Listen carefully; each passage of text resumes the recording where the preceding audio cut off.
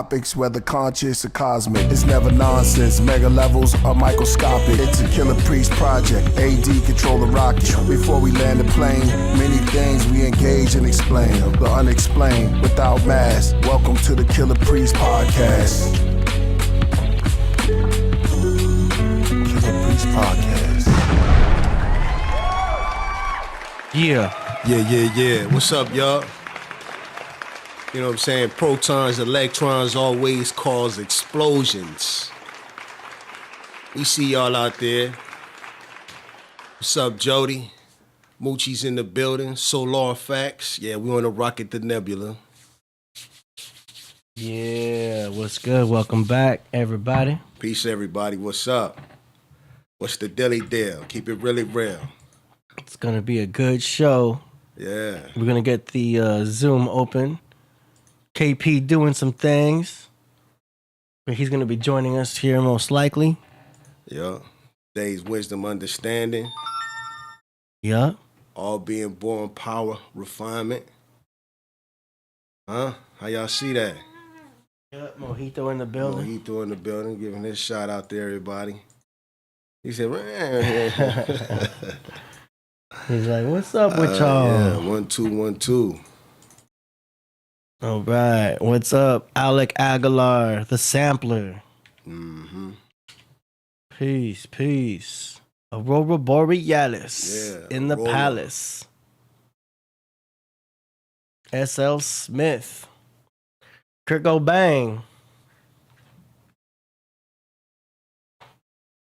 Yes, sir. Yeah, what's up, y'all? What's up? Lost.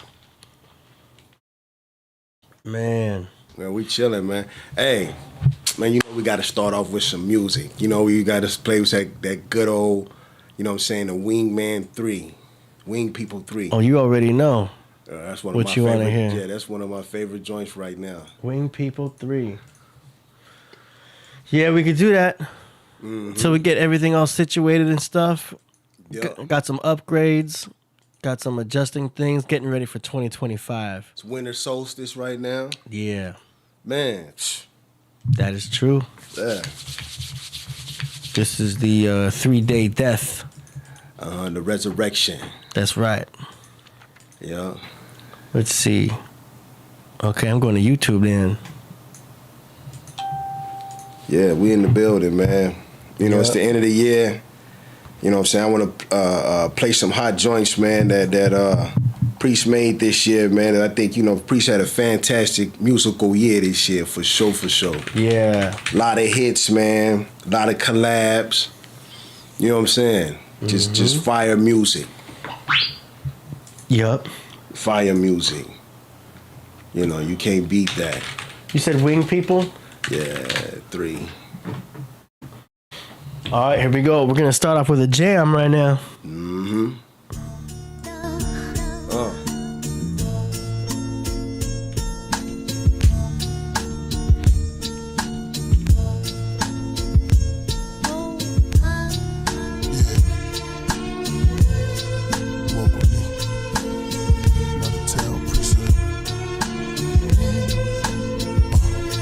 That men build. See a sphinx from the ink my pen spilled. Auric fields, links with the Torah and 4 of the seals. Then 3 more revealed. That makes 7 the heavens. Broke open with omens. Peasants begging the savages. Chariots, horses and wheels. Over corpses left in the hills. Is in Lil Shaitan, the serpent administrator of Israel. Was Inky D the one with the fruit that spoke in Hebrew? Or was he Jesus too? Trees in the garden was 2. Was the oldest teacher Sophia? Ishtar, Easter. Reminisce, the feminine. Stars over Giza. The power of the ether. Tiamat, the rulers with the G on top. The woman has a G-spot. The skeleton key unlocks. Who spoke to Moses as the burning bush? Mistaken as a pharaoh, so that confirmed his looks. The beginning of these pharaohs, a lot concerning Cush. Who's this person in the book? His brothers was Mizraim, Canaan, and Put. Mizraim became the land of black soot, or bitterment. Became Kemet throughout millenniums. Gideons to the Bosnians, tribe Bobs and Indians. From the Americans, our true heritage. Lajit with the seraphims. Concerning Canaan, Nephtali explaining. She's like the X-File in training. A death trial and arraignment. when they buried the Nazarene. After 3 days, he rose and exposed himself to Mary Magdalene. Task force to cross skull and bones and blasphemy. Killah Priest, the unknown source of Brax's king. In the craft for, of course, taking the path unseen, but never lost, using my thoughts to make my math supreme. With the atom beam made of quartz, cloudy, I had it clean. They asked me, what's the meaning of Rebus? Is it a demon or secret? Romulus or Remus? Once bondage and once free with itself and bonded with kingship. The beast lurks amongst the nation's majority. USA means Under Satan's authority. morally. They try to do Walter Reed horribly. Brainwash his queen, bring the Starseed prophecy. Return of the reign of King Nabu Shuma Ishkun, descendant of Nakuru, the princess of the voodoo. Babylon's new kings rule part 2. Hieroglyphs, myth of Adapa. Sit with the scholars, scripts of Kabbalah. Sister Tala gifted with powers. They said, how does he exist? It is different from ours. The beast is coming. Some at the summit submitting to Allah. Quran and bleeding palms. Some with the Bible reading Psalms. Disciples and their rivals squeezing arms. Egyptian book of the dead. The beast looking through 7 heads. Tribulation, revelation, the great dragon is red. All flesh will cook from a beach is what John said. The globe spinning wobbly. UFOs, Anunnakis, soul for bodies. Code of Hammurabi. Sumerian tablets. Hamlet, Numerian magic. Barbarian axis. Atlantis sunk in our planet. Shiva, Bhagavad Gita. Blocks for the readers. Mosques for the seekers. Synagogues for the leaders. The cow and bull in the midst of the clouds stood a man called the Lamb, clothed with the rainbow, holding the Talmud. Mahabharata, copper, serpents and nagas, Dalai Lamas, virgins, turbans and mantras. Unholy sermons while the servants worship the monster. The Indian invaders meditating when we in nature. Then I put my pen to paper, then descended to vapor. Only to be heard through wind and smelled through savors. And felt through gins and cells that labor. Recognized through spells and wise tales from neighbors. King Hezekiah destroyed a winged serpent of fire. Angelic creatures described by his writers. Edom, evil empire, falls in the chapters of Obadiah. Destroyed by Jehovah Messiah. He rolls down the stream peaceful. He's from the winged people. Who made that beat? You know, AD? Yeah, isn't that Purpose? Purpose, huh? Yeah, I was about to say that too. Yeah, that shit go. He said the USA stands for under Satan's authority. I was like, man, Wow. that's deep, man. Yeah. You know what I'm saying? You know what's so crazy, yo, that I've been having a vision in a mind state to write a New Testament after the New Testament, like a continuation on of scriptures to keep on writing. To talk about the transatlantic slave trade being a New Testament in the Bible and how that started a whole new order, new world order across the world. Well, that would be another book then. Yeah, that's what I'm saying. It would be another book. Yeah. So you writing your own book? Because Yeah. the Bible is technically a compilation of books Yeah, it's a compilation of the Old Testament and the New Testament. with missing books. Yeah. Basically, it was put like in story form, though. The reason why they took Yeah. those other books out is because they wanted to keep it in the story form so that you can see the cohesiveness between the Old Testament and the New Testament. Exactly. The Old Testament of the Jewish people exiting out of Egypt, and then the New Testament of them basically killing the Pharaoh, catching the Pharaoh, killing the Pharaoh, and then starting a New Testament after that. You know what I'm saying? Yeah. And if you can't put the two together, then you don't really see the coincidence between the two or the cohesiveness between the two. You just see that, you know what I'm saying, it's just book, but they wanted to keep it in story form, which is why they left a lot of different books out, because it would throw the story off Yeah. of what they're trying to push. With a lot of stories coming from Egypt. Yeah, yeah. So then the next testament after that would be the capturing of the people of Egypt, bringing them over here and enslaving them for 400 years. Then having them enslaved for 400 years. And then, you know, the story is still continuing and still rising up still to this day. Every day another verse and chapter is being written. Yeah. I got another request though. Can we play Joseph Capadonna song? Does it have Priest in it? Nah, it doesn't. Yeah. Check 1 2. We can't play it. You don't think so? Hold on, I just got my new headset mic set up. Bought myself a Christmas gift. Oh yeah. Damn, I gotta get new headphone cans now. Check 1 2. Yeah. Let's see. With this, I gotta turn my bass up a little bit. Got the headset mic back, man. Brand new. Yeah. No more of this big clunky mic in my face again. Now I'm back on tank matrix style. Yeah. Check 1 2. Yeah. That sounds better. All now you I can need move now. around. I got more mobility again. Yeah. Yeah. Okay, now I'm happy. What was the question? I forgot. It was a request. Oh yeah, what's the request? You know, we want to do a lot. It's the end of the year. You know what I'm saying? It's a lot of good hits, man, that came out this year. I think, I don't know if everybody, you know, just my own little personal request for people and stuff like that. I think that was hard. A lot of Wu bangers came out this year. Mm-hmm. You know what I'm saying? Jay Bland says, I was talking to KP about this a few years ago. It's like he's writing the next testament. Yeah. Yeah. Real talk. But it's more poetic when KP Yeah. writes it like that. Because the Bible seems poetic in some parts, but not in the way that priests. Yeah, if you go like and you read Psalms and, you know what I'm saying? Psalms is very poetic. Priest has this friend named Black Moses. Did you ever meet Black Moses? I don't know. He's a photographer from Venice Beach. Might have. But Priest always had his writings around. Mm-hmm. And Black Moses, you know, went on tour with Priest, helped Priest out. Mm-hmm. And he would always gather up Priest's writings and said, Priest, don't forget your scriptures. Yeah. So he referred to For real. He said, Priest, your scriptures. I got your scriptures right here. And I was like, ooh, he's calling his writing scripture. It just sounded, the way he said it was very profound. Yeah. And, that's what they is, yo. Yeah. You know what I'm saying? Priest, I told Priest, man, like, Priest the only dude I know that raps and doesn't curse.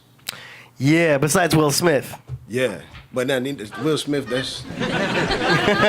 I know. That was a bad example, but it was a funny example because, you know, he has that lyric where he's... No, he accepted an award a long time ago that was like, I never had a curse in my records. Hold on, Will Smith? Yeah. And Eminem made fun of him for that.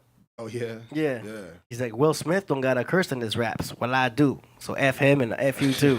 But yeah, Priest, you know what I'm saying? His the way that he writes, man, is very, very, you know what I'm saying, profound. Even as a kid, when I was listening to him, you know, I was like, wow, this dude is amazing. You know what I'm saying? Yeah. Amazing. Yeah, you know what I'm saying? So, you know, he just on a whole nother level, man, when it comes to basically, like you said, writing scriptures, man, writing stuff that's going to make you think, go dig in the Bible, make you want to learn more about, you know what I'm saying, the religions of this world, because a lot of people don't believe, you know what I'm saying, in the spirit, and don't believe in how powerful testimonies and stuff like that is, and how, but like I was explaining to somebody, I was like, you know, when Africans had left Africa, we went through a whole spiritual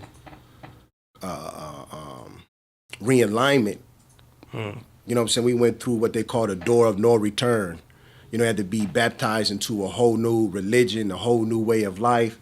Then you had to come over here and you've been indoctrinated in that religion for your whole life and generationally been indoctrinated into that religion. And then you not even being allowed to even go get knowledge from any other religion. You know, that's why it became such a religious renaissance when Islam and, you know, Kemetic teachings and stuff like that hit our community, because it was like, wow, like, you know, what are these religions that we've been denied? You know what I'm saying? Yeah. Because like literally, if you was practicing any other kind of religion, the penalty for that was death. Oh, wow. You know what I'm saying? Even though they say that America's a free country and it's a free religion, it's free and all that other stuff, that's all new. You know, Yeah. We've been ruled with an iron fist for a long time. You know what I'm saying? So for a lot of people to break Christianity, you know what I'm saying, is spiritually breaking yourself, because it has been implanted literally into your DNA. You know what I'm saying? Beaten into you generation after generation after generation after generation. Yeah. So like literally when I broke Christianity from myself, I literally fell sick and damn near died. That's how deep the spell is on our people.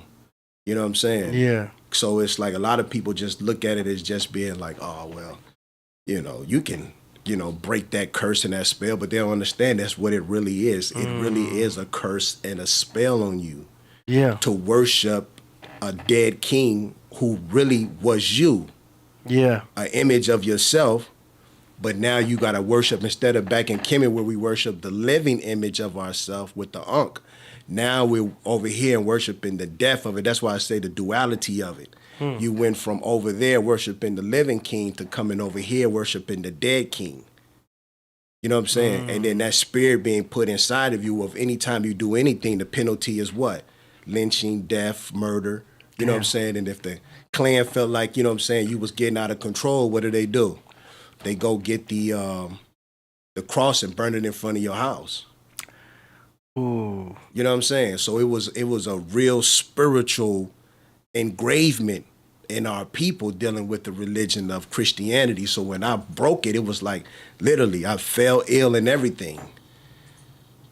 You know what I'm saying? Yeah. Yeah. So it's really deeper than a lot of people think. That's why like the first song I ever heard from Peace, you know what I'm saying, the basic instructions before leaving Earth.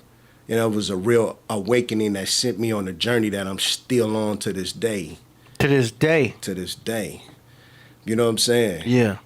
So yeah, it goes deep, man. It's not just something to play around with or think that it's just something that, you know, just this, that, or whatever. It's not. It's really, really a deep spiritual, you know what I'm saying, awakening, whichever path that you choose. But in order to break that path, you literally have to break a spell that has been put on you generationally. Yeah. You know what I'm saying? And you still have a lot of people that will fight you over that, you know what I'm saying, over breaking that spell. You know what I'm saying? That's for real. That is true. Yeah. So, you know, the work that priests do when he speaks on religion and he talks about, you know what I'm saying, past kings like the King of Tyre and, you know what I'm saying, the different, you know what I'm saying? The King of Tyre. Yeah. You know what I'm saying? It's real awakening, especially because we haven't been afforded that knowledge. Yeah. You know what I'm saying? And a lot of us have been thirsty for that knowledge to be like, man, I want to learn more about that. Like when I first heard about Imhotep, I was like, oh, man, I felt like I had found like a secret scroll. Yeah. For real, you know what I'm saying? Then when I started learning about, you know, different things and stuff, it was like mind awakening, because it was like opening up different scriptures of people that your DNA remembers. But you can't put a finger on it because it literally has been beaten out of you. You know what I'm saying? All of those rituals, I said, people say, but what do you mean by rituals? Rituals are things that rich people do to stay in power. You know what I'm saying? That's why they're called rituals. You know, as long as you can keep this going on the same solar rotation as the sun and keep the people still rolling in that same direction, you can keep yourself in power through those rituals. You know what I'm saying? Like the one we're about to celebrate now, and everybody's starting to break that ritual. They like, oh, Santa Claus ain't real and stuff like that. But what was the whole purpose and meaning behind that? Yeah. You know what I'm saying? What's the whole purpose and meaning behind Halloween? What's the whole purpose and meaning behind, you know what I'm saying? All of these different religions and holidays, holy days. You know what I'm saying? Not holidays, but holy days. They're supposed to be holy, but... Yeah, that we're supposed to worship every year. Not every holiday is a holy day. Yeah. Yeah. You know what I'm saying? Yeah, so, you know, it goes deep, man. It goes really, really deep. And I always tell people, you know what I'm saying, listening to priests is not just listening to music. You literally are listening to scriptures. Which is also what makes him part of the essence of Wu-Tang. True indeed. Because Wu-Tang was always dropping keywords that will have you run into the dictionary. Oh, yeah. Or the encyclopedia to feel like, what were they talking about there? What is that? And that's what we needed. You know what I mean? Yeah. Like, the popular music isn't dropping keywords that we don't know. Yeah. But, you know, the depth of knowledge is necessary for everybody, you know? Yeah. But, like, yeah, Priest always does that with his music. I remember he dropped a song a long time ago called L-Theanine. Yeah. And I remember thinking, what? L-Theanine? I was like, what is that? So I literally had to look it up, you know, after he recorded it. And I was like, what's L-theanine? I'm like, oh, it's a major factor in tea. You know what I mean? And, you know, as I got into herbs and learning about chemicals and things like that and herbology, I was like, L-theanine keeps popping up. So now it made more sense. Now I go back and listen to the song. And it makes more sense. It's like that song they got with Quan and them, you know what I'm saying? It's been a long time since the Son of Man had a chance to shine. And that's the God honest truth, man. It's been a long time since the Son of Man's had the chance to shine. You remember that song? The one with Ghost and Raekwon. Okay. You remember that song? I probably, if I played it, I probably would remember. But top of my head, talking about it, you know. It's been a long time since the Son of Man had the chance to shine. I want to say it's not Incarcerated Scarfaces. It's it's on the purple tape though. UFO Nomicon says Wu-Tang was a catalyst. Facts. Yeah. But yeah, you put the song on, man, what by Capadonna came out this year, yo, called Stop Killing Us, man. It's one of the hardest beats and songs I've ever heard. You know what I'm saying? Shout out to my main man. You know what I'm saying? Yeah, I don't really play too many songs that don't have Priest on it, just because sometimes the record label. They might let you get like 15 seconds on it. What you think? Yeah, I could do 15 seconds probably. Like What's it called again? 15 seconds on the joint. It's called Stop Killing Us.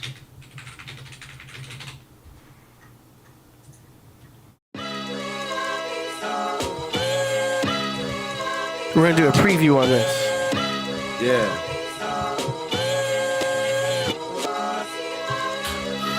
Stop killing us, stop killing us. Stop killing us, stop killing us. We know for a fact you not feeling us.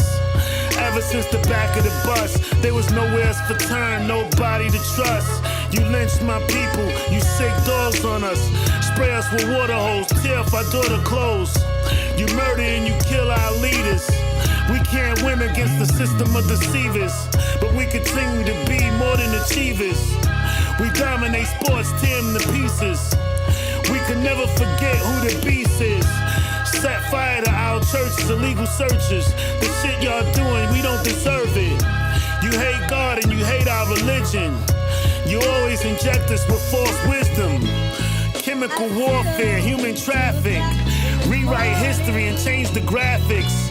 We tried to separate from y'all bastards, but you keep us close enough to enslave us.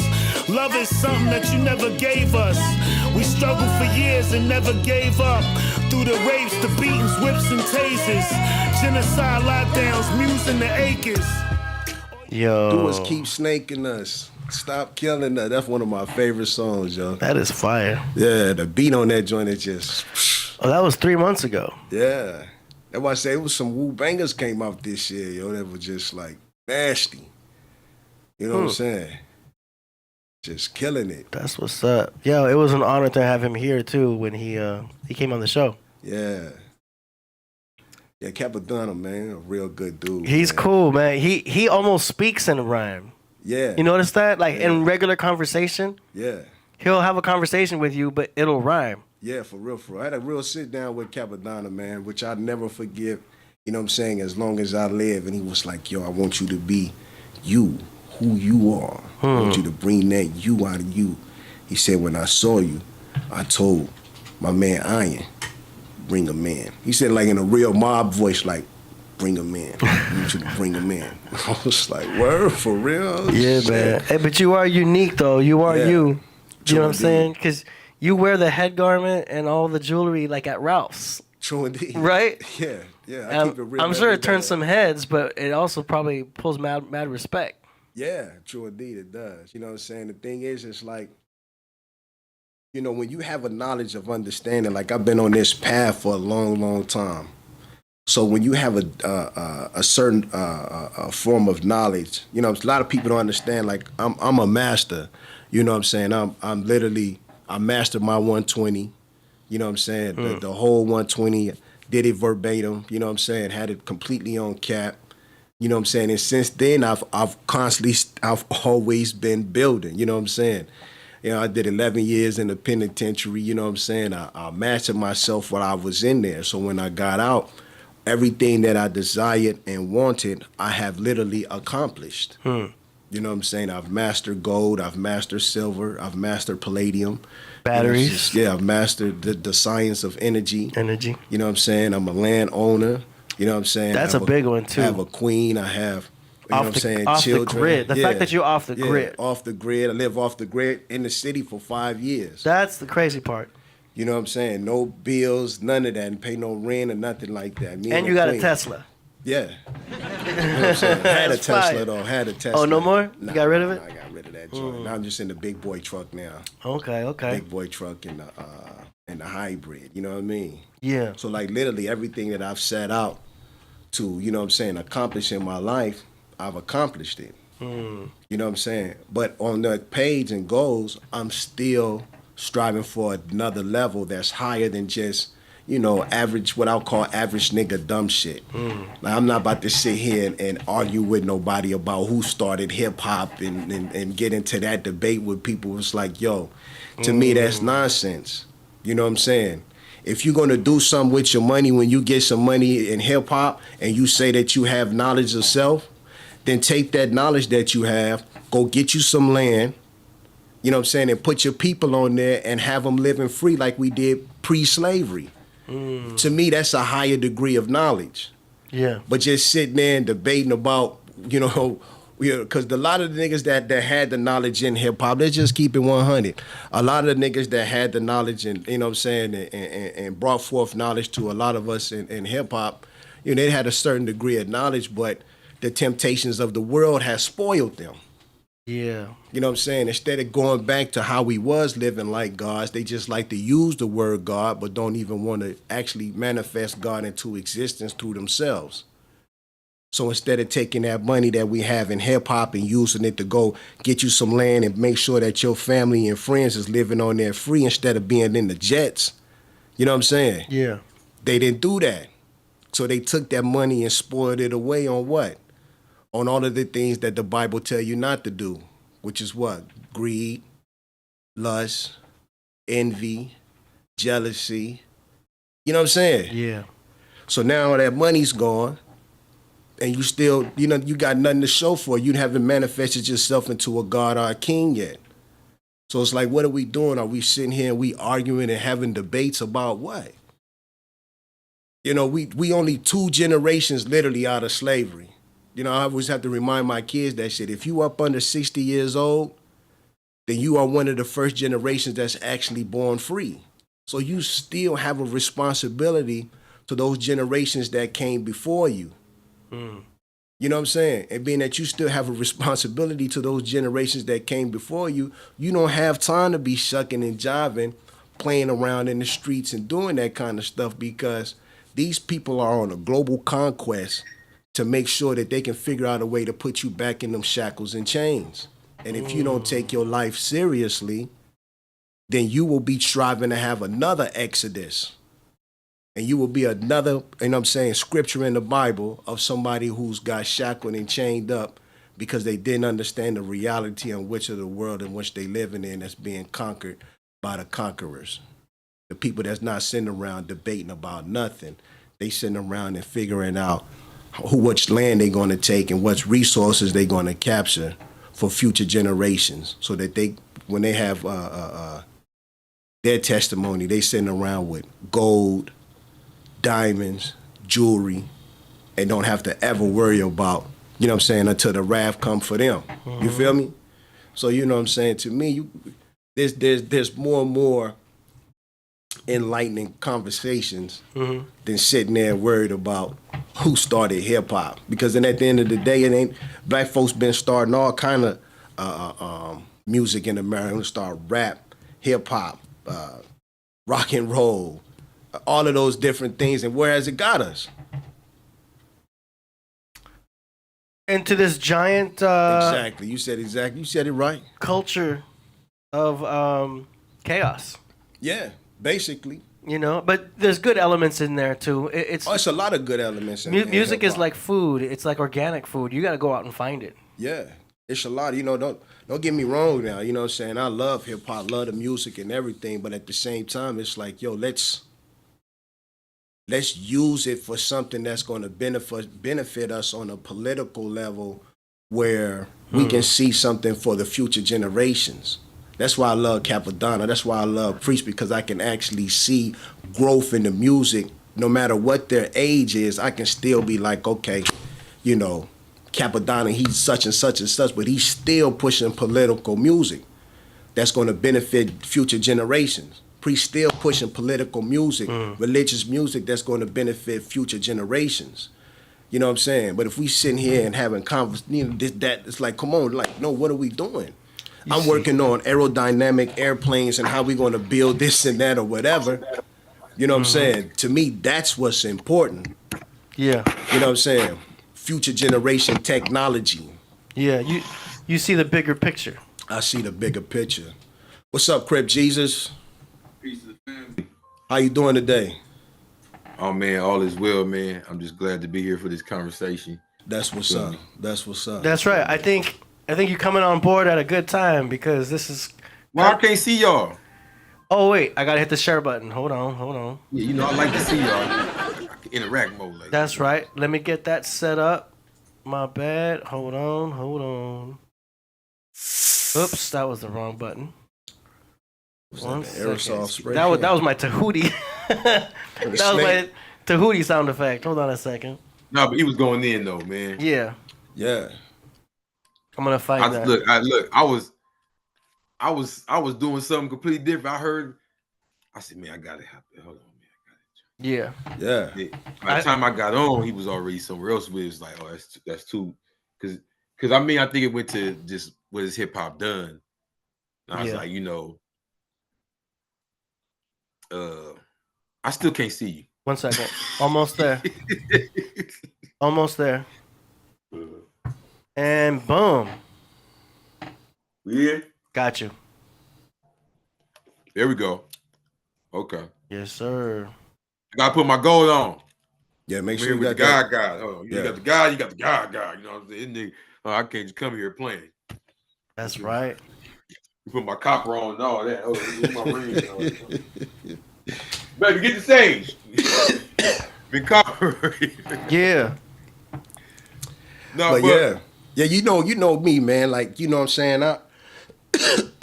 That's why me and Priest is so cool, man, because Priest will tell you that, I'm not just a brother that just talking. My life is a representation of it.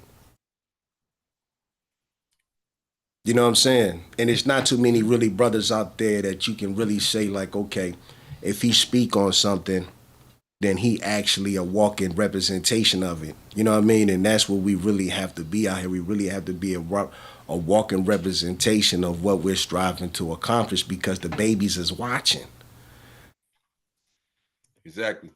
And you being as deep as you is, I would say this, just for conversation, we play devil's advocate. Let's look at a different direction, right? Mm-hmm. Like, coming from where we came from. Yeah. And not even say, because I'm big on the not saying the one size fits all story. Yeah. So I'll say both. When you look at King and his followers getting bit and sprayed with hoses, and you say, well, that wasn't the whole story. Over here we had brothers killing. Okay, it was still, whether you getting bit by the dog or you killing. Yeah. You know what I mean? They're both are not desirable positions to be in. They both represent war. You know what I'm saying? They both represent you in conflict. It's just that one you lost, the other person lost. You talking about the Malcolmists and the Martinists? I'm saying, yeah, okay, yeah. So you have both extremes at one time, right? Mm-hmm. Yeah. So I'm saying they both just represent the end of the same stick of oppression. True indeed. On one end, you kicking the ass, on the other end, your ass getting kicked, right? That's a fact. So, right, but it's still that problem. Yeah. Because think about it, if you grow up with the booty kickers, you always looking for some ass to kick. So you're gonna be a bloodsucker of the poor at all times. Yeah. Because that's how you're designed to survive, right? Yeah. If you're raised up to think, that's just how it goes, you got to be the one getting blood sucked. You always looking at, the next job, the next handout, the next, you know what I mean? Yeah. It creates both of these extremes that are not conducive. Yeah, and right? that's how it was, down in the South. In the South, they was really heavy on oppression down there. So, you know what I'm saying? They didn't really, anybody that spoke up, you know, it's like I tell people, man, Martin wasn't soft at all. Martin went to jail over 30-some times, man, before they killed him. You know what I'm saying? So, you know, his push for his people was him just trying to get his foot in the door. So a lot of brothers be like, well, I don't like Martin Luther King. I had a cold story about Martin Luther King. I was down in Montgomery when I was learning to be an optician, right? So when I was down there learning to be an optician, me and the brother had kind of low-key like fell out. I was on my way coming back to California, but before I left, I was like, let me go inside of Montgomery and actually go see a lot of these, you know, civil rights museums and stuff. So the first place I went was to Martin Luther King's church. So when I went to Martin Luther King's church, it was like 5 o'clock and the lady was just about to shut the church down. So when she was about to shut the church down, knocked on the door, she opened the door. She was like, well, I'm about to shut it down, because they was doing you know, what I would call like a museum of letting you see everything that Martin Luther King had inside of there. So I said, ma'am, I'm from California and I'm about to go back home. She said, come on in. So she gave me a personal tour of Martin Luther King's church in Montgomery. And the first thing I noticed was his church was directly across the street from the White House building in Montgomery, the Capitol building. You know, Montgomery's the capital of Alabama, so his church was literally across the street. When I say across the street, I mean literally walking across the street. So the first thing I thought was, damn, he was fighting these people across the street. You know what I'm saying? Like literally, he's fighting these people across the street. So she took me inside, and you know, the roof was made out of tin. So she held my hand and she like gave me like a blessing there and sung inside of the church. And I was just like amazed, like, oh my God, I'm inside of Martin Luther King's church. And this lady is in here singing to me, right? And then she took me downstairs and she showed me where he had wrote the I Had a Dream speech at. And, you know, then she showed me or this hallway that they had underneath the church that had all of the different preachers that came before him. And she was telling me how it was set up in a way where they literally was fighting oppression with every pastor generationally. And then it got to the point where Martin was to be the one that was to get us free. So this was something that was planned generationally. It wasn't just Martin Luther King, but it was the preachers that came before him that had set a form of resistance against the oppression that was going on down in Alabama. So, and she showed me the one that she said that was harder than Martin Luther King. He was the one that kind of like broke the way through for the next preachers to come after him. And I was just like, wow, this is amazing. So amazing. You know what I'm saying? So after, you know, actually seeing that and experiencing that, it gave me a whole different outlook on Martin, because, you know, as growing up in kid, we was always taught that Martin was a pacifist and that he was soft and that Malcolm was the hard one. And you know what I'm saying? If you really want to be a real revolutionary, you got to be a Malcolmist, you know what I'm saying? But from their point of view down in the South, you know, the amount of oppression that they was feeling down there was completely different. And what Martin stood for was just them getting their foot in the door, because they didn't even have a foot in the door. And people were like, well, why didn't they get no guns and have a revolution? Listen, man, black folks down South didn't make guns, nor did they really have access to them. You know what I'm saying? When you go into war against somebody who make and produce their own weapons, that's a whole nother ball game. You know what I'm saying?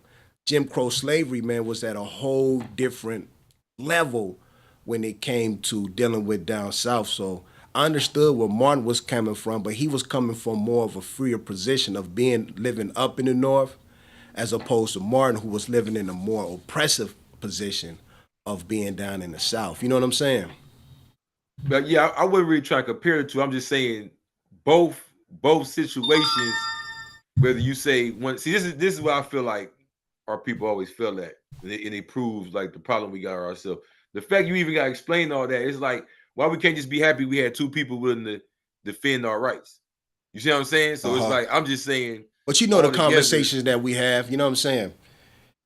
As No, far no, as we ain't gonna backpedal like you said. When I was growing up, it was the same thing. Pick Yeah. a side. Pick a Is you with side. him or you with him? I heard that from ignorant people that don't know nothing about neither one of them. They Yeah. just be like, you and Martin or yeah. There's always been painted like that, and that's Yeah. the problem. Yeah. That even amongst ourselves, we've become like that. Like, whose side you on? Like, nah. Hey, you know what I mean? It's like They both these was are- necessary.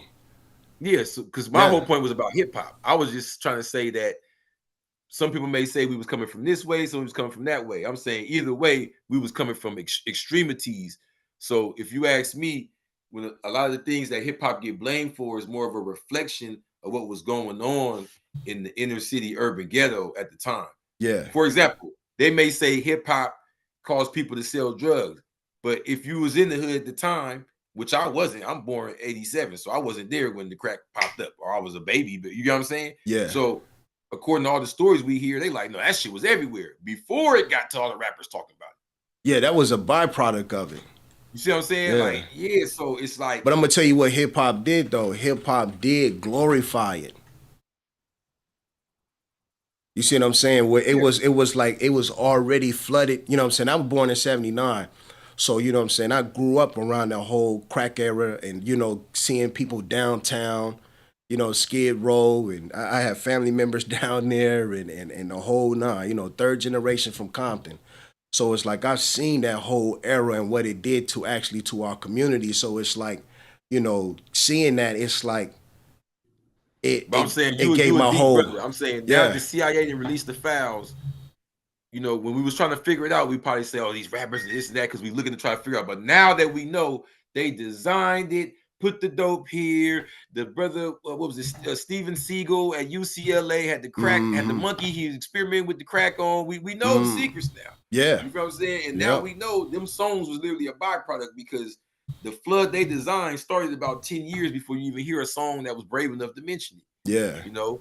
But then what happened, this is what happened too though. Even though it hit the West Coast the way that it did, right? Once you start glorifying it, right? Now it done hit down south. And now what done happened is now that it became a perpetual thing that is going on because is that because of glorifying the song or is that because of drug trafficking? that's You know because what I'm gonna say saying? it's glorifying the song too because I'm gonna tell you it don't matter why. How much I rap about the crack and they can get your hood, somebody bring it there. Hold on, I'm gonna tell you why. Because you're dealing with a people who don't have a culture. So when you're dealing with a I'm people, saying, let me finish. Don't nobody bring it there. Let me finish. I understand that whole part of it. We already know where the whole it's the drug trafficking. culture. I understand We that can part. talk about it as much as we want. Somebody, But what I'm talking about is the glorification of it. It's just I'm gonna tell you how, like I said, the babies watch. So when the babies watch, everybody got options in life, period. Me, myself, personally, even though the drug was being trafficked in and stuff like that inside of the community, I never chose to sell drugs. I've never sold a piece of crack or meth or anything like that to anybody in my life. And that shit was all around me. So everybody has choices. But the thing about it is I didn't fall for the glorification of it because I've actually saw what it did to my family. So being that I actually saw what it did to my family, I wouldn't participate it in myself. But I also know little niggas when we was growing up who was listening to the music and was looking at Eazy-E and people like that and said they wanted to be like them because that was the glorification part of it. You know what I'm saying? Because that culturally is somebody when you see an image of yourself, it's like when I saw the image of myself as a pharaoh. When I saw the image of myself as a pharaoh, that I automatically gravitated to that. It's like, that's me. And then you have the youth that see that image of Eazy-E with the jerry curl and the dookie chain around his neck and be like, that could be me. And then when you start listening to him, because I got cousins that did it, when you start listening to him, because your ears are portals to your soul. So when you start listening to that, next thing you know, that you start to gravitate to it. So once you start to gravitate to it, next thing you know, you start to outplay what you see. So you start to actually do what you see in the movies, the New Jack Cities, the Minister Societies, the Boys in the Hood. You know what I'm saying? Everybody wanted the low growing up. When I was a kid, that was the thing. How was you gonna get that low? The OGs was getting and selling crack. I'm telling you, bro. That's a fact. I got you. But that usually happens after. The fact of the matter is, drug trafficking is so intricate and sophisticated that somebody outside of a musician or just an influencer or just a cool guy in the neighborhood, I got you. Like he may see it on TV. It may be a whole bunch of dudes dressing Ain't no like made, that. no, ain't no made. I'm talking that, about facts. The hold on, fact of the finish, matters. bro. Let me go. It's just like, hold on. It's just like that don't mean like, okay, we might dress like D-boys over here, but that don't mean that product is here. Somebody still got to traffic that in. Somebody got to be responsible for dropping off these kilos and kilos of weight in this state every month. And that ain't no musician. That ain't no clothes designer. That's trafficking. That's the government level. That's the part that we have to accept, bro, that we ain't as responsible as we would like to think. You feel what I'm saying? Probably now more, but in that era, the fouls already came out. The level of dope, Freeway Rick and them, they wasn't influenced by no rapper. No, I never and said ain't they nobody was. in my hood selling dope even close to them nowadays. No, I never said it was. The rap is a reflection of that. You feel what I'm saying? Ronald Reagan and them, bro. We know Oliver North and them. You know Steven Seagal and them, bro. We still haven't done nothing even close to that. But You feel what I'm saying? Like we saying the same thing because I'm not denying that. You know what I'm saying? You know what I'm saying? Freeway didn't bring the drugs. The only difference I'm saying like to me, the hip hop didn't cause it. Like no, I never said it caused it. No, I never said. In what we saying. I never said hip hop caused it. No, ain't no way in hell hip hop gonna cause no. You know what I'm saying? Dope being cut up and weighed and all that. No, but what I'm saying is it's too much. Now what I'm saying is that hip hop glorified it. Yeah. You know what I'm saying? That's the part that I'm talking about. And like it multiplied it. Like. Exactly. You know what I'm saying? It glorified it. And once you start to glorify it, and then next thing you know, you doing videos and shit like that about it. Now what you done did is you done showed the youth that if they want to be successful in life, this is what they have to obtain and work towards. And we can sit around and act like that's not a reality, but it is. And the game done got so bad that it went from us talking about selling drugs to now the youth talking about it's more important to be a user of drugs. And I'm going to show you how deep that is. When I first went to jail back in 97, when I went to prison, it was literally, you would be ashamed, bro, to go to the med pod and say that you're on psychotropic medications. You know what I'm saying? Like if you was on psychotropic medication, like niggas will look at you like you crazy. I remember I had a homeboy, I'll never forget it. My homeboy was like, man, I can't take this no more. He was sitting in the cell 24 hours a day. He said, I'm gonna go get on some meds. I said, man, you just gotta be strong, bro, and just thug it out. He was like, I'm not thugging shit out. You know what I'm saying? I'm gonna go get on these drugs and I'm gonna go take me some naps because that's what Seroquel and what's the other drug? I forgot. It was Seroquel and something else. But that's literally what they do is they keep you sleep all day. Rimron. No, it's another one. The Seroquel and something else. But literally he would take that shit and I said, man, I'm not fucking with you no more. Literally, I'm not cool with you no more. Man, I swear. You know, I did 11 years. I saw him 5 years later. The brother was drooling. He was 5 seconds in lag time. Like literally, how mean you talking? You trying to play crazy shit that really made you crazy. It really done made you crazy. Then look, 2 years ago, I get locked up in LA County for some shit that happened. And I'm in jail and they got a whole pod now where niggas is just in yellows. You know what I'm saying? For just psych people? Just psych people. Literally, they just waiting, sitting there. Everybody on pills. Everybody on pills. So when I be telling people about social engineering and how these people have basically social engineered our people from being strong people to now when they go to jail, these niggas is out there on psychotropic medications. This is real. Yeah. You know what I'm saying? No, this is fact. This is real. So it's like you said, yes, the whole drug epidemic, even though we didn't start it, bring it, or have no boat, ship, planes, or nothing like that in it, a lot of us, you know what I'm saying, who made money off of it, we started to glorify it to the point where you wasn't even considered a real nigga unless you sold to your people. You know what I'm saying? And see, what's cold about that is this, if you ask me. Because I remember when we would hear Jay-Z rap, and he was on the front of magazines as the coke rapper. Yeah. Remember that era? Yeah, I remember. Like, And now I hear Jay-Z rapping, I'd be like, it's kind of sound like he barely like a double, like compared to what these crazy dudes be saying now, I'd be like, it sound like a double entendre board. Like, you feel me? Now they just be like, my mama got the pill. I'm off the crack. The pig. And I'd be like, what the 1, 2, 3, just crack in your face? Like, okay, right? Yeah. And it makes Jay-Z and them sound eloquent. Even with, I'm gonna tell you this, the cold thing about it too. Even with the white people, when you go look at Eminem's first CD and you open his CD cover, what's inside of there? Drugs. Like the pills with the RX and all that. Yeah, all the pills fighting and eating each other and shit.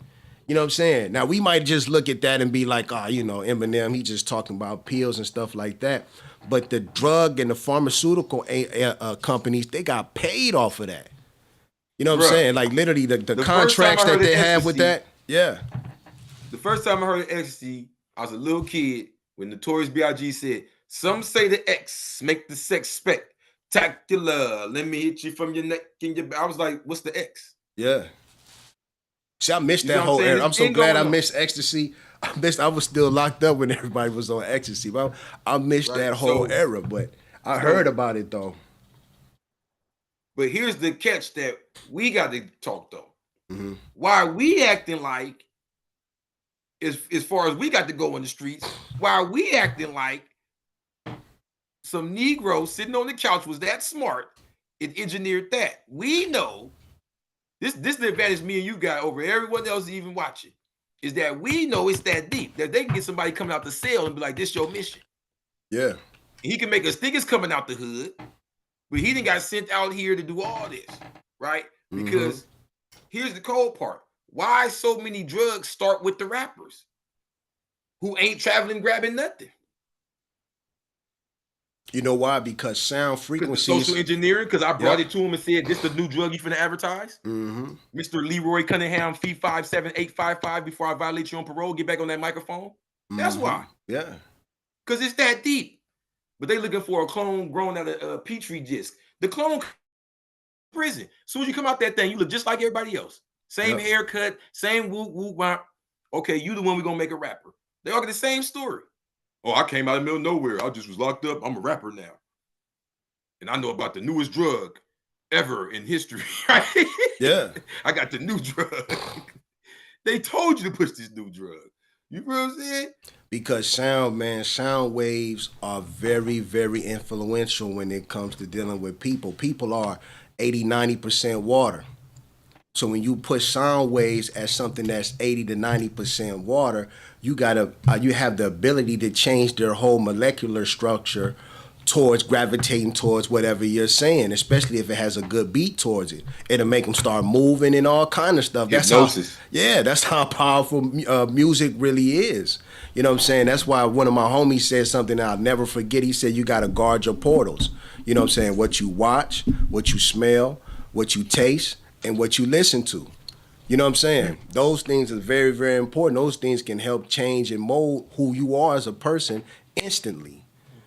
You know what I'm saying?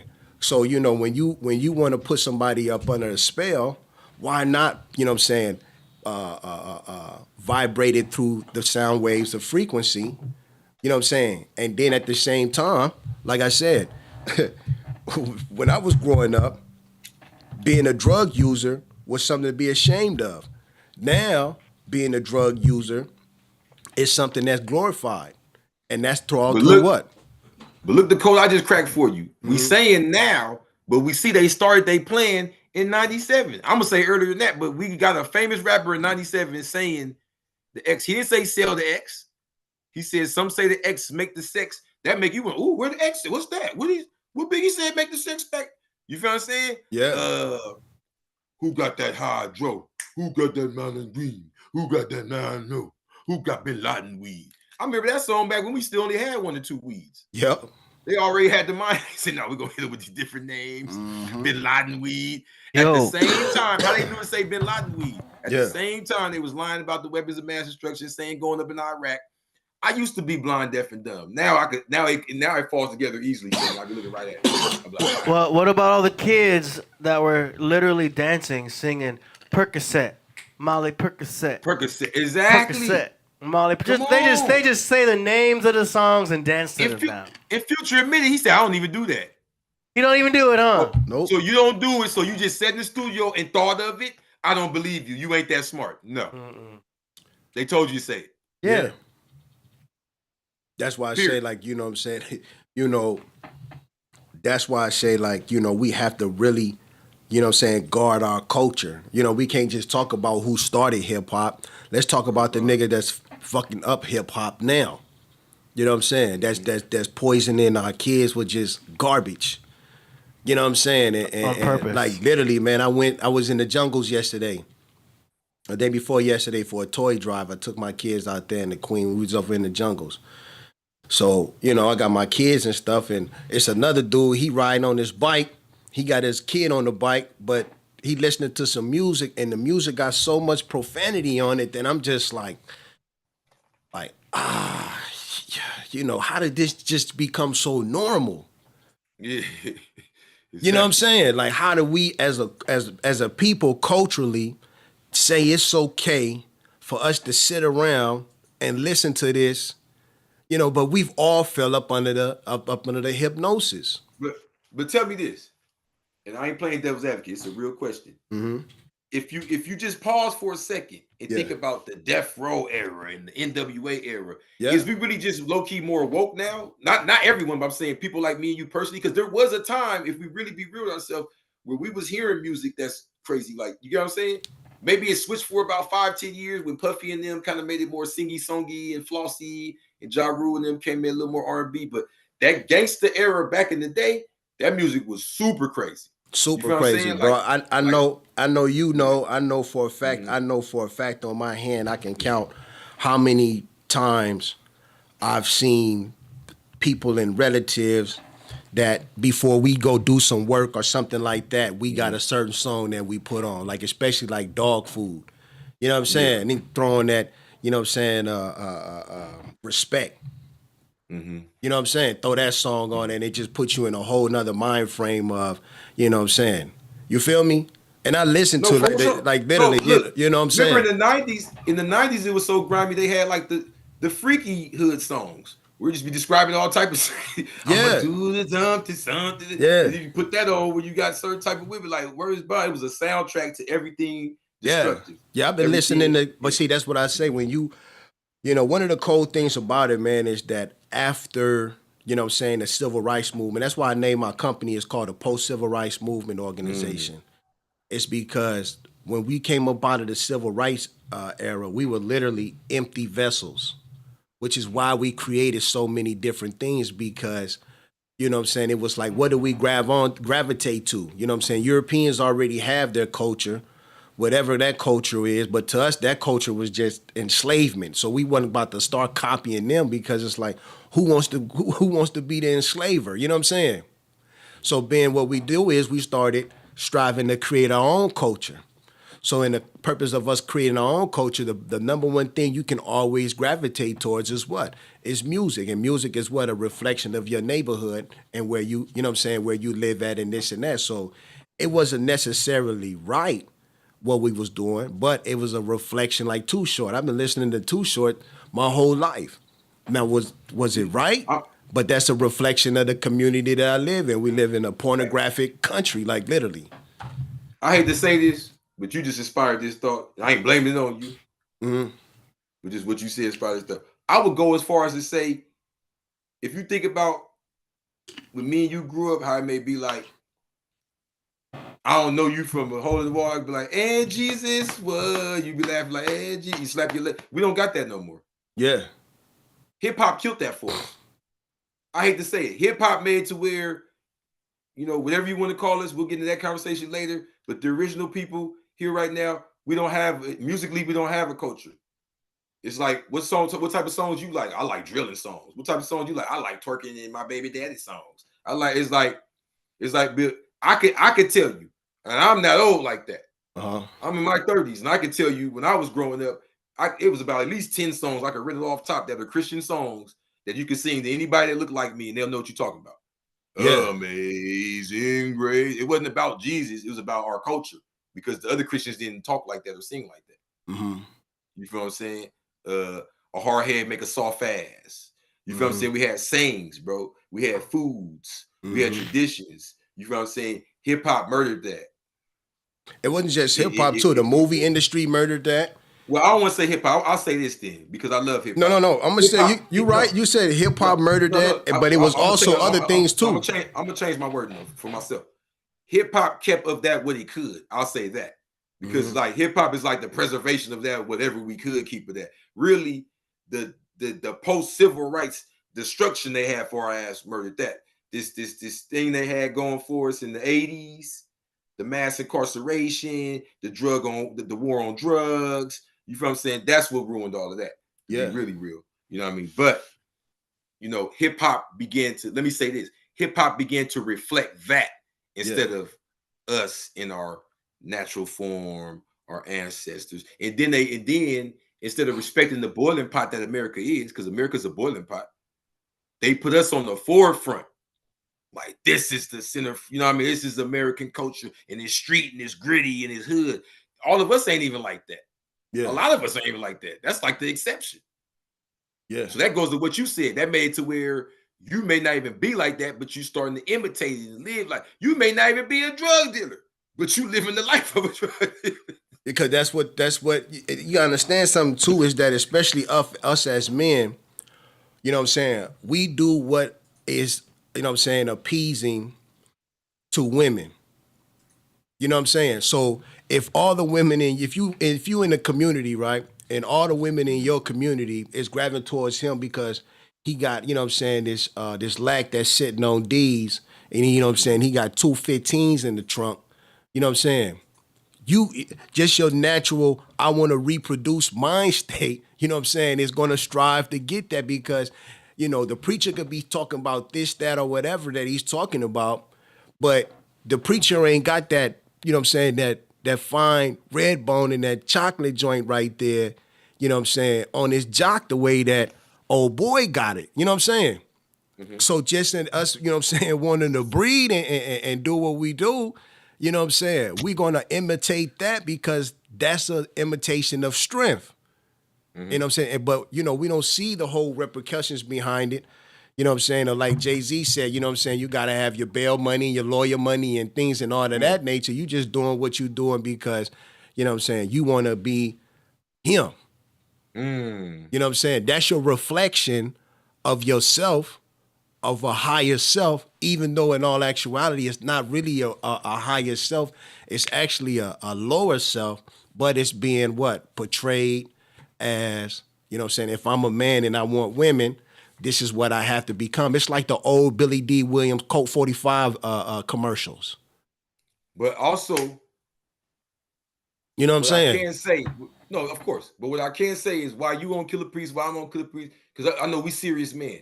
So if hip hop was just all bad, we would have wrote it off. Nah. Don't say you got choices. No, exactly. No, let me say this, because I think you're gonna agree with this, because this is what I see when I see you. And I'm not trying to stroke your ego, I'm just saying literally. Mm-hmm. When I see you with the crown on and the bracelet and all of that, I know that that's our culture. Yeah. Right? But the reason why, if I see you in Lemur or anywhere like that, it's not off-putting because of hip-hop. For whatever, you get what I'm saying? Because whatever good it did do, you feel what I'm saying? It left it to where it's like, okay, he on this deep tip. You know what I'm saying? That's the only element of that left. And the cold part is that's thousands of years old. No, you just made that 2 years ago. No. It's thousands of years old. Yeah. You see what I'm saying? And I know for me culturally, I know if I dealing like, okay, so in the Moorish Science Temple, they got Prophet Noble Drew Ali. Yeah, and one of his major quotes, all honest to Prophet, quote 15 in the quotes of Prophet is, in the year 2000, the Moors are gonna come into their own. So that's be like, huh? Or some people take it like, you know, people like to think religious, so they think it like everybody gonna be in the temple. No, right? This is you representing. You know what I'm saying? Because when you say Moor, people want to say Spain, but we know that's North Africa. Yeah, this was the ancient Egyptians resurrecting through Islam because they had just been under that Christianity, and then Islam was basically saying, okay, you still under oppression. It's not no fairy tale, but if you join Islam or you join these institutions, you can still rise up, regardless of how dark or light you feel what I'm saying? So this is when you see the Moorish kings and queens, people that rose up through the religion. So the point is, in North Africa and in Spain and in Portugal, and then crossing over to the Americas, they begin to resurrect our ancient ways. meaning that regardless, God, they can never kill the culture. That's what makes it so beautiful. Through crack, through the war on poverty, through the war on drugs, they still can't kill our culture. It's still producing people like you. Yeah, true indeed. Right now. You feel what I'm saying? Like, it ain't like you born 2001. It's producing people like you that live through that. It's designed to kill me and you. You feel what I'm saying? Yeah. So that's where I see his prophecy code, because I could say personally, and maybe I'm geeking off the time period too much, but to me personally, after the 2000s, I saw that a lot. Yeah. Put it like this: in the 90s, because people like to say hip hop 90s era. Okay, but keep it real, bro. In the 90s, the era was there lyrically, but if you look like literally on face value, like how people dressed or what organizations they had going on and all that, we were still kind of finding our way. Like since the 2000s, you see like most definitely Yasin Bey now. You feel what I'm saying? Erykah Badu is spitting the whoop de whoop now. You know, before she kind of blended it in. Now it's just blatant. You know what I'm saying? Yeah. Nigga Andre doing a flute album. Like we really coming into our, you know what I mean, our royalty now. It ain't a question now. Before it was like, hey, you heard we was kings? Now it's like, oh no, you already know that. Now it's almost like, what else can you tell me, right? Yeah, for real. Hear that. Like, you feel what I'm saying? Like, yeah. So we know. Yeah, you know what I mean? yeah, and it's like it's choices. Like, you know, when I tell this story a lot, but like literally when I'll say 95, I had a choice. So I was literally, my auntie had gave me a Sam's Goody. I don't know if you remember Sam's Goody, but she had gave me she gave me a Sam's Goody voucher to go get a CD. And I remember going up in the store. It was like around Christmas time, around this time. I remember going up in the store and I was looking on the shelf and I had two choices. One of them was Liquid Swords, and the other one was dog food. You know what I'm saying? What you pick? Chose Liquid Swords. All right. To make sure. You know what I'm saying? I chose Liquid Swords, and I heard shit on there that I didn't even know what they was talking about. I could literally right now, if we just spit out the whole Liquid Swords CD, I can do it verbatim. You know what I'm saying? But the thing is that was a choice that I made. So would you say life is so, like, no, life is real, period. The yin and yang in life is so real that I could have picked dog food and been sitting here right with you and saying, man, hip hop is horrible. That's why I stopped listening to it. I remember back when I first was a kid, started, right? You could maybe say, you could have the same like experience, be like, well, when I started, I remember it was great. I learned things I didn't even know. And I love hip hop because you chose Liquid Swords. Yeah.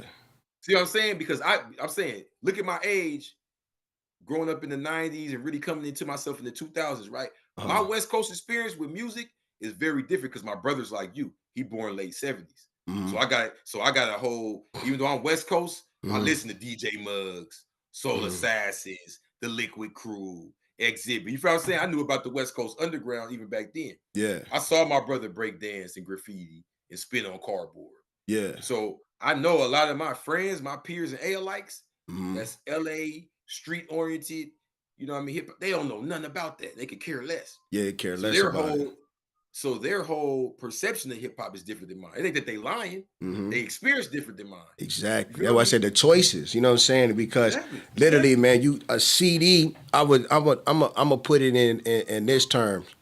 Everybody is a computer, and when you grab a CD and you input it in that CD player, right? You are placing a microchip in yourself. Because once that microchip starts to shoot out that sound frequency of music that's coming up out of there, you are being implanted with that music, especially if you're an adolescent. You know what I'm saying? So, you know, for me, when I got that microchip, it was like, oh, you know, I remember looking and seeing the Flying Guillotine on the Liquid Swords CD, and I was just like, oh, snap, you know what I'm saying? Like, oh, damn, you know, the whole cover, the inside, everything, all that information that was in there, I took all of that in. And then, like, literally, you know, fast forward, I'm chilling over here on Western, you know what I'm saying, in front of the Crash Unity Center, and Priest and Capadonna pop up. Never met these dudes a day in my life. They pop up out of nowhere. And I'm seeing them iron out there. And I'm like, man, who are these dudes? They doing a video in front of Crash Unity Center. And I'm just like, wow. Their music and their words and got into your water. Yeah. Think about it like this, guy. You could have still ran into them, but not even been aware. Yeah. See what I'm saying? So yeah. Yeah, you know, Keep going on, yeah. it's all a divine connection. So it's like, boom, I see him, and then I'm just like, oh snap. And then I'm like, man, who? He's like, who's that? I'm like, man, who's that? He's like, man, I'm Killah Priest. And I'm like, Killah Priest? You talking about the basic? That's the first thing I told him. You talking about the basic instructions before? He was like, yeah. I was like, oh man, this is divine.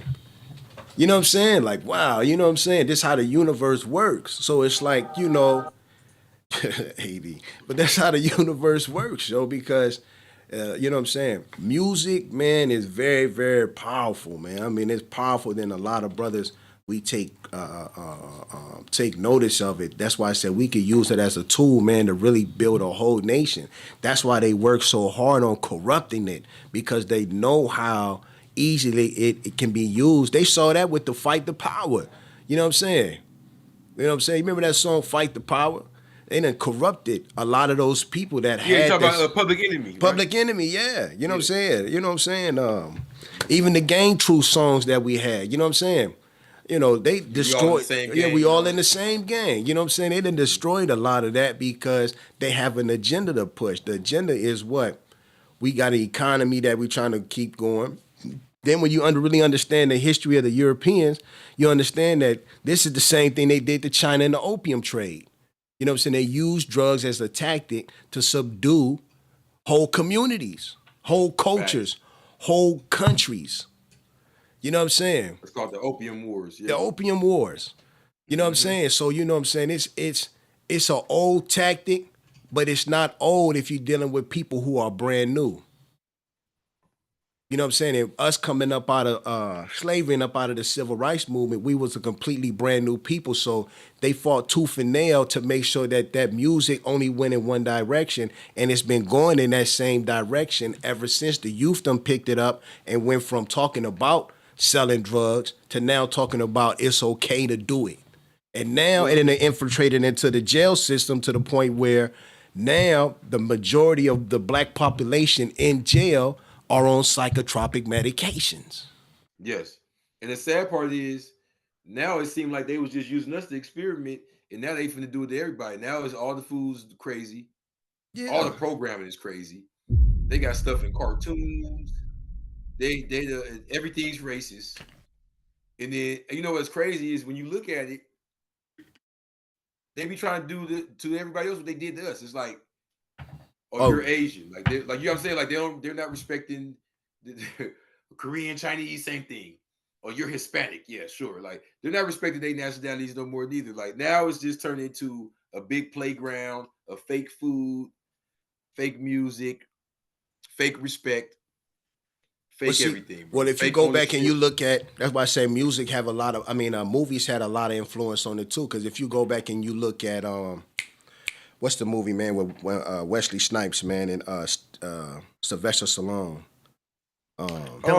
Demolition Man. Demolition Man, yeah. So you look at Demolition Man, when the people was driving around, AD, you can pull it up, when the people was driving around in the little electric cars that they had back then that was driving themselves, right? Mm-hmm. You know what I'm saying? They was listening to what? Commercials. So, you know what I'm saying? That they said that they was no longer allowed to listen to political music no more. They was listening to commercial. Yeah, we put the oldie station on. That's the joint. He about to put it on right there. But Demolition. The music don't play, just the commercials play? They was listening. No, basically they was just saying that the music now was all commercial music. This is the most popular station in town. Wall-to-wall mini tunes. You call them commercials. Here's that classic you've all been waiting for. The #1 request of the day. Armor hot dog. Kids eat Armor hot dog. Oh, wow. This is my fave. Skinny kids, kids who climb on rocks. Top kids, sissy kids. Even kids with chicken pox love hot dog. Armor hot dogs. The dogs kids love to buy. And see the message. Yes, the message in that is this. The message is you're not listening to. Have today. Exactly. You're not listening to no music no more. You're listening to whatever the corporations want to push out to the world. No, and they're only like 1 minute. Yeah. So songs now is like, twerk that thing. Go, twerk that thing. Buy that new jacket. Buy that, twerk that thing. Buy that new jacket. Twerk that thing. Go on, twerk that thing. Buy that new jacket. Exactly. They got Got the, They about to be having songs called about Target. Yeah. They're about to be having songs about. Man, you know I what I'm just saying? saw. I swear to God, man, I remember Diddy when. got that pink dust. Yeah, Diddy got that pink dust. Diddy got that pink dust. Come here, don't fit the knife. Diddy got that pink dust. Diddy got that pink dust. Look how many songs and artists have the word Gucci in them. Man, yeah. Gucci. Gucci got his sale on Friday. You already know about it. It's Gucci even got it's his sale. even a term of approval. They need to hire me. I can do that shit all day. I can do Yeah. It's a term of approval now. Now, if everything is cool, oh, don't worry, I'm Gucci. Everything is Gucci now. It's all good. I'm Gucci. Yeah. Back Bro, in the the days songs when. literally be Yeah. the songs be 1.5 minutes, and the video for sure be a commercial. Yeah. You just hold your gear up, hold your cup, whatever you advertising on there, they pay. Man, I It's was all tripping, commercial. yo. You know, the thing about it, man, is like when you got a memory, right? You can remember. I remember when niggas used to rap and they'd be like, yo, man, you niggas went commercial. You niggas went mainstream. You niggas sold out. You was put this and that. And then, you know, you fast forward, like literally the other day, I flick on YouTube and I see Busta Rhymes promoting Christmas. And I'm like, on Walmart, you know what I'm saying? So but I know everybody hungry, they gotta eat and this and that or whatever. But that's one of the major bad things about success is that once you become a successful person and you have a certain lifestyle that you want to live, it's hard to see that lifestyle fail. And there's people out there that'll give you money if you promote such and such and such. You know what I'm saying? But, you know what I'm saying, you don't want to sell out the culture. But at the same token, it's like, man, I got to eat. So, you know what I'm saying? It got to that point now where, you know what I'm saying, a lot of people aren't willing to make the sacrifice of, you know what I'm saying, keeping the culture true as opposed to making this money. They gonna go make the money and then tell you how true, you know, the culture is and that. But all that does is just, in the long run, it water down the culture. And once you start to water down the culture, you know, it don't have no authenticness to it. You know what I mean? No facts. It's not. It's not taken serious no more. No facts. I knew it was over when Nazir Aludura, one of my favorite of the Ummah, made a commercial for Hennessy. Because there's nowhere in Islam does anybody drink. Yeah. Okay, so this is what I knew. I said, huh? Yeah.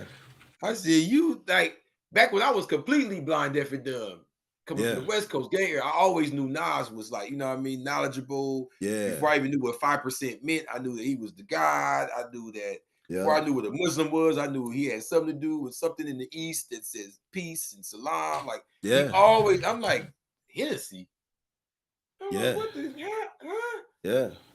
I said, yeah, bro. You know. And that's the thing about it. Go ahead, Eddie. Real quick, I see you got a microphone right there. I don't think it's plugged in. I just want to let you know. I can tell by the audio you're probably coming in through the camera mic. Because I see you holding. Nah.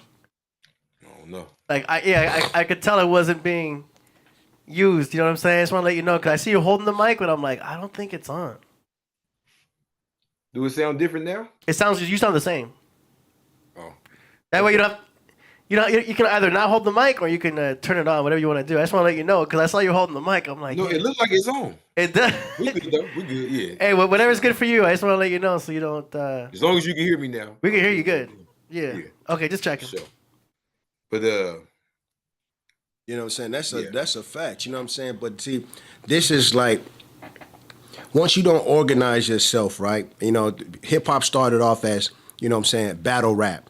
But, you know, once you start yourself off as you battling against each other as opposed to uniting against each other, then you don't have the power and authority to push the outsiders out of the way that are seeking to corrupt what you're striving to do. You know what I'm saying? So while they are bickering and fighting against each other on who's the best rapper and this, that, or whatever, as opposed to looking at it as a cultural enterprise, you know what I mean? What happens then is that now you have, you know, the outsiders that come in that got the money and the power and be like, well, listen, I want you to do A, B, C, D, and E. You know what I'm saying? And then boom, once you start doing it, next thing you know, over a period of time, now you know what I'm saying, like you said, you got niggas rapping about McDonald's and Burger King and this and that or whatever because there's nobody actually guarding the culture. You know what I'm saying? So then what happens is that now the culture is now, which is influencing your youth. Now the youth is corrupted and tainted. So you know what I'm saying? And nobody else is doing it. Everybody else is listening to the music and stuff like that. You know what I'm saying? We don't benefit off of Hennessy. Hennessy is, if I'm not mistaken, the same people that own Gucci is the same people that own Hennessy. Oh, what? You know what I'm saying? Yeah, they own Sephora, own a couple other joints that they own. My homegirl told me about it. You know what I mean? So it's like, you know, we don't benefit off of that. That's not something that culturally, you know what I'm saying, that's tied to us. You know what I'm saying? Fubu was culturally tied to us. You know what I'm saying? Carl Kanai back in the day, Carl Kanai was tied to us. You know what I'm saying? But now they done switched it, like you said, the social engineering, they done switched it all the way from over here to now. You look 15 years is over here. How'd it get over here? It just started from that, like you said, that little droplet in that one line, that little next droplet in the next line. Then the next line, you know, you listen in the little droplet in the next line. You know what I'm saying? Like that those now you're curious. Now you curious. And then that become the standard because everybody looking at them on TV and it's like, you know, you go to school and this, that, or whatever, and it's like, you know, I want to be like such and such and such. You know what I mean? Or have you ever experienced this? It's a drug you never heard of, and you hear a rapper say it. I'm popping something such. You be like, what is that? Right? By the week pass, you hear another rapper say, I'm high off of such and such. You be like, what the hell is that? Is this a new thing they do? Yeah. Then you hear the third time. Now, mathematically, this is only 3 people. But after you hear it that third time, you're going to say, is this what everybody's out here doing? That's like That's math. all it takes. Bro, I've been counting the numbers. That's all like math. All they got to do is get 3 rappers to mention a drink or a drug or a new sexual position or thing to do. Like, put your mouth on the wood, like whatever. You know, I'm eating something, whatever. Like, it's them 3 things. Hands on your knees. Yeah. You know what I'm saying? Them 3 things, right? Whether it's something sexual. I'm gonna give you one that niggas fell for. Eating a booty like groceries. Okay, so look, all it took for real. Yeah. Look, listen. I'm about to show you the math. So Kevin Gates said it. He didn't catch right away. He said it about a few times on the album. Eating the booty. Said it hard too. Like he must have been the first one they paid to say it. Like say it hard, like aggressive. Yeah. After you say you shot a nigga, like shot a nigga, then I ate a booty. Like trying to make it sound hard, right? Hold up. It didn't right catch on. But that was the seed plant. Like we was like, y'all heard that? Then they got old girl to say it. Eating like the groceries. Yeah. Right? Yeah. Okay, so that's when it became like viral, but it was still like eating like the groceries, huh? After that, I don't remember exactly who it was, but one more person said it. Yep. And like I told you, that's the spell. All it takes is 3. They got that third artist to say it. All of a sudden, after all my years living and no one saying this was regular, it became like regular. Yep. It became like people are asking each other, do you like when I was growing up, somebody trying to hurt you, you trying to ask this some weird like that. Yeah, that's still weird. Like when it eating booty become, you know what I'm saying? Like that's like eating chitlins, you know what I'm saying? Like, nah, what are you talking about? But see the programming too that we gotta watch for now. I almost want to say that was the satanic group's test. Like, if we can get them to say this, we know we got them. Yeah. Just say eating booty. Because even the fact of eating the booty, it's just to even say that. Like, it's just like, who says that, right? So it's like, if we can get them to make this like demure or cool, and we got them. Booty, we for sure got them. Yeah, we already got people living, barely getting by to save up $20,000 and fly to another country to shoot their booty up, and they already got a booty. We already got them to do that. Already got them to do that. Yeah, and that's why I say the social engineering is cold because first it was on the men. Now look at what's going on with the women. You know what I'm saying? The women in hip hop, Glorilla, them and this and that, whatever, you know what I'm saying? They're pushing the whole, you know what I'm saying, independent woman, and they got everybody listening. I went to a party not too long ago, me and my queen, and I was DJing a little bit. There wasn't no real DJing. I'm just, you know, changing shit on YouTube or whatever. And she like, put that TGIF Friday glow whatever song it was on. Put that on. You know, I ain't got no nigga and no nigga ain't got. That's the first thing they can't wait to say that. You know what I'm saying? And it's just like you know. Then it's just it's it's all. I'm gonna tell you why theirs is worse because I know it's been a big old thing in hip hop. Like, oh, well, the man was doing this effect. This is why the women's one is worse because the woman is the person is the child's first teacher. Yeah. And it's like religion. You know, I don't got nothing against religion. Religion gets a bad rap before how it oppresses on women being less sexual, and they say, "Oh, suppressing the woman's sexuality." No, it's not that. Yeah. It's that really religion upholds women and it holds them to a higher standard and understands that while the household does need men to lead it, it really ain't gonna be nothing without a woman. Yeah. There's no children born. There's no nothing. There's no first teacher. There's no nothing without the mother. I'm gonna tell you how cold that is, yo. So what's happening now is what we couldn't even dream of. Like, it was one bad enough when they was pumping the super masochistic, you know, masculine, but that had a lot to do with what went on with us in the 60s and 70s. You know what I mean? We was trying to rise back up, so it wasn't looked down upon like that. A lot of our mothers wanted that, but this new engineering with Be a Ratchet, I ain't gonna say Be a Ratchet because everybody want to focus on that. This is what I don't like about it. It's anti-life. It's all about I ain't got no family. I want to kill my baby. I don't care about having kids. I don't care about a family. I'm old and I ain't got no man. I ain't submitting no man to get no family. I got too much money for a man. I don't want no family. Well, guess what? I got something announced today on Killah Priest. Your grandma, your granddaddy was broke. Yeah. Like said, we was in slavery. Your granddaddy was look. He might even got bent over for your grandma, and she still loved him. She still stared with him. She still taught his children. She didn't think she was too good for him. That's a fact. To stop this fake social engineered gender war. It's not real. They lying talking about black men don't want black woman. That's a lie, bro. Yeah. That's a lie. I got a whole family. I got one uncle got a woman that's a different, you know what I mean? And you see that a lot is because of the area that people live in, because people are not racist. People are going to gravitate towards who they're around. True indeed. Right? But when you see our people around their own people, they usually having children together. Now, based on their financial situation, how they going to fight and use these little bullcrap excuses. But that's not the reality and what's really going on. I'm going to tell you. The reality in this rap music. I'm going to tell you how deep it is. You know, they just had like basically a coup d'etat that just happened in Syria, right? Where Assad had got kicked out and he ran to Moscow, and they got a new dude in there. I think his name was Jelani or something like that, and he just did an interview with 60 Minutes or somebody, right? But they was asking him about the new laws that they're going to bring into Syria, and he asked him, this is what he asked him. He said, are you going to let the women educate themselves and you know, have more freedom inside of the country? He said, well, that's going to be up to the people and stuff like that to decide. And he was like, well, what about alcohol? Are you going to start allowing alcohol inside of the country and stuff like that now? And the first thing I thought of, bro, was us. Because, you know, the first thing I thought of was like how they got all the liquor stores and stuff like that in our, you know what I'm saying, on our blocks and shit like that. And I just thought to myself, like, wow, y'all done just kicked this man completely up out of his country.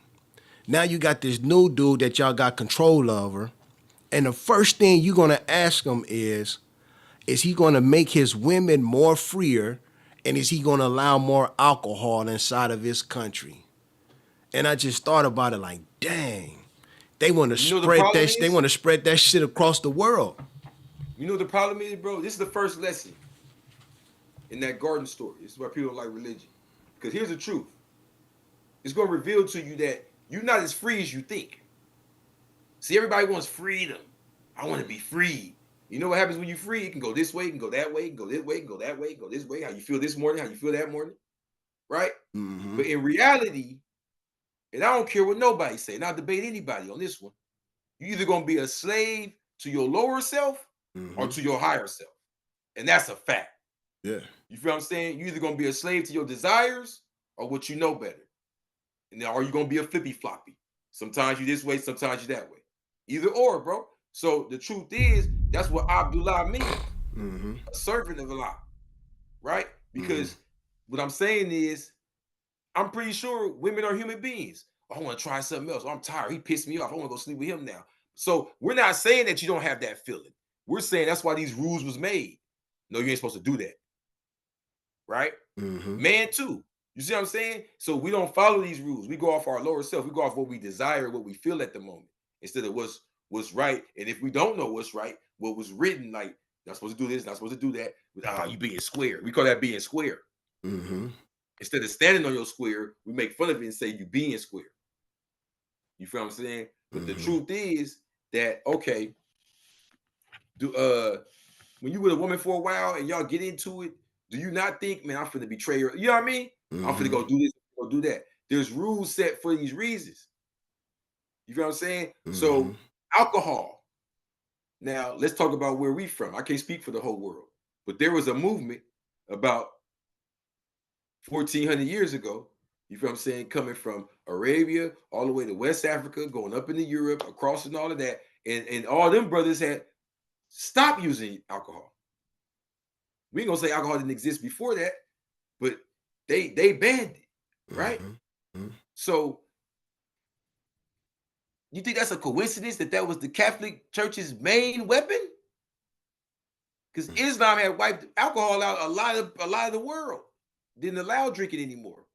I'm pretty sure they had little groups of dudes that stuck it in, but you get what I'm saying. For the most part, that was out. So that's like the first thing they want to bring into any country that deals with Islam. Oh, you're gonna allow drinking now? Yeah. You're gonna allow the people to party and be loose and the women to be okay. So what do you mean women more like? Do we got the women enslaved here? No, we just can they like not have? Can they just like have sex with everybody and just not be judged for it and just you don't really want to be mothers and wives like that. They trying to be hip like the Western whores. Can they be naked when they walk through the street and just flash their body? It doesn't make no sense. You see what I'm saying? Like there's cultures where the women don't even talk to other men.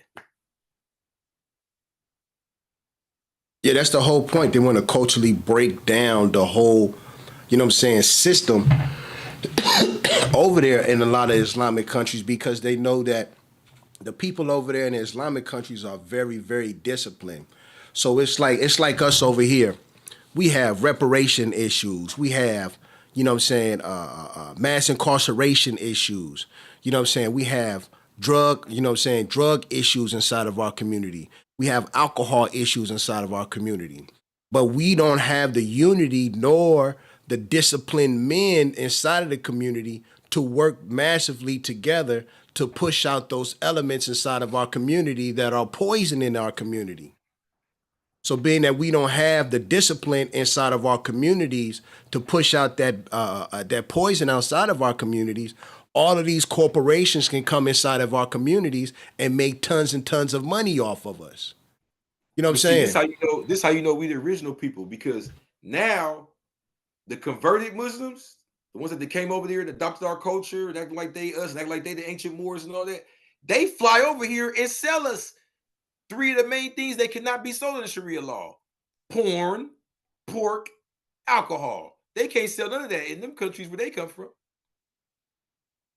But they'll fly over here and sell it to us. You feel what I'm saying? They'll fly over here, buy a store, straight from Saudi Arabia, straight from Iraq, straight from Iran, and we'll sell a lot of those people that come from, you gotta remember, a lot of those people that come from those different countries and come over here and set up shop over here in our countries, they be the main ones that done bit the fruit. Mm-hmm. You know what I'm saying? They don't be like, revolutionaries over there in their country that are following the, the doctrine and are, ready for war. That's the ones that they hate. That's the ones who they fighting over there in Iran, the Hezbollah, and all those different countries. Those are the disciplined soldiers that said that they don't want that inside of their countries and they willing to die for it because they know that when they do look over here and they see what the social engineering has done to us, you know what I'm saying? They know they like, man, we don't want to go that route because that route has still got us up under the power of enslavement. We are still an enslaved people. We might not be in shackles and handcuffs, but we have devices and stuff like that that we are fall for.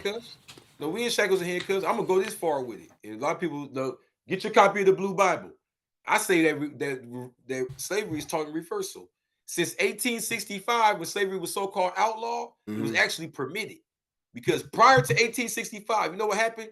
God, you know what happened if they really came and touched me and you? Depending on, you know, just look at us. You know, we pretty deep. I think we might have came from some of the bloodlines. It might have been 50 dudes running up right behind to kill something about them grabbing us. You heard about them Seminole Wars? Yeah. You heard about the President Andrew Jackson having to pull up to Florida and a bunch of niggas in the front like, you ain't touching none of these.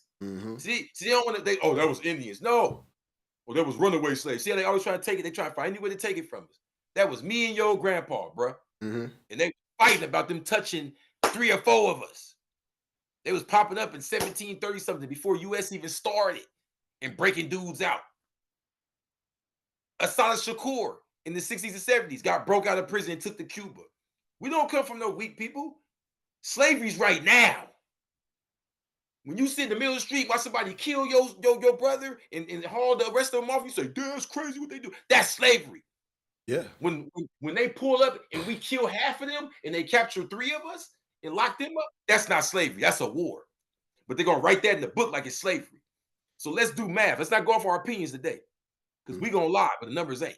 Because we're going to go off our feelings with our mama and them told us. Because I know my mama told me we came from slaves. Africa. She had the whole, like, nuh-uh. My dad wasn't trying to fix it, none of that. I was going to change my name, guy. And I went to my grandpa to ask him, just to be fair. I was already in my 30s. I already had students. I already had people change their name. I said, hey, man, I'm about to change this name, this slave name, right? He said, nah.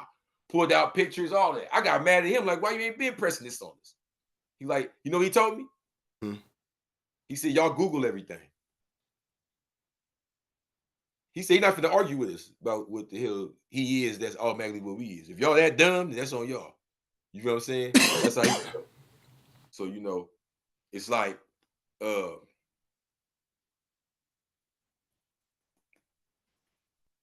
I lost my train of thought. But what I was saying. Well, the thing is, like I'm saying, when I'm saying as far as slavery, I'm talking about in the aspect of. Oh, no, I'm saying, no, let me let this play. I'm saying this backwards. So what I'm saying is right now, today, literally, if they wrote a history book about us today, from what I just said about how we used to, I just broke down numerically how we used to break each other out of capture. When they used to be running up on these different tribes and grabbing people, we used to go back and forth. So a lot of them plantations you hear about, go read about. A lot of them got shut down, burnt up, but you don't hear about that about prisons now. Yeah, and if you look at it numerically, there are more people shackled up and cuffed up in prisons now than there ever was in slavery. It's a mind game, guy. The reason why we don't think of it like that is because you're not thinking of how many free people it was back then, because they don't tell you them stories. So if right now they can say we was the prisoners. They can write a book 100 years from now and say, oh yeah, blacks didn't have them back then. They were prisoners.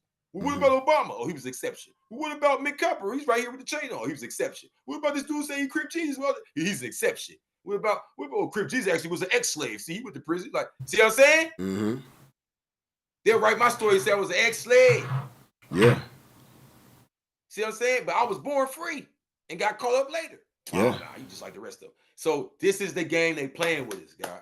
Yeah. There was more people free back then, balling, dressed like you back then up here. And they wasn't scary. They wasn't just sitting here like us. They was actually going, breaking them out with guns and killing. That's why when we get fast forward to the king and all that, it's like, what happened? It went backwards. We went from killing them in Georgia to after the Indian Removal Act, ain't no more killing because it's the Indian Removal Act. Who's the Indians? See, we understand we the original man. Elijah unlocked the code when he gave us that word. He said original man. All of that. You see what I'm saying? So when they after the Trail of Tears, we in Oklahoma, it's Black Wall Street and all of that. Same thing again. They burned it down. You see what I'm saying, guy? So if they was willing to, if they had free land there, banks, all of that. You grab 10 of ours, we coming to get them. That's okay. That's war. Yeah, that's war. This is slavery. This is slavery. I don't know who I am. I don't know what I am. You arguing? Y'all both saying y'all both. I'm the Moor. I'm the Egyptian. Let's fight. Like, huh? That's slavery.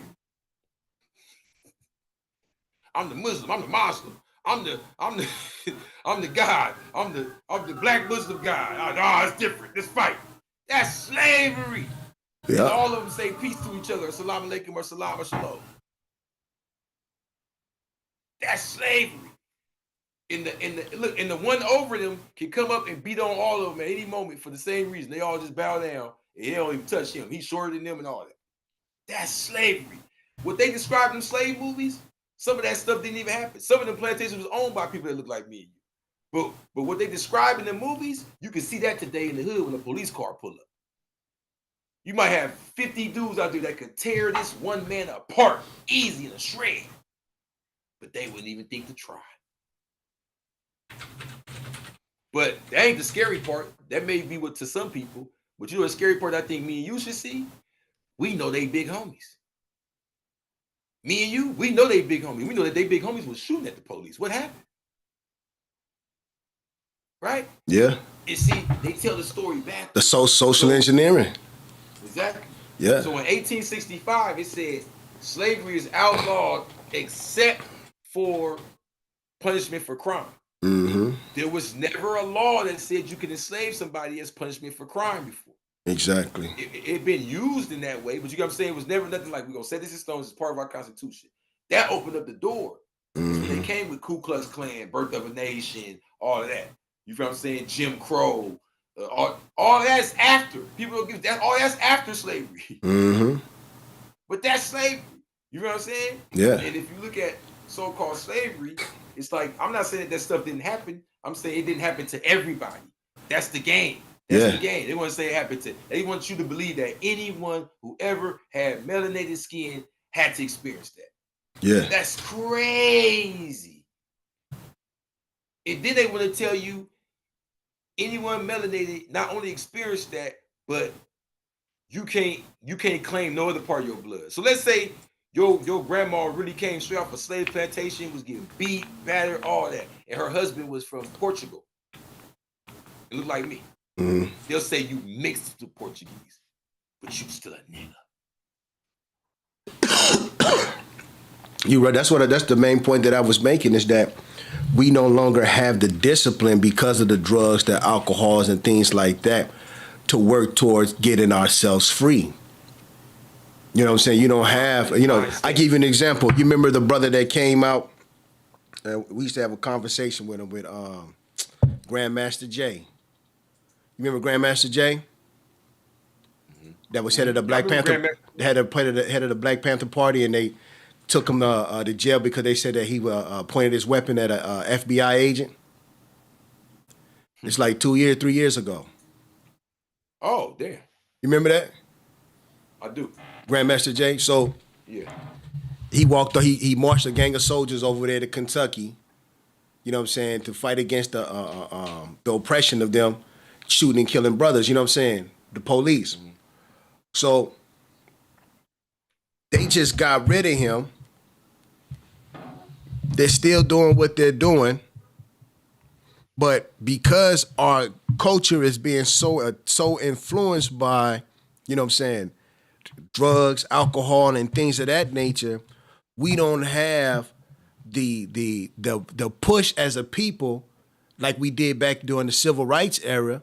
We don't have the push as a people to go and attack these things that are ailing our community. Like reparations right now, that should be something we all should be pushing for. You know what I'm saying? Incarceration at the high rate, that's something that we all should be pushing for.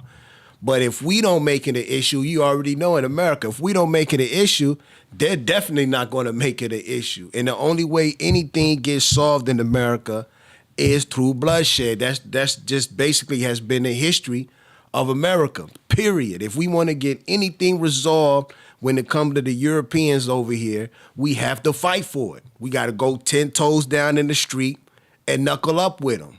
It's just always been that way. But if we as a people, if we're not willing to have the discipline that it takes to go and do that still, then we're going to keep suffering from the things that are ailing us in our community still right now. But when I look at the landscape, right, like when I drove through the country, like on I-80 and I came back I-40, I realized that west of the Mississippi River, it's mainly empty. It's like when I looked at the numbers, they said 80% of the U.S. population live east of the Mississippi River. Yeah, that's which is like crazy, right? Yeah. So what I came to conclusion was they're only going to feed us the stories in these big cities, I realized. But there was a lot of dudes I was locked up with that once you get to know them good enough, they'll tell you they family from some hick town or something, maybe they grandparents or something. And they might even have land, but they don't want it. They don't want to go back there. Yeah. They don't want to live there. They don't want to till the land. They don't want to. See, this how much we in slavery, guy. Mm-hmm. They think that's slavery. Yeah, that's a fact. We think freedom is slavery now, guy. Yeah. We think growing our own food is slavery. Yeah. We think going somewhere where it's a bunch of mud and dirt and having to build your own home, even just saying that out loud scares me. Sound like slavery. Why? Because I don't know what to do. I'm like a child again. I'm like, help me. How do I chop down these trees? How do I put it together? Right? Yeah, we empty vessels. We scared boo-boo vessels that parents didn't get ready for the real world because we was busy chasing jobs and living in these big cities. See, this is what I'm saying. With so much land open, the freedom is there, but the freedom is here. Yes, in the Elijah mind. was saying, bro, just remember Elijah saying, man, y'all slaves. Because I mean, I used to read that stuff. I used to be like, Elijah be going, I can't read this. He going too hard. What are you talking about? Because I was still a slave. I didn't understand what you talking about. I didn't know he came from farm land and all that. Mm-hmm. So he's looking at city dudes like me saying, man, y'all weak as hell. Y'all slaves. This is sad. It's disgusting. You know what I mean? Like, you want everything handed to you. Like, you don't understand how this works. And it wasn't until I went to Detroit and lived in some, underdeveloped houses and made it through the snow and actually helped the guys with some homes and all that and seen like, okay, it's real life. You feel me? And bro, what do we think of when we think of freedom? We think of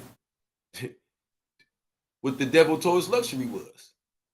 I don't mean me and you specifically. I'm saying when they put it on TV, like, ooh, right? You looking at somebody serving you as you sit up in all the most overly expensive house and shit. Yeah, but it's about greed. I'm trying to say, like, it's like you just throw food on the floor and just pour liquor out for no reason. And everybody's working so hard just to make sure you're comfortable. It's not like sharing. It's like when we sit up in this big mansion and we all happy and we all together. No, it's not that. It's not that Rasta feeling that you get when you see Bob Marley, even though he's a celebrity all around the world. It looked like he's just chilling with his family and all that. Yeah. Right? Like, you don't get that vibe. You get the vibe of it's hard on top. It's lonely. You got to separate from others because they bums. They're going to ask you for everything. That's capitalist thinking. Right? Yeah. The Black Panthers was poor. Yeah. Yet they had the whole country rocking with them. These new age rappers and all these people that talk a good one, they have millions, sometimes even billions. But to maintain that lifestyle, like you said, such a double-edged sword, they don't have time to even think. Yeah. I've literally seen that, bro. Like, literally, that's because I'm gonna tell you it's cold joint. So me and my comrade, I'm with the Black Panther Party, so we were striving to get into the industry to be able to talk to the brothers to get them to help a lot of the programs that we had going on down in Watts and Compton and, all throughout LA. So, I had an opportunity where I've actually had a chance to actually see on the inside and talk to a lot of those people. And that's the first thing that I realized is that, they hustling, bustling just like we are. Now, my lifestyle might take me $5,000 to maintain a month. Their lifestyle might take them $10,000 to maintain a month. So they don't really have the opportunity to change. And then a lot of times those brothers be so involved with, the establishment that's giving them the money that they were scared to even give us the money because they felt like we was too radical, you know what I'm saying? You know what I'm saying? With what we was doing, you know, we pushed the Watch the Pig program. You know what I'm saying? Where you go through the community, and every time you see a police pull a brother over, you right there. You know what I'm saying? Making sure that the pig don't violate the brother's rights and stuff like that. So you know what I'm saying? They just, that's too radical, and if we give y'all money, yeah. So, Paul, but we know for a fact that was normal in the 60s and 50s with our people, right? Yeah. That's all I'm saying. But see, that's what I'm saying. And the thing is that it's a lot of the, like right now what we just saw with the Democrat and the Republican presidential candidates. You know what I'm saying? It's a lot of black folks that'll sell you out, you know what I'm saying, for chicken change. You know what I'm saying? Sell you out for chicken change just so they can keep their position in the house. You know what I'm saying? So it's a lot of black folks that have masqueraded themselves as actually being for the people, but in all actuality, they be really working against the people. You know what I'm saying? And that got to be rooted out in our community also too, because it's like, how we gonna even know if we got chains on us when you got, you know what I'm saying, this a person that look just like you telling you that you free, or you don't have nothing to fight for, and he's in a position to fight for it, but because he don't actually want to, you know what I'm saying, ruffle the feathers of the person that's, you know what I'm saying, that's giving him the check, he ain't gonna be like, you know what I'm saying, I'm a stop doing it and this and that or whatever. Yeah, Fred Hampton Jr. is still out there. There's a lot of freedom fighters that are still out there, you know what I'm saying, that's moving and grooving. But I agree with Crip Jesus, you know what I'm saying, which is why I took the direction that I took, which is, you know, you just get your land and you just start building on your own land. Because once you start building on your own land, that alleviates a whole lot of the issues that affect you inside of your community. The alcoholism, the drugs, and all that other stuff can be easily, you know what I'm saying, knocked out of the way if we control our own land. You know what I'm saying? But if you don't control your own land, you know what I'm saying, and you got other, you know what I'm saying, groups of people coming through and they're patrolling your communities and stuff like that, then you got what? Corruption. You know what I'm saying? Police that are supposed to be protecting and serving your community are the ones who's actually bringing the drugs in. Or, you know what I'm saying, they're turning a blind eye to the person who's actually selling the drugs in your community. You know what I'm saying? And then they receiving, getting them a check every month, you know what I'm saying, because they getting paid off. You know what I'm saying?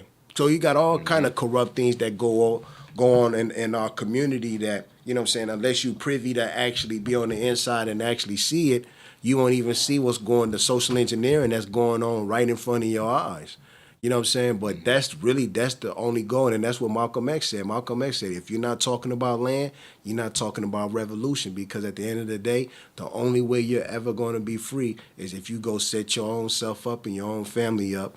You know what I'm saying? Other than that, you're going to always fall victim to whoever controls the land. And you got to play by their rules. 1,000%. And I want to say that's the beauty, too, of us being here right now and being the age that we are, that we represent a bridge. Meaning that when Malcolm X and them was took out, when Huey P. Newton and them was took, because that's who followed next, right? We not that part of the bridge, but I'm saying all that, if you look, like the funk era, remember, like the Parus, P-Funk, right? So you see it's a gap here. It comes from that era of resistance that lasted till about the 70s and 80s, and then it's like the drug era comes. So you can see it was a plan there that right now is supposed to be over. Yeah. And it is. Think about it. We got Saucy Santana. Let that sink in your brain, guy. Let that sink in your brain. Who is Saucy Santana? I don't even know. Don't make me be the bearer of bad news like that. Don't make me do that to you. I don't know. Don't make me do that to you, guy. I don't even know who Saucy Santana is. Show him who Saucy Santana is. Lord have mercy, why I had to do this to you. Saucy Santana. You know what it is, AD? Who that? I don't know. I never heard Saucy Santana. Saucy Santana is the... Okay, you heard of City Girls? Yeah, I heard of City Girls. Okay, so all City Girl type people, they all got a gay homie, right? Oh, nah, don't do that to me. Saucy Santana is their homie who's a platinum artist. What?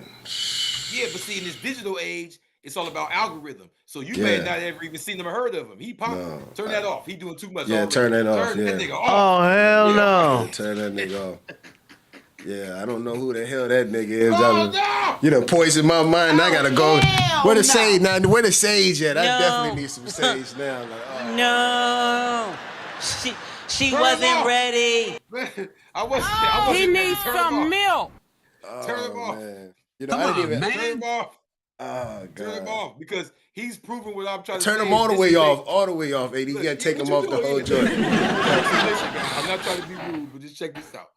Ever since we found out what happened with African Man bothering them, can we have a real conversation? Yeah, true This was indeed. them devils' plot. It's just like the drugs, God. This Yeah. was them devils' plot from the jump. From the jump. And I can prove it to you. I can prove it to you. I'm Mm-hmm. not no conspiracy theory, not taking account. I'm gonna prove it to you. Go ahead. At the same time they started hip hop, what was they doing with rock? They already took rock from us Yeah. and they turned it into that punk rock, metal rock, put on some panties, dress like a girl, spit out blood, eat bats, right? Yeah. Satanic worship. What they got us doing 30 years later Mm-hmm. or 40 years later. The point is, it took them a little while. Like Little Uzi, Right. like Little Uzi Vert, like the punk, saying, the punk rock hip hop shit. What was that dude that KRS-One beat his ass and put him off the stage in the 80s? You know what I'm talking about? PM You Don. know what I'm talking about? Okay. so PM that's- Don. Yeah, I remember him. Man, I'm a hip hop historian. So they had this plot from the jump. Yeah.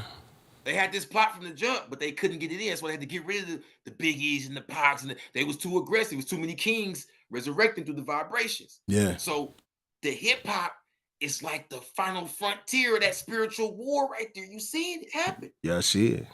God, at the same time, we got a Saucy Santana, we got a Kendrick, we got a Killah Priest waking us up, teaching us every morning. Same time, we got Saucy Santana. Yeah. Well, it's a war going on right now. And Yeah. it goes to what you said over and over and over again.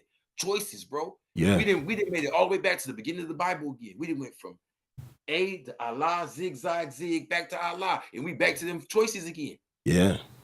You feel what I'm saying? Yeah. And I wanted to say, so what does Saucy Santana represent? What nobody didn't Malcolm X didn't teach that? Mm. Martin Luther King didn't teach that. Amazing. It ain't our musical culture. Mm-hmm. That's playing it right into the game for him, right? Yep. So I want to go to the Blue Bible real quick Mhm. to show y'all this. Page 74. I did not discover these mysteries via YouTube or Google.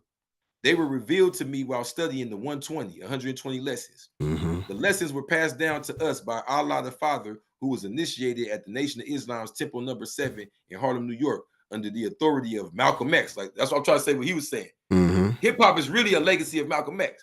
Malcolm X, student of Elijah Muhammad, leader of the Nation of Islam. Check this out. Elijah's son, Warith Deen Muhammad, took over the nation in 1975. He terminated the lessons. No more lessons. Mm. And the name Nation of Islam. That ended 75. This is the new one you see is under Farrakhan. He restarted in the 80s. Mm-hmm. Okay. It was Allah's 5% nation that carried on the tradition of the lessons in New York and introduced them to hip hop artists like Rakim and Wu-Tang during the 1980s. Mm-hmm. That became the vehicle to continue that. And since then, it's been a war. It's been a war. It's been labels going to other regions and that same region, funding crap, Yep. trying to make that erase. Mm-hmm. All right. And I go further and further into Farrakhan resurrected. But the point is, as far as hip hop, what the NOI was doing, you get what I'm saying? Like how they had the brothers. I'm saying, think about what I'm saying, guy. They show us these movies of Martin Luther King in them. I'm not saying it ain't true, and that's why I don't never try to go too hard. But I'm saying it is true that there was people walking around, "What up, God?" and all that back then. Yeah, true indeed. I'm supreme. True indeed. All that back then. They want you to even imagine that. Guy. Yeah. Peace to the God. Light this sage up. Ooh, I'm gonna tell you how that deep back it then. is. I'm gonna tell you how deep it is. When I was locked up, right, I had my book of life. So when I had my book of life, the police was going around to everybody's cells and snatching their. They'll put you in handcuffs, search the whole cell, and if you had a book of life in there, they would take the book of life up out of there. So that was like, why y'all going around taking people books of life? You know what they told me? They said the mere fact that you think that you have the right to serve justice,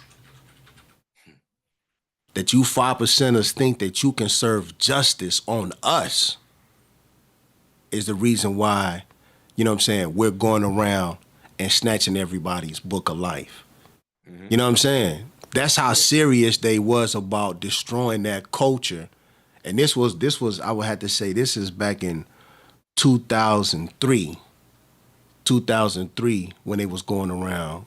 You know what I'm saying? And you think it's not to cut you off, just you inspiring thoughts. Do you think it's when knowing that, is it a coincidence that virtually all of hip hop, even those that don't deal with Islam at all, look at Farrakhan as like a leader?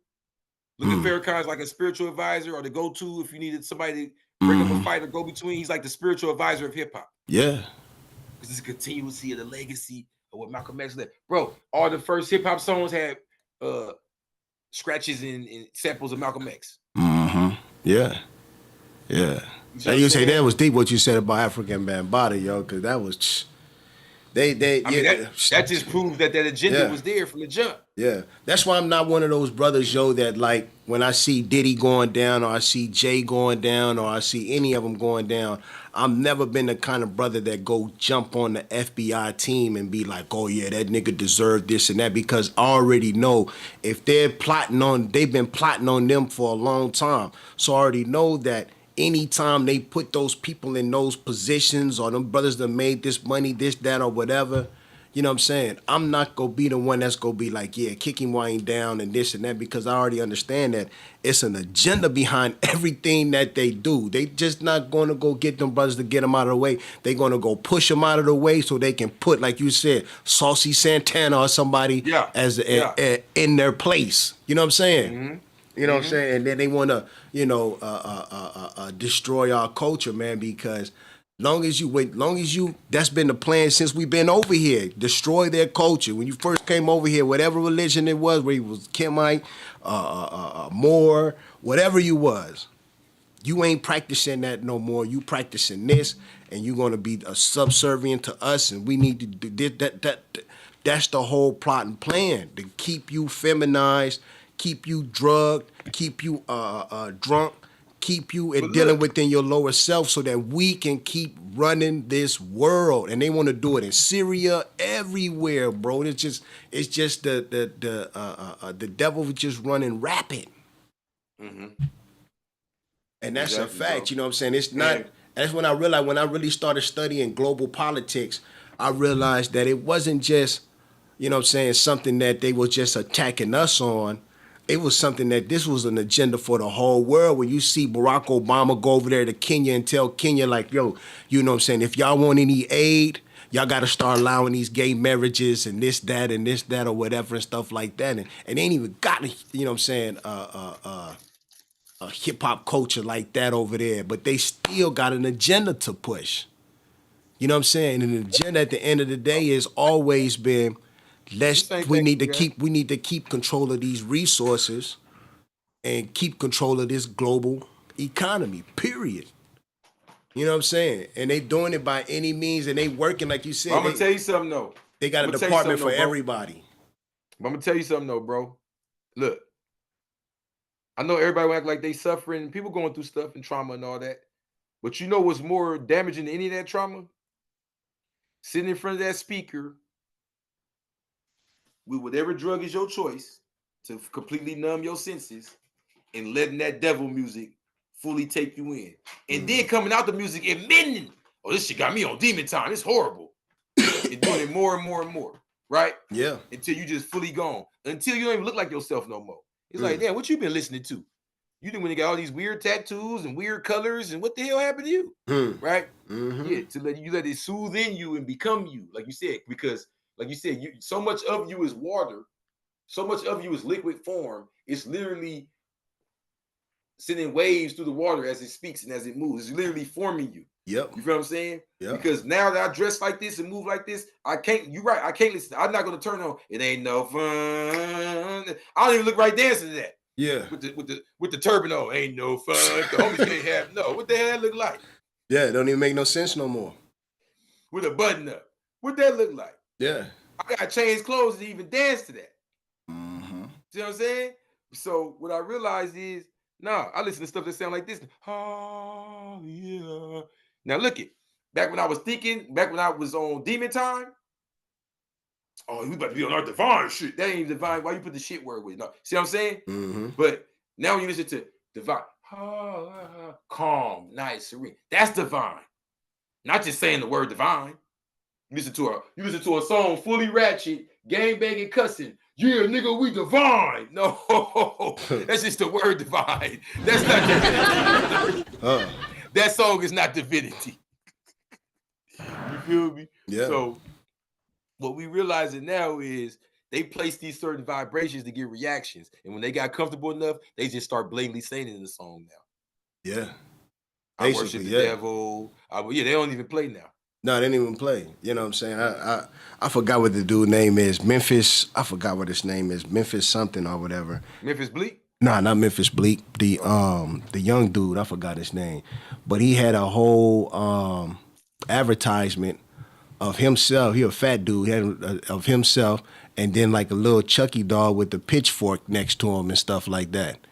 And I was just like, damn, like, and it just took the culture, man, and just, you know, they done just spliced it into all kind of just satanic stuff, man, and they just put it out there. I mean, one time me and Priest, we was chilling down in Hollywood, and I always say like those advertisements and billboards, they remind me of back in the days of the ancient hieroglyphs, of how they would use the glyphs to keep the people on point. You know what I'm saying?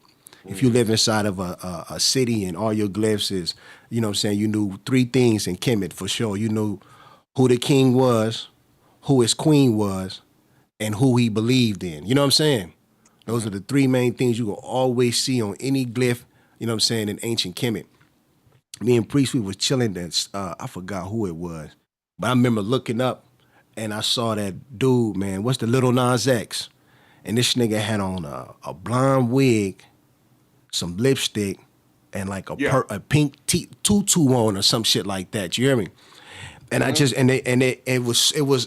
was on the top of a building, and the building had a billboard on top of the building. So they done exalted this man and this image all the way up on top of this building for everybody to see. And I just thought to myself, I had wrote a rhyme about the joint. I said, man, how we go from being kings on the billboard, you know what I'm saying? Yeah. To now, you know, these images, just blasphemy, man, just how disrespectful, you know what I'm saying, the industry has gotten with our culture, to the point where the only images they want to portray to our youth is men dressed up, you know what I'm saying? And hey, let me hit you with this. Let me see if you agree. And at the same time, they know that we religious, meaning that all they got to do, because remember, religion is just what you do every day. That's what we taught in the temple. Yeah. Religion is what you do every day. So some people, religion is drug dealing. They can say they whatever they want, but you go around them, you see, oh yeah, he a hustler. Some women, religion is stripping, right? To where they dress the part, talk the part, they friends the part, the type of music they listen to the part, right? Yeah. So when you get into it and you see that they want something that's constantly repeating negative, meaning that if we get a song that says unity, we so religious, it's like unity. I got the unity shoes, I got the unity shirt, I got the unity, right? Like that's how we will take something and make it religion. So they know all they gotta do is give us that weird thing, like a saucy Santana. Like we'll religion that. We'll make a baby Santana, booby Santana. You get what I'm saying? That's how we are. We'll take anything and cook it.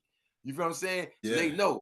Like all we gotta do is introduce it amongst them, and you'll see it sometimes through hip hop. It may be a new drink or something. They be like, oh, you heard about that new whoop? I don't like it. I don't like it neither. But everybody doing it though. You feel what I'm saying? Like once they introduce it, they know we're religious people. You feel what I'm saying? And I mean that by all original people. I ain't talking about just the quote unquote, black, Negro, African American, all original people, black, brown, red, yellow, all people who were left in their habitat to fend on their own and survive and strive on themselves, have a culture based on their environment that they adhere to day by day, and they would never imagine not adhering to it. It fits into their environment, right? So the problem is that they're corrupting the environment. You feel what I'm saying? And that's what we're reflecting now. It's not even that. That's why some rappers still give you chills even when they saying that crap. You be like, oh, I don't hear that. You be like, damn, he tell the truth though. That's how Pac was. Yeah. You don't even agree with half the shit he talk about, but it's like, man, it's so real because he's reflecting the harsh realities of the environment. Sure, indeed. You feel what I'm saying? Yeah. And they know they'll give it to us, and we'll run with it. Yeah, we'll You know? amplify it. You know what I'm saying? And that's the thing about it. It's like, you know, one of the things, man, that have really paralyzed a lot of the people is that not only do they control, you know what I'm saying, the ears of the nation, but they control the eyes of the nation too. You know what I'm saying? I remember watching this movie called, the one with Van Diesel, yo. It's one of my favorite movies. It's The Chronicles of Riddick. Yeah. So I'm watching The Chronicles of Riddick, and they're looking at this screen, right? But the screen was, it did something I'll never forget. The energy was coming off the screen and was going into the person. You know what I'm saying? So, but you can only see it if, that's how powerful the screen was, where like literally you can see the light rays off of the screen going into the person. So it made me think like, oh my God, like, you know, that's the power of the TV, you know what I'm saying? All of that electromagnetic energy that's coming off of the screen itself is actually going into the waters of your body, you know what I'm saying? And even though you might not realize it, but subliminally, you could be actually replaying a lot of that energy that you are getting, you know what I'm saying, influenced in, or you know what I'm saying, or getting magnetized in. That's the best. Man, listen. Yeah, magnetized in. You know what I'm saying? You ain't got to be nice. You ain't got to be nice. That's exactly what's happening. And I'm gonna show you where. I'm gonna show you where brothers, because we're brothers gonna have to admit this. Okay, so I did all that time, right? Mm-hmm. Now I knew all about ghetto women. You know, hey, go girl, all that little Sinead, hee ha ha, right? Yeah. What I didn't know about was the reality TV women. That was new to me. It had already been going in the world. And I used to sit there and watch every aunties, mamas, girlfriends, baby mamas, they all watching the same reality TV. And they all talk, and they all, whatever the new saying is, they saying it. Whatever they wearing it. However their hair is, their hair is. If they getting BBLs, we're talking about getting BBLs. If they doing that noise, they doing that noise.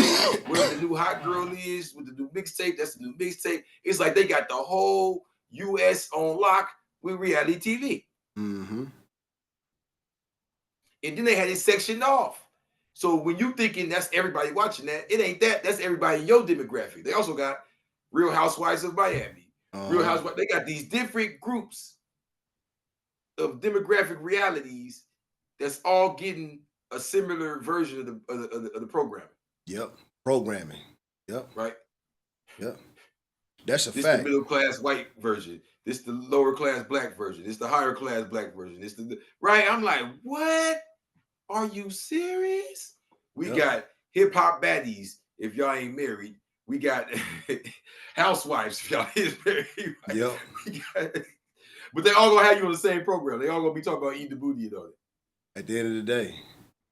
Yeah. And that's the cold thing about it, man. It's like what I said, you gotta guard your portals, man, because that, you know what I'm saying, on a like Minty said, on a cellular level, you know what I'm saying, that does have an effect on you, you know what I'm saying, where to the point where you might not even understand that, you know what I'm saying, subconsciously or subliminally, you start to outplay it. You start to actually mimic what you've been watching. You know what I'm saying? That's what I'm saying. Yeah. What I'm basically trying to say is a lot of those big eyelashes, and BBLs and all that came from reality TV. I watched it happen because I was in prison. So when I came out, I said, where the hell did this come from? Yeah. And I couldn't identify it until I saw reality TV. I said, I just didn't want to think that low of the people I was affiliated with. I said, are y'all imitating the TV? So when I would see it, and I'd be like, and I'd bring it out, like, did you? You're like, what? No, everybody say that. Yeah, everybody. That's the cold part. Everybody say that. But you know, Lord, that's the cold thing about it, though, is that as, you know what I'm saying, as a 5%er, you really understand why the gods say, you know what I'm saying, the dumb, deaf, and blind of the 85 and how the 10% control the masses. You know what I'm saying? They know and understand who God is, but won't tell them. You know what I'm saying? And the reason why they won't tell them is because they know once they tell them, then they're going to destroy a lot of those devices that the 10% use to control the masses of the people. When they use it through sound waves and electrical frequencies. I'm telling you, you know how when you read about, how like when you read about it in Exodus and they say that the Pharaoh had power and he took his royal staff and he turned it down and it turned in this and he had this power and he brought his priests up and the priest did this and that and this or whatever. You know what I'm saying? When this story, that's why I say we got to write a new chapter. When this story is going to be rewritten, once this shit collapses, they're going to talk about how these people use these box configurations to control the whole masses of their people, and that it was electromagnetic pulse that came out of that box, and whatever that box told them to do, the people did it. You know what I'm saying? Where's was happening right now? And then they was listening to this other box, and they was putting these things on their ear, and when they put those things on their ear, the thing would captivate them, hold them, and control them, and whatever that thing told them to do, they did it. You know what I'm saying? But back when we was growing up with the big old TVs in the living room that was this big, remember? Yeah. And we had VCRs with big old tapes. Yeah. You could have never told me something that could fit in my hand, but be sitting right here and I could talk to the whole world. They was working. Like, man, that's like the Jetsons. They was working on it. They was working on it. But I'm just saying, look how close. I'm saying, look. Yeah. You feel me? Yeah. Sleep is sleep. I'm just adding on. I'm really agreeing with you. Like I'm saying, like blind, deaf, and dumb. Like even back then, we still alive. And we would have told us back then, we'd be like, never. Not in our lifetime. Maybe we old. Yeah. Yeah. Yeah. Because when I first caught my big case, bro, they didn't even have the camera phone yet. They had like the camera phone, like I think the homie had a Sprint that took pictures. Yeah, the flip phone. That's about as far as that went. Yeah, it was like a flip Sprint. The flip phone, yeah. Yep, I remember that joint. Yeah. That was it, like, it wasn't like this like camera phone or like now I can't even imagine not having the phone. That's how close. And it's, you know, the cold thing about it, man, is that, you know, as a person that study electromagnetic power and energy and stuff like that, it's like I really realize how attached, you know what I'm saying, we have become to these devices and how attached we have become to these, you know what I'm saying, we have literally are leaving the physical world and going into the virtual reality world slowly but surely. You know what I'm saying? It's one of the reasons why I'm so skeptical about, you know what I'm saying, Elon Musk and what he's doing, right? I call him Alien Musk, you know what I'm saying? Mm-hmm. Because he's talking about putting the neural link inside of your brain. You know what I'm saying? So you imagine that you can imagine being able to think and go into the internet. Yeah. Whereas now we just typing going into the internet. Imagine being able to think. And the cold thing about it is like you was talking about with the drugs, about how they was first experimenting with that on monkeys and stuff like that. They did a study down in South Carolina at the college, I'll never forget it, where they had the monkeys and they had interfaced the monkeys with electromagnetic rods inside of their brain. And every time the monkey would think, they had a joystick that was in a completely different room, and the monkey could move the joystick, you know what I'm saying, with his brain thoughts.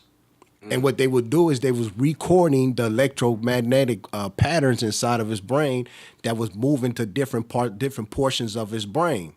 So what happened was, once they started doing that whole test with the monkey, then the first person they started introducing it to after that, they started introducing it to paraplegic people. You know what I'm saying? Now, once because that was to be the first people that would voluntarily, you know what I'm saying? Because, you know, like Priest told me, the first thing you always have to do when they want to sign you into a contract is you have to sign your nature over. Signature. You got to sign your nature over so they don't have no responsibility for the devilishment that they're doing. So once they got the paraplegic people to start signing their nature over and they start doing experiments on them and stuff like that, then now they're ready to start introducing that to the public. And who do you think that they're going to use, you know what I'm saying, to promote that to the people? Mm-hmm. The blind, deaf, and dumb. They go get the stars amongst us. Mm-hmm. To promote it and be like, oh, it's okay. You might see Buster with it, or one of them. They got a neural. No, but like you said, I'm glad you said it like that. They're gonna put the stars amongst you, the ones that already earned respect for whatever other reason, the ones that you look up and admire to for whatever other reason. Yep. Because people don't learn not to mix the two. Yeah. Just because I like puffy music, don't mean that I believe he's some type of saint or something. That's why I wasn't surprised. I'm like, bro, we've been thinking all type of crazy stuff about him.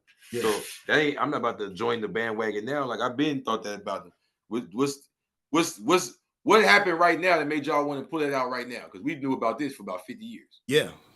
Yeah, I've been hearing about his parties and stuff like that. I know people that have been there, you know what I'm saying? But like you said, what's the motive behind it? Because I know every time you do it, there's some kind of motive behind it.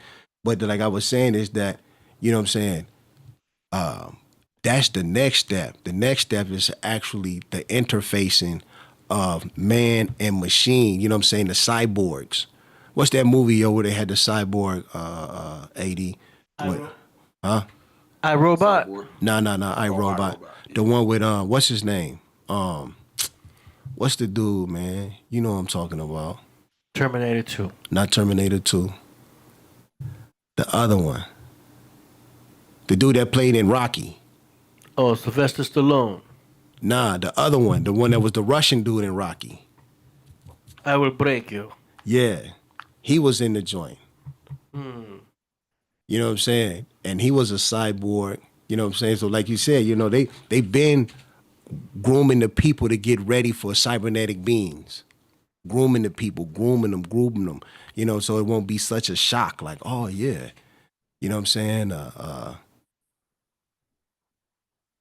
Robots, like, you know, like, nah, there's, you know what I'm saying? They gotta spoon feed you first.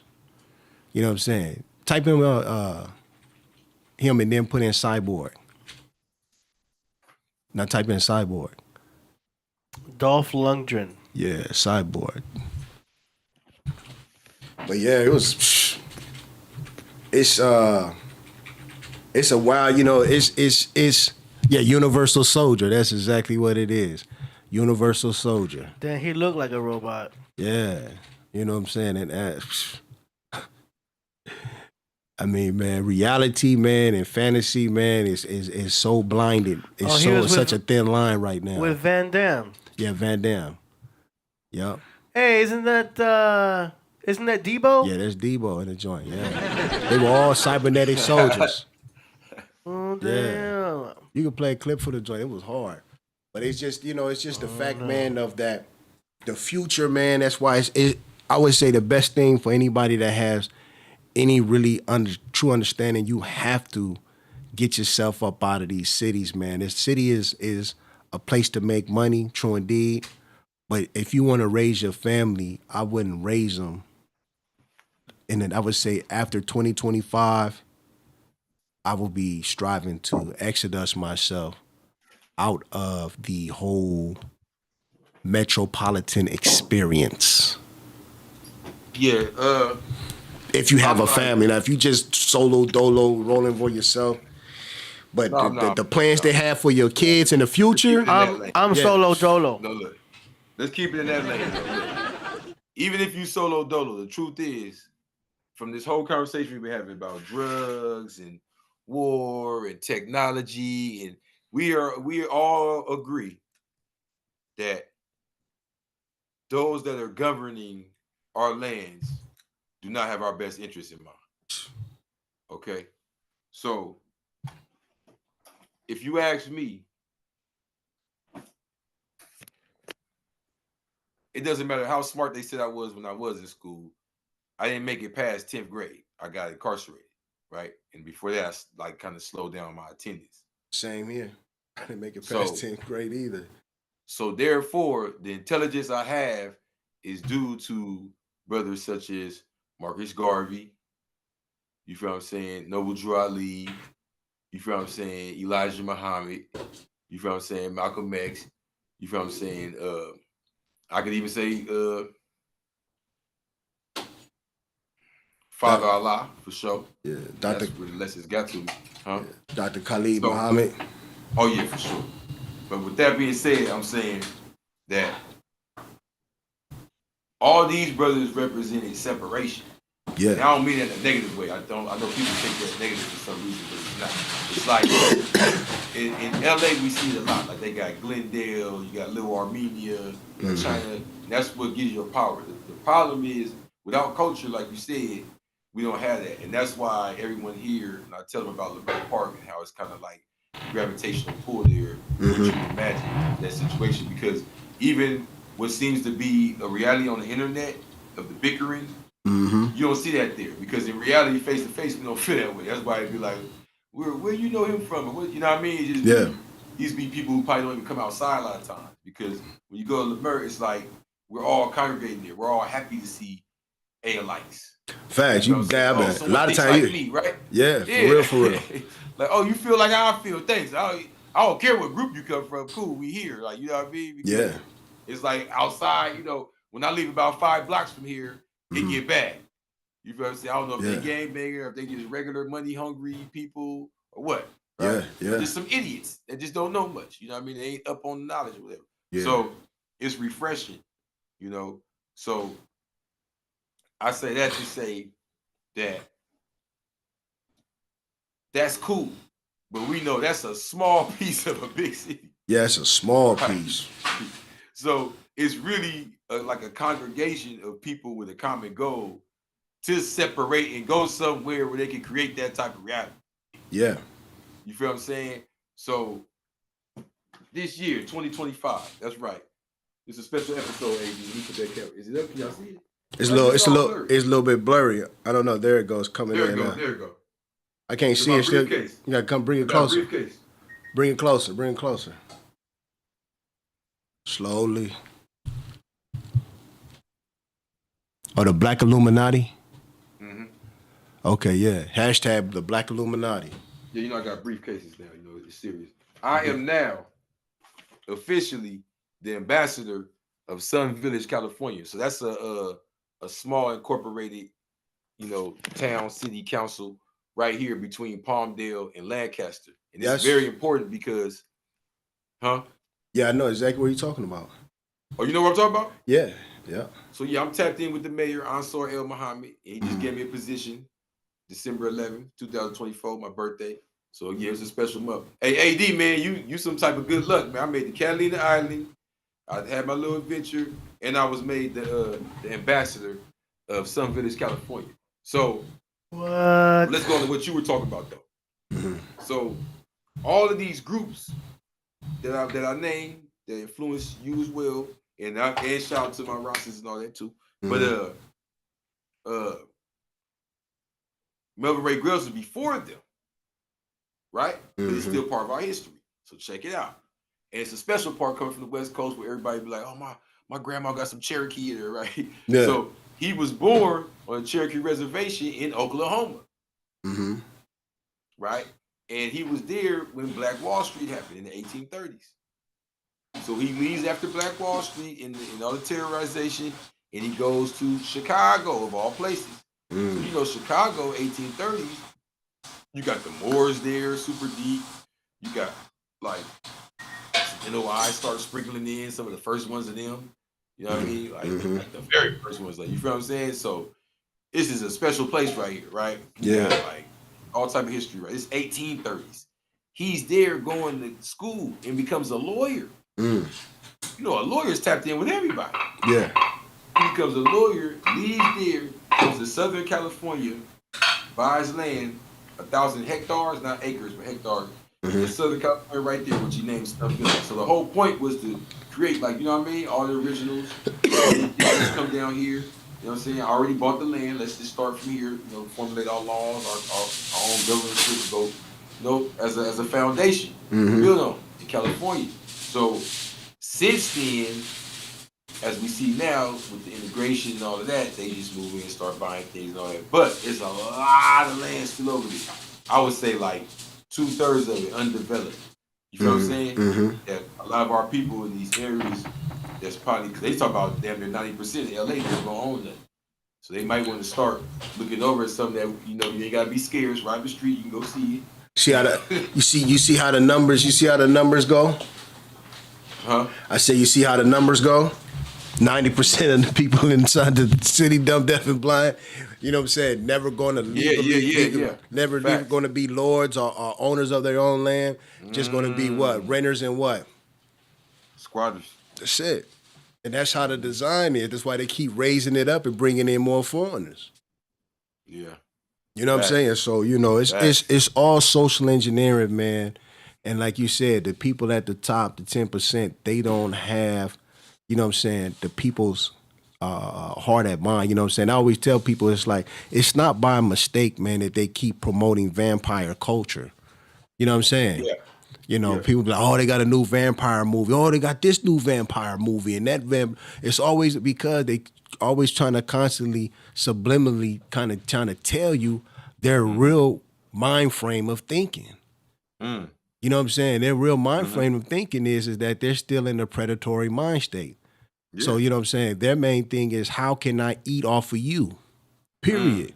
You know, how can I drink the blood off of you? You know what I'm saying? To have more blood over here for my family. You know, just because they got rid of all of the animals inside of the city, it don't mean that the people aren't the animals now. You know what I'm saying? Just because the lions and tigers, and you ain't got to worry about fighting against lions and tigers and wolves and bears and shit no more, don't mean that you don't have to worry about the other ones. Now, they might not be hunting you in the night with a knife, but you know what I'm saying? I was always told that the pen was mightier than the sword. You know what I'm saying? So they've been pin whipping the shit out of the people in all of these cities across America. Well, bro, but that go back to, you know, how the conversation keeps cypher. That go back to your jury, to your name, to what we started off about, to the land I just explained and all that. Look, I want to go to page 50 in the Blue Bible real quick, right? It say, after writing 6,000 years of our story, the people of Adamites created our past. See what I'm saying? Like you said, pencil whipping us. Like, the more they keep writing, oh, this happened over here, this happened over there, this all these lies, and then we read it so we can argue with each other. You never stop to think, well, nigga, where you get that story from? This author, who is he? He studied over here in Greek. Like, what the fuck that got to do with? Did you ask the people over there? Not saying that. I'm not saying that like I gotta get on the computer and ask them directly. But did you even read something that's written by or come from? You get what I'm saying? Okay. They wrote slavery into our minds. Yeah. From there, it traveled through our DNA into our seeds. You feel what I'm saying? So that's why I say you gotta break the curse. You gotta break the curse. God, I'm proof of that. I'm proof of that. That my mom told me, and she gave my father's last name, but she ain't tell me what it mean, no signs, but she just gave it to me. As far as she's concerned, it was like a cartoon movie. Like, we all came on the same boat. Like, we came with a boat, they dropped us off, you know, and here goes the evil white slave master. And I said, I'm not rocking with none of that. So all I remember was, you know, seeing Egyptian culture proposed to me as black, like dark-skinned people, like, you feel what I'm saying, but African, to be exact, you feel what I'm saying? That presented to me at what's that joint called over there by the jungles? African Marketplace. You ever heard of that? African Marketplace? They used to have it over there by Dorsey. I think I know what you're talking about. Yeah, so my pops used to take me there. He got me like a little cartoon book like that with it showing like the pharaohs and all that. And then I think watching Martin Lawrence, The Black Knight or something, they kept calling him a Moor. And my pops like, you know what that is. That's about the extent of it. That was it. Besides that, it's like maybe something in the movie, maybe something. But back to Malcolm X. Look, you know, the first thing that ever got me introduced to like some high science, like Yakub or our history being more 6,000. Like, even thinking some shit like that, 6,000 years, even just not being in the goddamn box, like, whoa, activating my cellular. You know, we high scientists, guys. It take a lot to even spark us to even get into come back to the feelings and the emotions, understanding the deep. Like, first you got to hit us with the high science. I know I'm that type. When I listen to you, you probably that type too, right? Yeah. So the first thing that ever sparked me was when I started getting in trouble. My pops was like, "You got to read Malcolm X," and I'm like, "I ain't reading this shit." He like, "You got to read Malcolm X. You got to read Malcolm X. That's your punishment. You got to read Malcolm X." And he owned me every day. Like, "Did you read?" I'm like, "Why is he tripping?" Like, I feel like I got away with it right there. Like, he like, read Malcolm X. So I started reading it, and he talking about, you know, what they did with his family. So I kind of like just the pain of it, right? My family hadn't been through that, but just the pain of it. Yeah. When he finally said he was in prison and heard the story of Yakub, or then he heard the story of like with the moon, the Shabbat, Like all of that was just overly intriguing to me. Like what? Yeah. It just marked me for life. Like whenever after that, whenever I even hear those words, I'm gonna get curious. I'm gonna want to know more. I'm gonna want to know what you know about that. You know what I mean? Where you getting that from? I want to know. I want it. You know what I mean? So even certain etymology he broke down. Like it was just my first time even understanding that type of science. So this goes to show that these people dedicate themselves to being that type of beacon of light. Yeah. A lot of people dedicate themselves to being beacon of light. It's not about us being egotistical, like ours is just the only one. But when a person's coming out your condition and they're just like you, it hits somewhere. It hit different, as they say right there. It hit different when they commit to the same exact, struggle that you part of. You know what I mean? Just like black comedians. They got their own. You know what I'm saying? Like it's every. So. No, I agree with you. You know what I'm saying? It just, for me, it was Imhotep. You know what I'm saying? When I started studying him and found out he was a multi-genius and he was the first one to build, you know what I'm saying, pyramids and stacking them up past one story and this and that. I was like, wow, that's amazing. He was an astrologer and archaeologist and, you know what I'm saying, a medicine man. And I was just like, damn, you mean he had brain capacity to hold all of those traits in his brain? You know what I'm saying? It's like when I got my 120 and, I didn't know how deep the brain could really actually obtain and, you know what I'm saying, and hold, you know what I mean? And then once I started stretching those limits out and I was just like, oh man, it's infinite. Yeah. You know what I'm saying? If I stay in my square, man, there's nothing that I can't accomplish or have the magnetic ability to bring to myself. You know what I mean?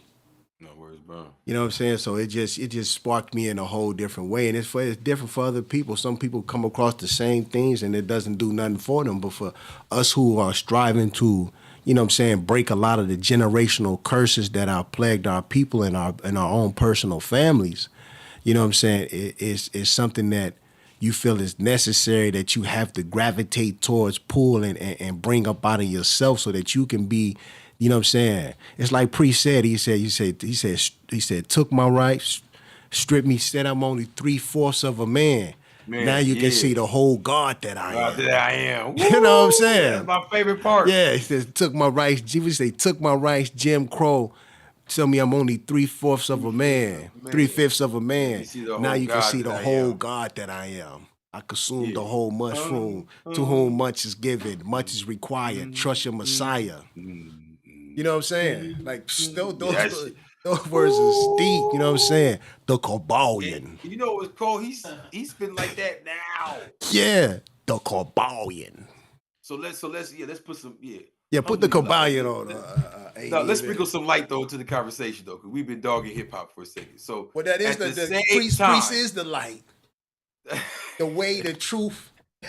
Priest is the light. Yeah, because look, this is what I was gonna say. I'm gonna tell the truth.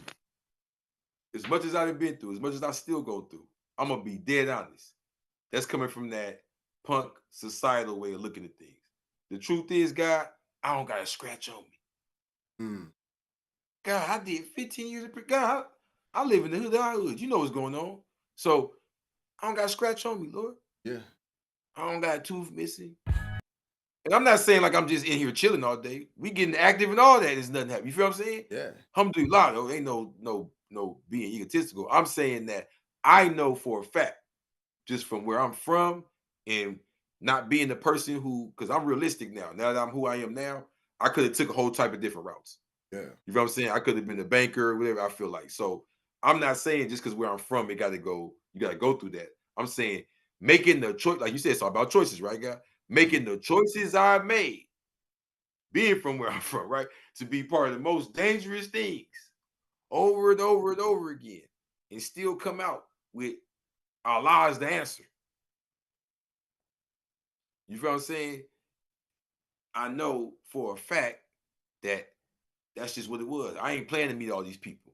I ain't planning to understand all these things. You understand, God? Some things are just in you. You know what I mean? It's like, as we get older, we may see certain kids and be like, I can tell he's gonna be like this when you know what I mean? Yeah. So certain things are just in you, God. So it's almost sad that, like you were saying in the beginning, like certain arguments. It's like when I sit there and see that with you on your chest, and somebody say, "Oh, we're not African," they'd be like, "Come on, bro, where you going with this?" Yeah. You know what I'm saying? Yeah. How many times I done got that too, God? I'd be like, For real? Yeah, on everything. You know what I'm saying? Like, you ain't African. I'd be like, just like. I was like, we don't want to do this. Yeah, like, come on, man. That's how you greeting me? You know what I'm saying? You greeting me like that? Like Off the greeting? Off the greeting. Damn. And it's the cold part, God. Now, I'm going to say this. If a person came to that conclusion for whatever their reason, I hear them out. But what weirds me out is when it's people who I study what they study, and I know it don't say it like that. You feel me? And I'm like, Yeah. man. Because then I start to feel like you low-key is trying to like keep it the low self way, but just use the lesson as an excuse. Does that make sense? Yeah. Like, you feel what I'm saying? Like, you really against the original man and his natural habitat, but you trying to use the lesson and how, because the lesson is really talking about how it stamps us. You feel what I'm saying? Yeah. As far as like how we explain it, you know what I mean? But as far as the Sahara Desert, the Sudan, the Sudanic region, this would trip me out. How we ain't African just until you start talking about Mansa Musa, or until you start talking about the Moors and Tariq Zaid. I was like, oh yeah, no, I like him though. Yeah, we fucking with him, man. people pick and choose. I like Hannibal though. Yeah. Can we get him? Can we get him? All right, yeah. Yeah. All right, can you name me one person of your thing? No. So everybody you name is African, it's not African. Make that make sense. I don't know, God. That's why I just, I try to be such a master of energy that I just, a lot of times I just, I'll be like, come on, man, I done put all this work and effort.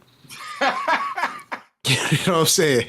And making these pieces and put 24 karat gold on it and everything, put all that. And then the first thing you come up to me, you got to say is, come on, brother, man, you're not African. I'll be like, First of all, you don't even know me. You know what I'm saying? Come on, that part. You know what I'm saying? You don't even know me. You know what I'm saying? But, you know what I'm saying? I always try to use wisdom, man, and just be like, okay. But some of them, man, when they come at me with that, then I just go full war with them. I'm like, okay, you want to go to war? And let's just go all the way out then. And then we go all the way out, and then I swear every time I go to war with them, I always win the war. And they be like, well, I never thought of it that way. And I'll be like, yeah, I know it. You know what I'm saying? And just let it go. My thing is, okay, so I was full-fledged, just Africa, I don't know, right? Mm-hmm. Then, like I said, I was going to change my name. So then Grandpa hit me with the, no, we this, that, and the other. Mm-hmm. So after that, I'm like, oh, damn, nigga. Okay, I'm right here. We ain't African. So I'm riding that. Uh-huh. But this is at a point I have no information. All I have is just what he told me. He didn't say we're not African. He just said what he said. Yeah. That we from right here. He explained to me the tribe and all that. Mm-hmm. So once you go look the tribe up, you get to learn the real history about ports being near the tribe, people getting dropped off, people being Moroccan and Turks and Mediterraneans and from Spain and Portugal, and people. You see all this other stuff going on. Yeah. And you start to realize that what they're going to do, bro, is say that anybody look like me and you, we don't come from nothing. So what they do is they make the term African.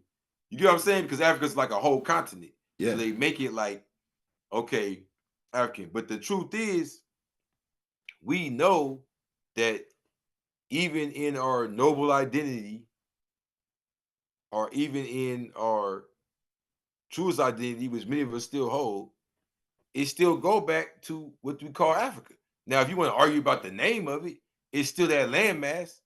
So this is where it becomes like a kind of like a self-hatred thing. Like you don't want to identify with Africa. Yeah. You feel what I'm saying? That's what I see it as, because like you said, why would that be your first greeting to me? Even if you felt that way. Yeah. When the dude over there had blood on his chain, you walk up to him and say, "Hey, brother, you know that blood's Yeah. You just lift right head, you just fight it. That's right, fist bump, all that. Yeah. Right? So Yeah. it's like you got some type of opposition to this. Right? Yeah. And that's where it weirds me out, where I'm like, okay, so you don't like, I don't get it, because 9 times out of 10, if I talk to you, you're gonna talk about people in Mali or Egypt or Sudan. You get what I'm saying? So it's like, are you gonna argue about how they replacing those people with their people? And, or are you gonna say no, you don't care? That's where it gets confusing. Yeah. You know what I'm saying? Because it's as if they want to act like we don't see what's going on out here in the streets, that the powers that be are using the color code. Yeah. You feel what I'm saying? Mhm. So it's like, if we don't recognize that and just say, well, it don't exist. No, it do exist. You know what I'm saying? Mhm. It do exist. So if somebody, okay, let me give you an example. Nipsey Hussle. Mhm. Okay, Eritrean. His father's Eritrean. His mother's not Eritrean. Mhm. His mother's from LA. Mhm. Okay? They call African American, right? But he have an accent like us. He dressed like us, right? You get what I'm saying? Mhm. So before he grew that beard out and all that, he looked like a black person. Yeah. Yeah. You see what I'm saying? Mhm. They wouldn't call him Eritrean. You get what I'm saying? Yeah. So is there any other group that you can still right there in the middle of the 6 O's? They'd be like, oh yeah, he's the same thing. Right? If he was Italian or either, they would be like, you look a little different. Yeah. Right? That's what I'm saying. So it's like some things where the conversation gets kind of stupid. Yeah, and that's the one thing that's technically, because the year did it out. Like, man, come on, bro, we're about to do this for real. I got to sit here and talk to you for 2 hours about years and dates, and come on, man. Yeah. And that's when you realize, like, you know what I'm saying, like, you've risen to an elevation mentally where, you know what I'm saying, you go back to that old saying that Jay said. He said, a wise man once told me, don't argue with fools, because people from a distance can't tell who is who. Who is who? Mm-hmm. You know what I'm saying? So it's like, you know, certain things I just don't even argue because, you know, it's not even, you know, at the end of the day, man, I can, you know, now when we was in prison and stuff like that, I might give you time because, you know, I'm trying to pass time anyway. So I sit here and shoot the shit with you and da-da-da-da-da. We'll talk about this, that, or whatever. I give you some insight on whatever. But out here in the free world, nah. You know what I'm saying? I'm not going to waste my breath, you know what I'm saying, on too much foolishness, you know what I'm saying, unless I feel like, you know, you're a person that I can actually might be able to get some sense through, or you just catch me at that moment. But majority of the time, man, I've been bypass those subjects and stuff like that because, you know, time on this earth is short. You know, I ain't got time to be, you know, debating with somebody about something stupid. And I know for a fact that, you know, this is a tool that they using to try to convert me, or, you know what I'm saying? And then it become like when I see one person say, I hate to do this tonight. Next person, another person. You know what I mean? No, yeah, but I gotta do this. I ain't did this in a long time, but I gotta do this. You know who I hate the most on this topic? Who's that? The Hebrew Israelites. Oh yeah, that's the main people that do it. But well, that's who we talking about. You know what I'm saying? That's the main people who do it. You know, they be like, "Hey, brother, well, you know you ain't from Africa, right?" And I'd be like, "Oh, come on, man. Let's talk about something else." You know what I mean? You trying to you see this big ass African chain on my neck, and you still trying to convert me. Like you bold. You know what I'm saying? For one, and two, you don't even know me. You know what I'm saying? It don't make no sense. This is 3 things that about it don't make no sense to me. Mm-hmm. Number 1, you're saying that you were in Africa for 2,000 years and sold by other Africans, and it makes you not African? Yeah, it's just You not was in logical. Africa for 2,000 years, never had sex with nobody, got sold by other Africans, and you still don't claim to be African? Your whole history for the last 2,000 years is Africa, right? Look, then the niggas be like, we don't even look like them niggas over there. And I be like, what? We don't look like them niggas over there. I remember a nigga told me that one time, yo. I just looked at the nigga like, one of my homies too, he was like, come on, man, we don't even look like them niggas over there. The nigga look just like the dude that's the head of Rwanda right now, the president of Rwanda, got the big ass head and the whole nine. Yeah. You know, the nigga look just like him.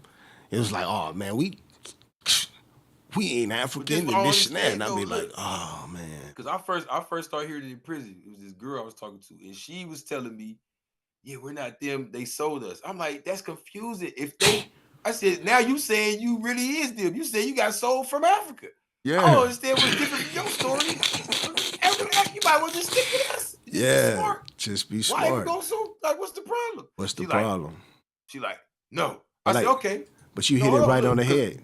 No, but look, I like to experiment because I like to, I got to form my little group and all. So I like to watch and see what, like, when things are going good with a group, I like to see, okay, what's the so they do the good guy, bad guy thing.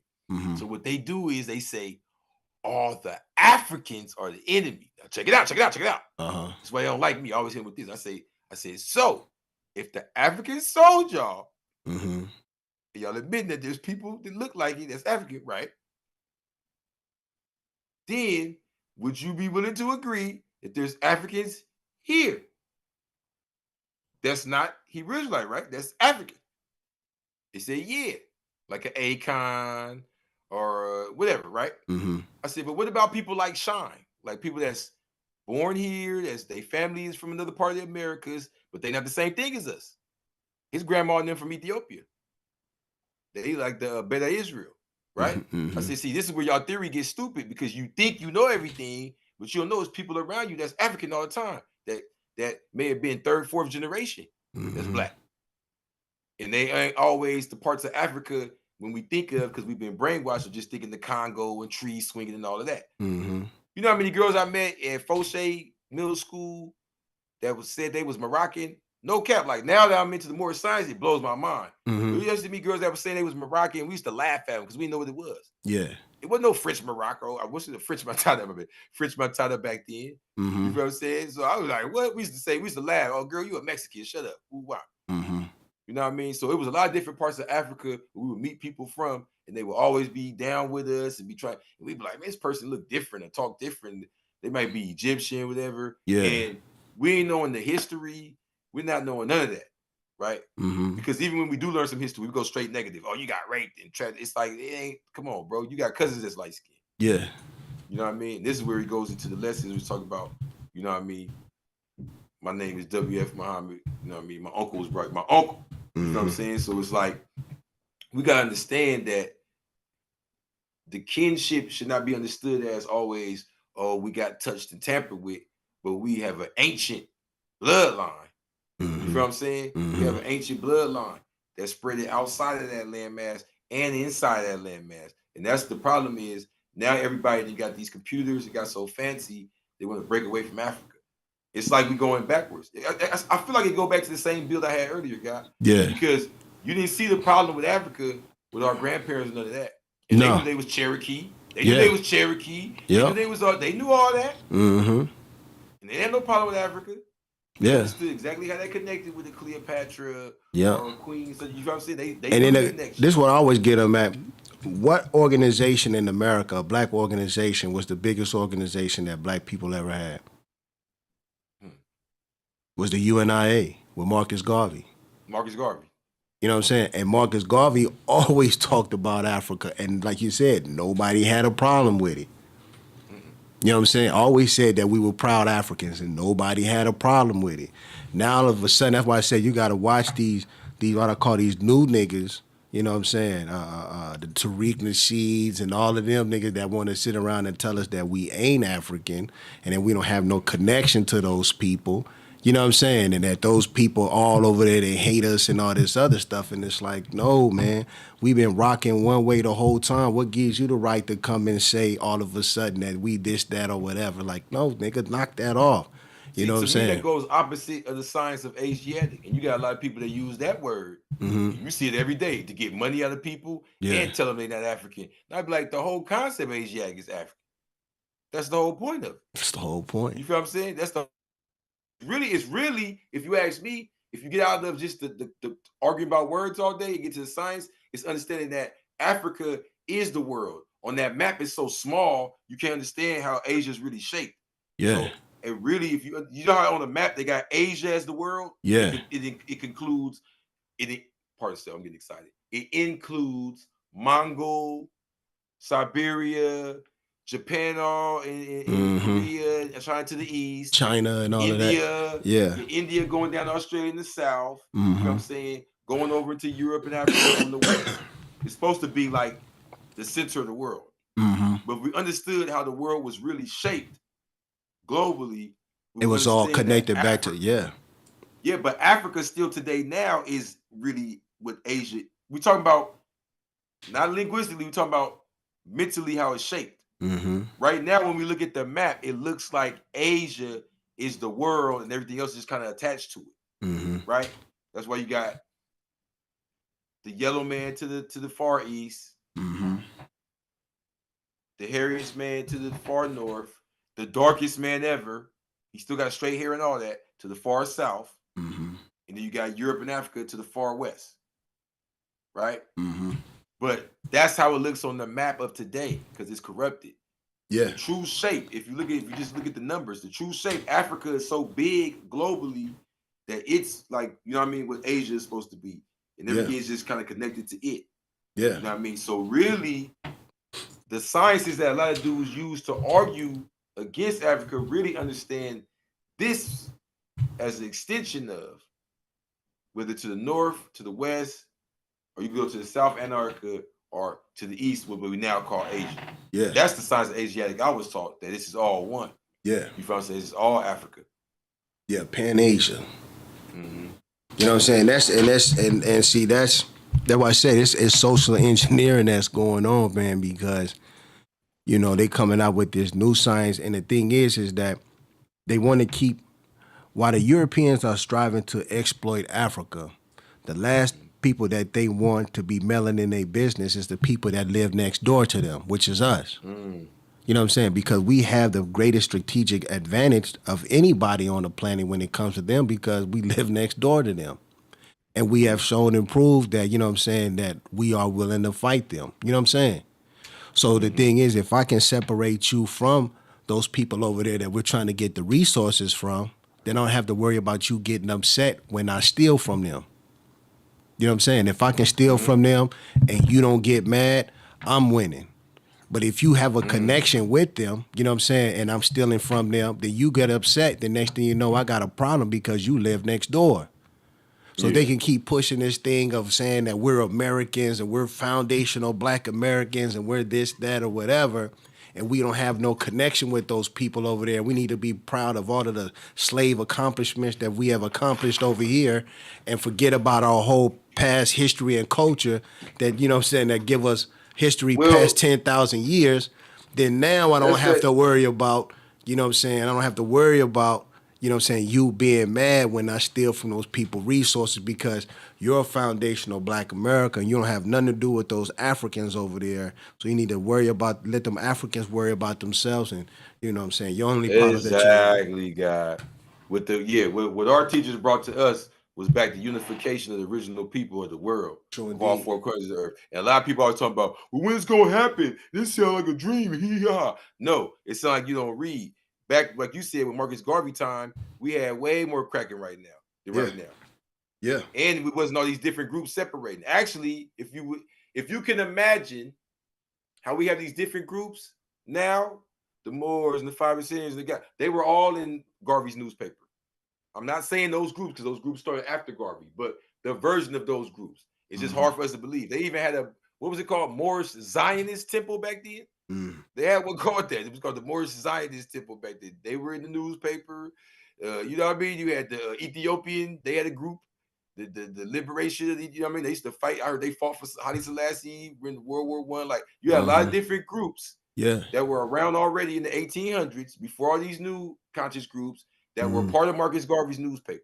Yep.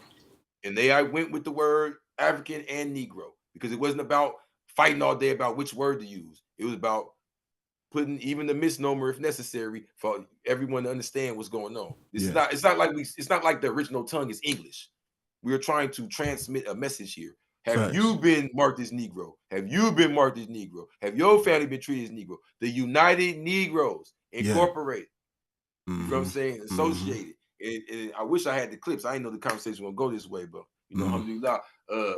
I've seen the clips where they asking sisters about, well, what was Garvey's mission to go back to Africa? They like, well, that's for those that wanted to go back to Africa. The mission was freedom, but she said at the same time it's about establishing trade. Yeah, that's what she said. Yeah, I wish I had like some of his literature with me, but it was a star line. Really about trade, the star line. That's why they already had trade with the literature. You know what I'm saying? It's about to start the trade with the food. Yeah.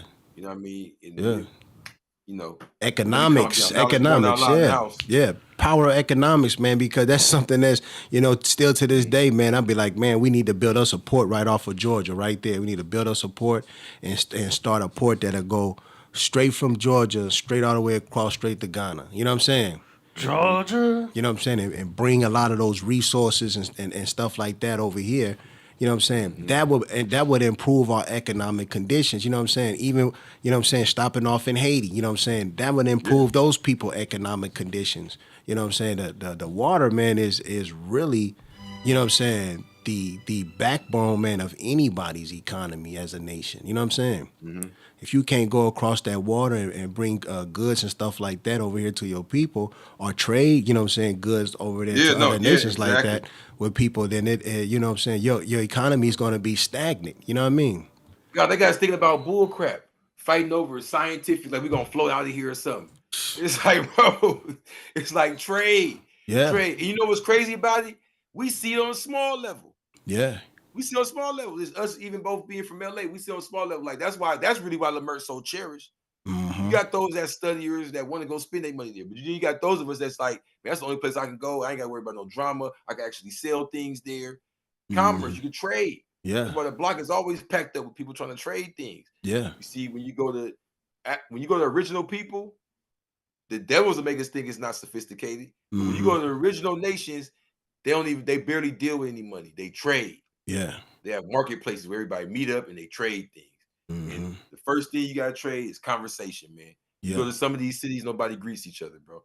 Yeah. And I ain't gonna lie, I done got so thugged out. Sometimes I be forgetting to greet people. That's why I be loving dressed up. People smile. Oh, peace, peace, peace. You know what I mean? Because that's the first thing, bro. And that cracks. That I think for me, that kills 85% of the problems, guy. Yeah. Hey, 10% of the problems gonna always be there. Yeah. Speaking of greeting people, shout out to Knowledge Born Allah in the house.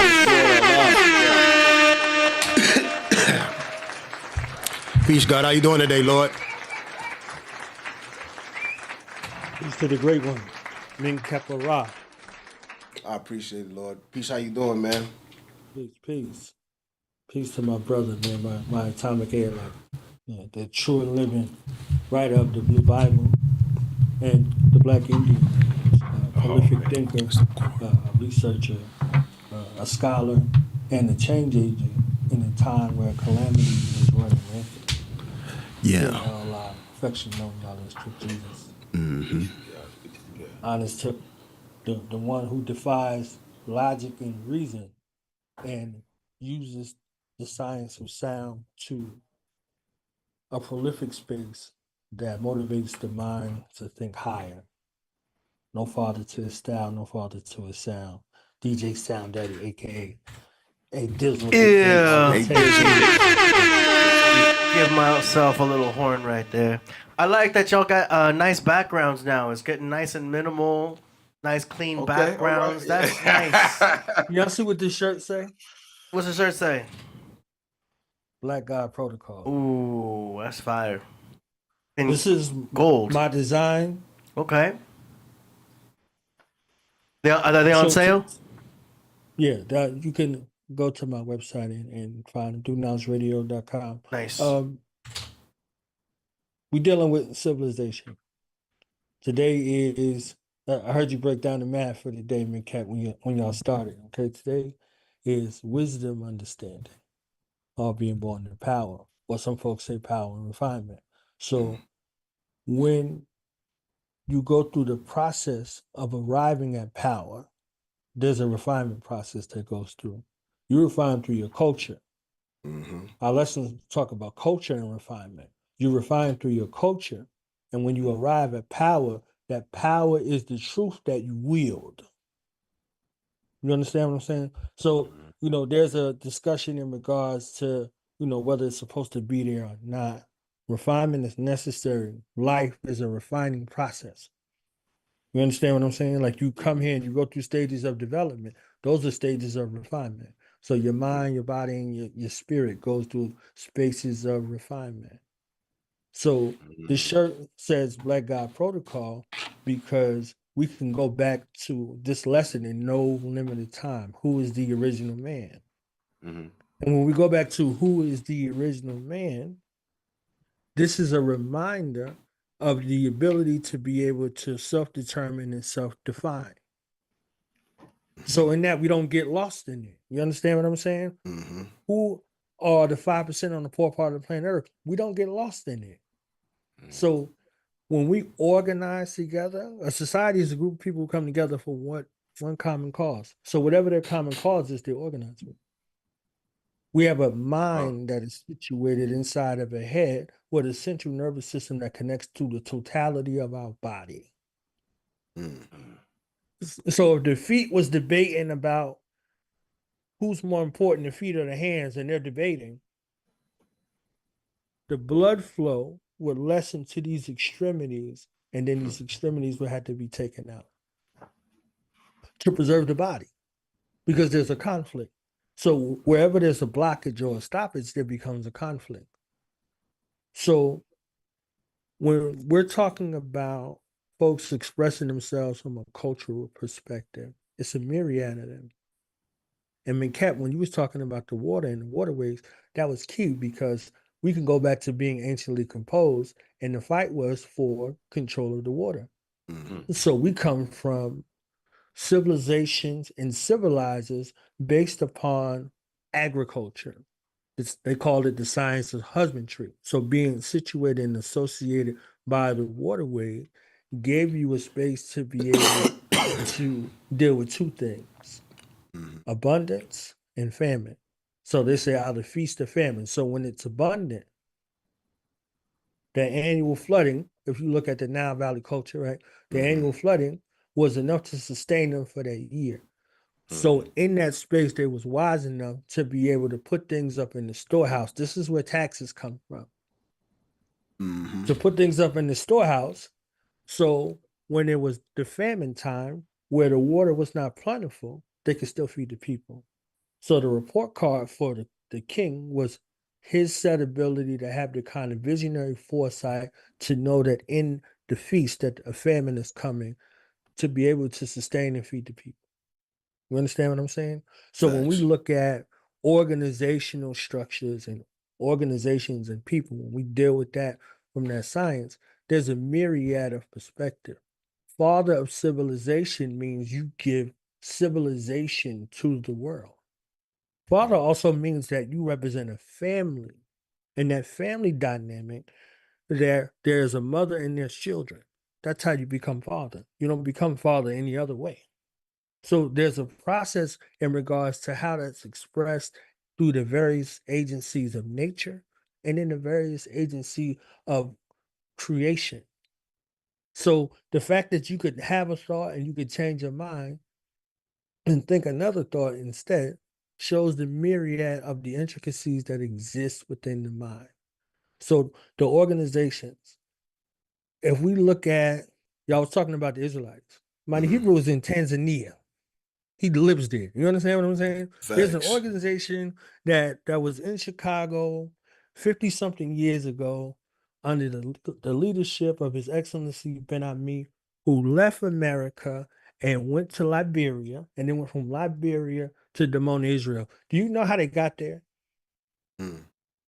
They got there because some people who were delegates for the delegation of the Honorable Marcus Mosiah Garvey, who never made it to Africa, made it to Sierra Leone and said, we heard that there was some people over here that wanted to repatriate. So the Pan-Africans went to the Israelites and helped the Israelites, along with every other organization that was in the city of Chicago, helped the people who wanted to go to Africa repatriate.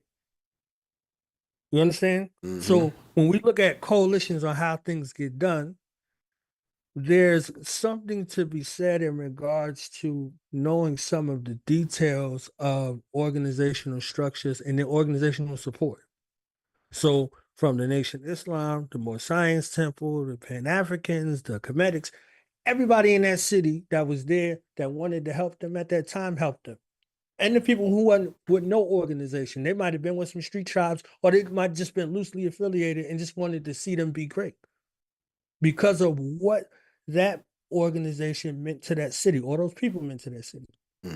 So that's one part. Now, the other part goes into organizational structure and protocol. If you're in an organization and you're in a leadership position in that organization, especially, you have to toe the company line. If you work somewhere, while you on the clock, you got to toe the company line. But if you're in an organization in a leadership position, you don't get to clock out. You don't get to go home and be regular. If you was in New Black Panther Party for self-defense, if you was in the Black Riders, if you, whatever it is, 24/7, 365, when they see you, they're going to associate you with that organization. True indeed. So if you out there wilding, bugging, acting crazy, I'm like, oh, they're going to Panthers. Oh, they're going to Riders. Oh, that's the Muslims. You understand what I'm saying? So the people don't get their fair shake. So because you see a couple of fools who are towing the party lines of their organization or how they organize, that don't account for everybody else. We see 2 to 10% of this spiritual organization's structure get 95% of the attention because of the sensationalism that's associated with it. And it feeds and lends to the rest of the other things that's out here. So all these folks can't be anti-African because Mighty Hebrew is in Tanzania. There's thousands of people who left Chicago and their grandchildren live in Damon, Israel. They ain't never been to America. They only see America on TV. You understand? So there's a space of repatriation. There's folks that are in Ghana. There's folks that's in Eritrea, Ethiopia. There are expats that have left and they've been gone for 100 years now in regards to that. So how we, paint things with a broad brush sometimes, it could give out the misnomer that there's a thing. Foundational Black American isn't a knock to everybody else. It's a focus on what's in front of you. We've always structured ourselves in a certain kind of way. There are folks that have a global agenda, and there's folks that got a local agenda. So foundational Black Americans, American descendants of slaves, if they want to organize and structure themselves to focus on what's right here, that's there. Okay, they have criteria that they're going by. This is it. So we're focusing on this right here. You understand? So that's a space where everybody else operates like that. Like, oh, you're from Asia? No, I'm from Thailand. You understand what I'm saying? Like, no, I'm from Vietnam. I'm from Laos. So all of those places with those people, they have a flag, they have a nation, and they have emissaries and ambassadors that come from their place. So what about the people that are structured here that ain't going no place? And that lends to the idea of some of the other organizations restructuring their organizational structure as a recruiting mechanism, because recruiting is the lifeblood of an organization. If you aren't bringing people in, you're not going to last long. No different than if you have a business and you don't have no customers, the doors ain't going to be open for too much longer unless it's a hobby. But if you're there, you're actively out there in search of people to bring in, you got organizational protocol. You see what I'm saying? So that space in regards to that protocol, the ability to operate from a space of divine is to be able to see all of these intricacies and why a decision is made and why folks are espousing the things that they are espousing and where that comes from. So dissatisfaction either borns God What makes devil? It's simple. Our ancients knew it. Dissatisfaction out of born's God. What makes devil? So the born God is the father, Osir, right? The made devil is his brother, Sutuk, right? Made devil based upon dissatisfaction. He saw his brother and how his brother was growing to prominence, and he wasn't feeling that. So consciousness comes and it begins to reform and shape a person from the inside out. That's a change. So if you're dealing with a space of things are staying the same, you're going to fight against that. So now the ancients tell us a story to relate to self-preservation versus elevation. You know what I'm saying? So we look at that and we say, okay, you know, my head is saying one thing, my gut is saying another. So when you look at organizations, when you have a space where people are leaving this place, National Geographic's chief responsibility was to make sure that those people that was working in them factories for $2 or whatever they was getting thought that their saving grace was that $2. So you don't have Ford, you don't have Chrysler, you don't have Cadillac, you don't have all of that without those manufacturing plants that folks left the sharecropping fields of the South to go up north to have. National Geographic was showing this bountiful place that y'all was just talking about that encompasses most of the earth, Africa, and all of the natural resources, and all of those people that are CEOs and getting their money here based off of these cheap goods are investing in that same place. They're pillaging over there. So National Geographic is showing you something primitive while they're doing something in actuality. You see what I'm saying? The underplay for the overplay. If you remember that little part in the first Black Panther movie, it was a critical scene. They're in Korea, of all places, right? So the Black Panther's in Korea. That's Huey Newton, right? And that's the Honorable Marcus Mosiah Garvey. And that's also Robert F. Williams and Mabel Williams, right? The representation of this Pan-African space, symbolism, right? They're in there, they're walking, they're on assignment, they're in an operation to get an operative that was responsible for the death of so many people and the stealing of their resource, which was vibranium. This guy sees a CIA operative and stops everything that he's doing and makes himself known to the CIA operative there to make the buy from the same guy that they looking for. So in the interim, he places a bet. He places the bet on the table and he walks off. And he wins the bet. He said, hey, you won. Stan Lee comes over and picks up his winnings and says, I'll hold on to this for right now. So even in the space of where it might look like you win, if you're not careful, you lose. So this not earnings that he won. This image isn't him. Mm-hmm. These people that he's utilizing in these figures in this space is not his. So he's snatching up ill-gotten gains and he gets to walk away scot-free.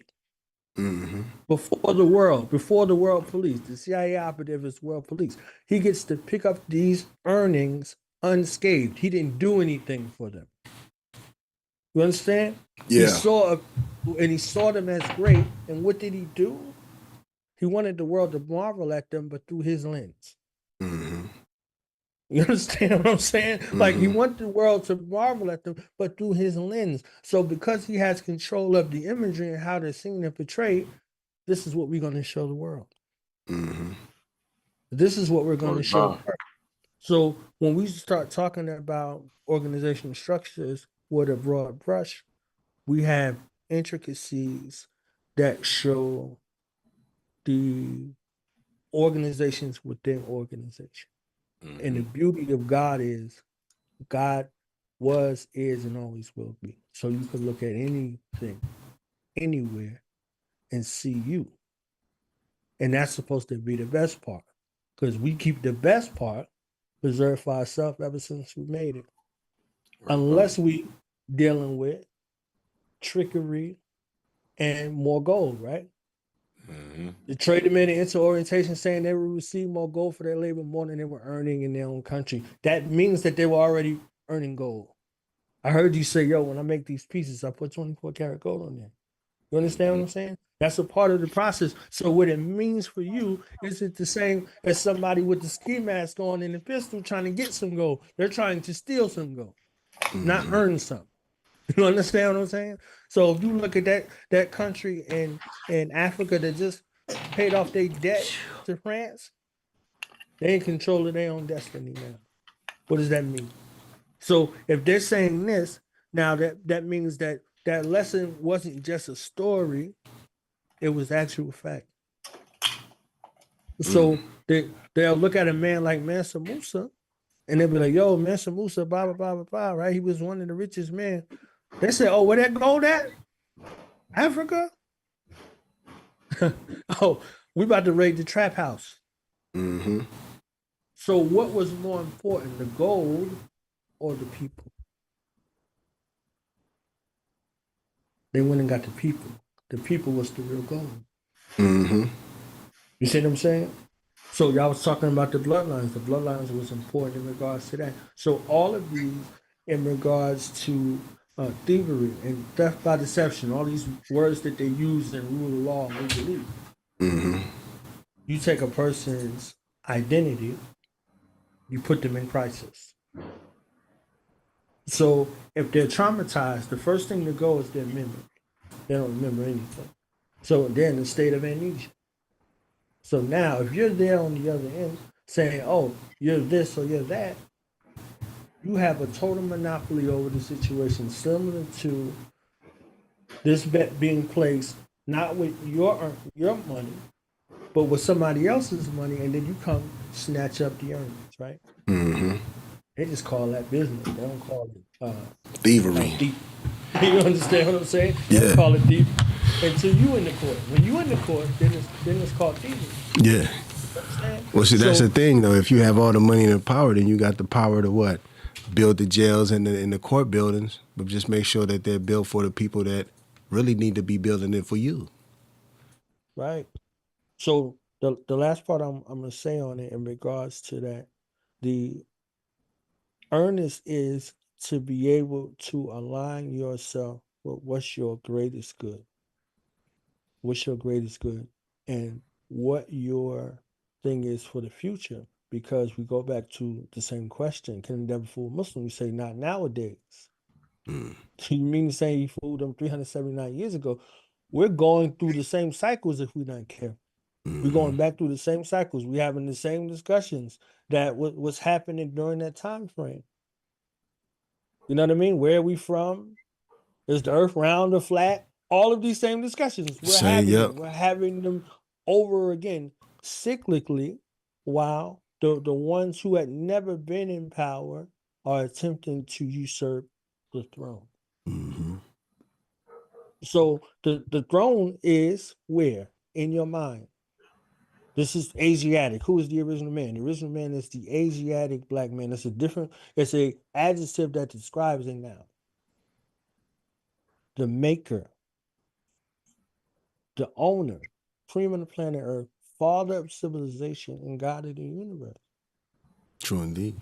You see what I'm saying? So these were things that were breaking someone out of a subservient space where they looked at themselves as beasts and 3/5 of human beings. So what's the colloquialism that folks is calling themselves nowadays? They're calling themselves beasts.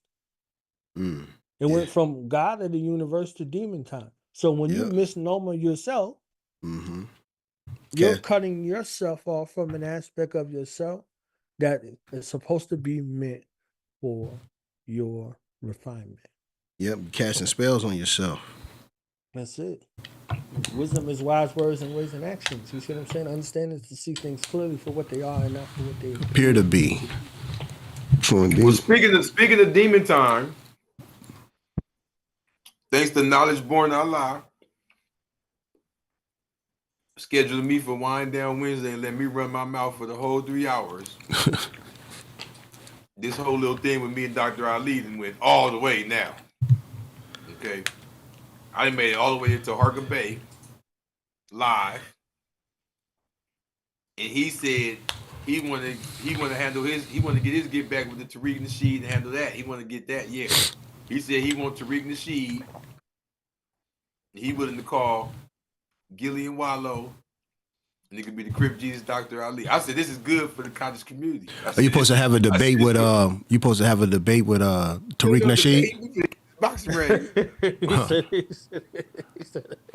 He said a debate. Debate. He said teach a man how to squabble. What he said? Teach a man how to squabble. Yeah, exactly. Yeah, we finna take it there, baby. We finna raise some money, build some awareness for Some Village, California, which I'm the ambassador for. You know what I'm saying? And so Harker, I don't know. I just inspired him, man. He heard like the fade went from Killah Priest over to Harker Bay. Like once they heard it over there, I started getting phone calls. And then when it got there, I don't know if he just got mixed up or he just, he probably already was ready to get back, whatever. Because he was saying opportunity was knocking, Lord. That's all. And plus, he was saying like this, ain't no point in, like I was saying before, ain't no point in going to Ali Gym in Atlanta and playing and all of that. And just, look at,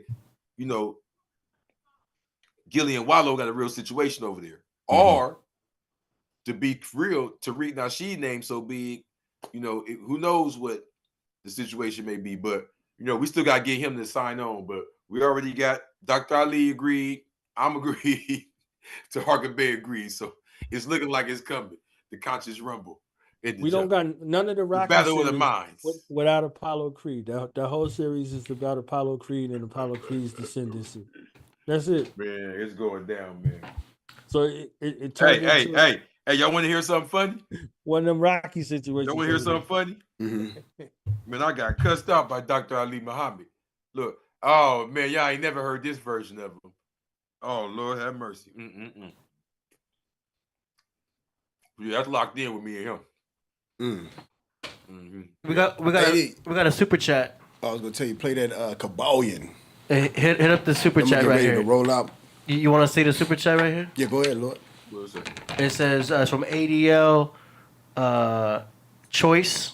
He says, Assalamu alaikum to all families. Black Illuminati, Sun Village, Town Business. # Town Business.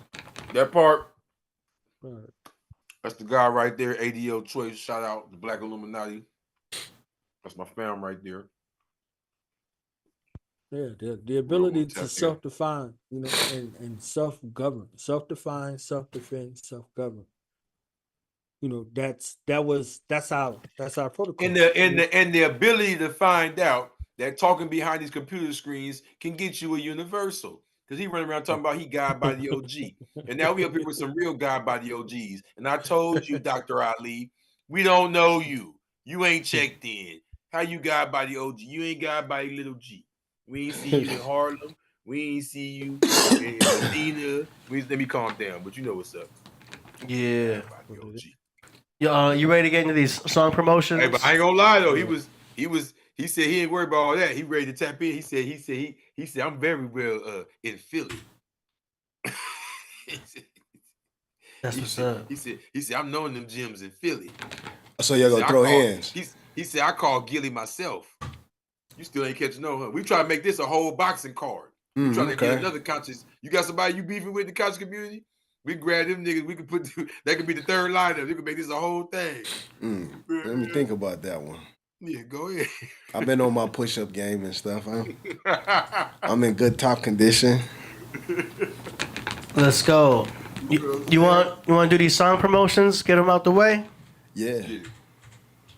Let's go, song promotion time. And then we'll play Kabbalion on the way out. All right. Go Kabbalion. Song promotions. You send in your music, we play it live on the show for Killah Priest and the world to hear.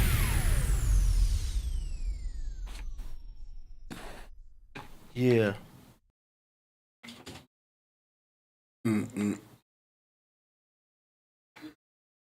Yeah, I switched back to the headset. I had to do it. I had to get back to the headset, man. Let's see. Who we got on the joint? Today, right now, we've got let's see, we got an artist here named Ruben Short from Limerick, Ireland. Okay. The song is called 4-in-1 Sequel. 4-in-1 Sequel. Yeah. What's it, the 23rd? Yep. Okay, here we go.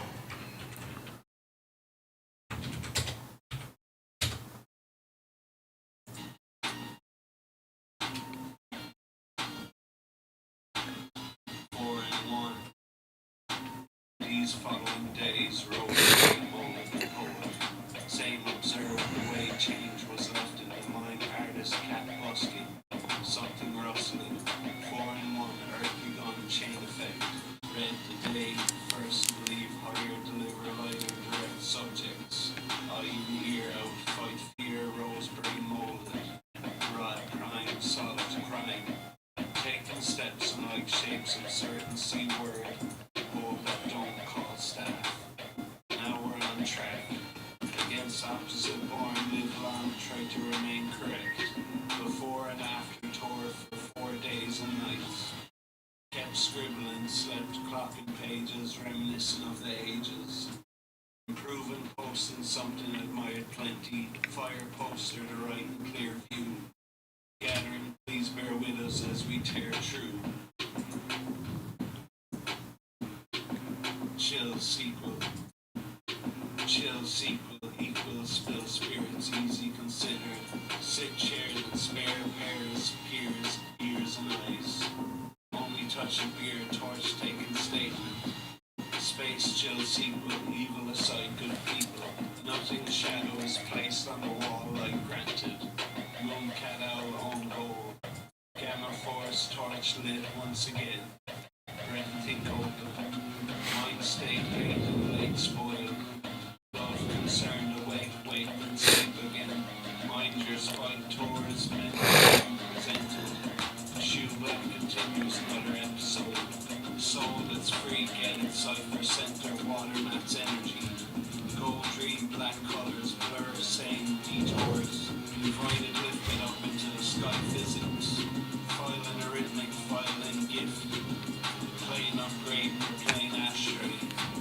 Home floats, notes, blue rhythm, rhyme simple. Traces, red cross, pat the boss, sat open, soaking. In point blank focus, wind thoughts most known. The cycle refrain today, case closed, chill sequel, each miss you. And that's the preview. And that's the preview. All right. Well, I like the beat, but you know. Yeah, that's how they do it in Ireland, right there. Yeah. Shout out to that was Ruben Short. You know what I'm saying? I don't know if he was rhyming though. Yeah, huh? Yeah, he just talking. This is hip hop. You know what I'm saying? You gotta make the words formulate and connect, like Connect 4. Yeah. That song was called 4-in-1 Chill Sequel. Yeah. All right. What y'all think? I felt like when I'm listening to like certain Caribbean songs, I really understand their way of speaking. So I enjoyed the flow. He was speaking English, so I understood what he was saying for the most part. I felt like it was just a different speaking pattern. So yeah.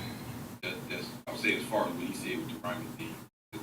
I didn't really peep that like that because I don't know, it just heard it a little different. But I liked it. Cool. Because now I think about it when he pointed out it wasn't rhyming. Yeah. I just said they probably talk a little different, you know what I mean? I didn't catch it. It didn't sound like it was. All right. Knowledge, you like that? Nice. When your culture is intact, you hear it. You understand what I'm saying? So he's infusing his culture with how he was sparkling. Ruben means son. You see what I'm saying? So if you listen, like if you watch Braveheart and Boondock Saints, Yeah. you heard this dude like it's the same. You see what I'm saying? Like the way they was talking in Braveheart, the dude from Ireland. And if y'all seen that movie, getting on my dang nerves. 1 and 2, like Get in the room literally, now. it was the same aspects right there. How'd it go, babe? I was watching for a little bit. Ain't no phone up. Yeah. So it's like it's a limerick, but it's still an ode. You can see cultural. Yeah, it's called Hang Up. Literally, you see, like if you heard the Boondock Saints, if you heard the father and the sons that was in the joint when it was in the courtroom. I don't know. Y'all seen that movie, Boondock Saints? Boondock Saints.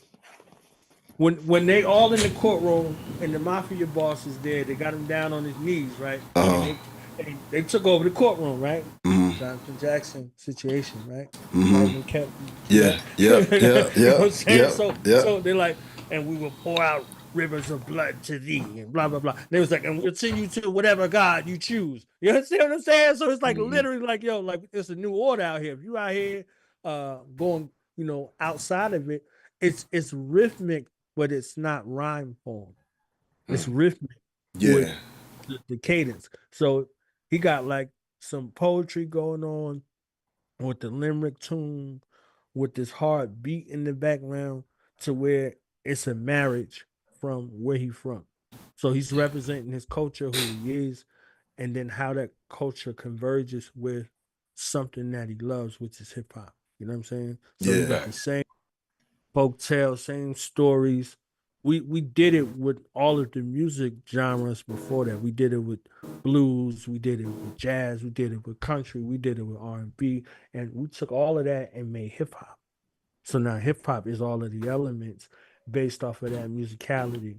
So whether it was classical or it's what it is in its present form, it's an adaptation. So it continues to shift. The thing that's missing for us is our cultural continuity.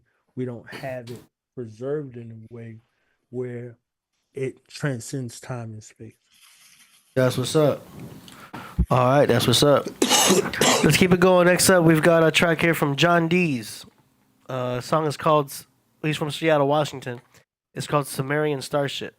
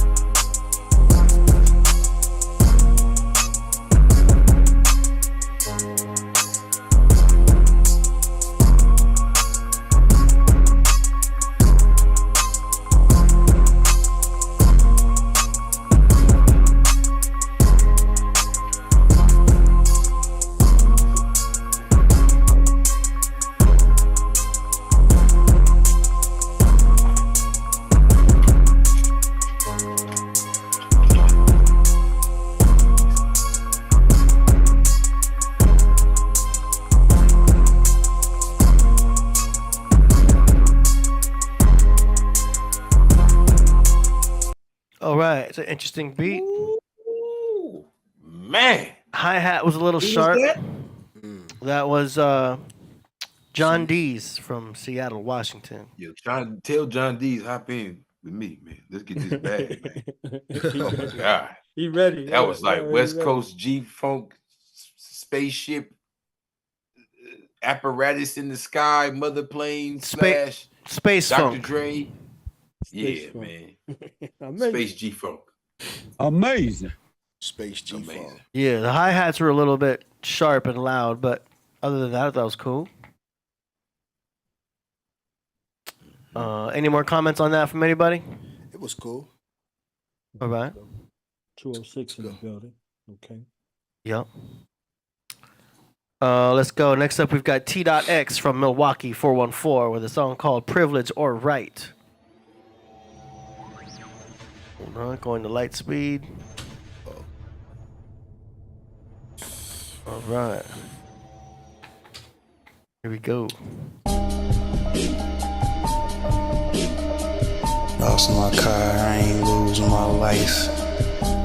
Please, y'all, don't forget to wear y'all seatbelt. Buckle up out there. Lost my car, but I ain't lose my life. And kept that drive that I had. I would do the shit twice. Blink of an eye, all I seen was the light. Looked over, checking my girl like, baby, you alright. The empathy in me could wave a C. Ma'am, you alright. They screaming hysterically. Officer, I'm alright. I'm just scared, you see. These mishaps can get fatal. Turn out sad, thank the creator. It wasn't worse. What I have sustained, I hurt. Lessons learned, slow it down. Our next stop is the dirt. Take it from me for what it's worth. Pay attention to avoid hurt. And like my accident, nigga, don't crash out first. Had the hash in the stash, throw that shit in your purse. Hell no, I don't smoke grass. I was coming from church, but now I sit and just laugh. All this hurt in my chest. Told my baby file a claim. Fuck my insurance, they left. Fuck them. Lost my car, I ain't lose my life, my life. Lost my car, I ain't lose my life, my life.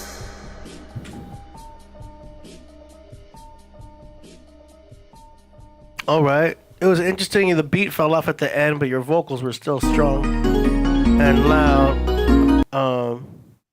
Yeah, it probably needs a little bit more of a mix, I think, at least towards the end, unless you really wanted to do that on purpose.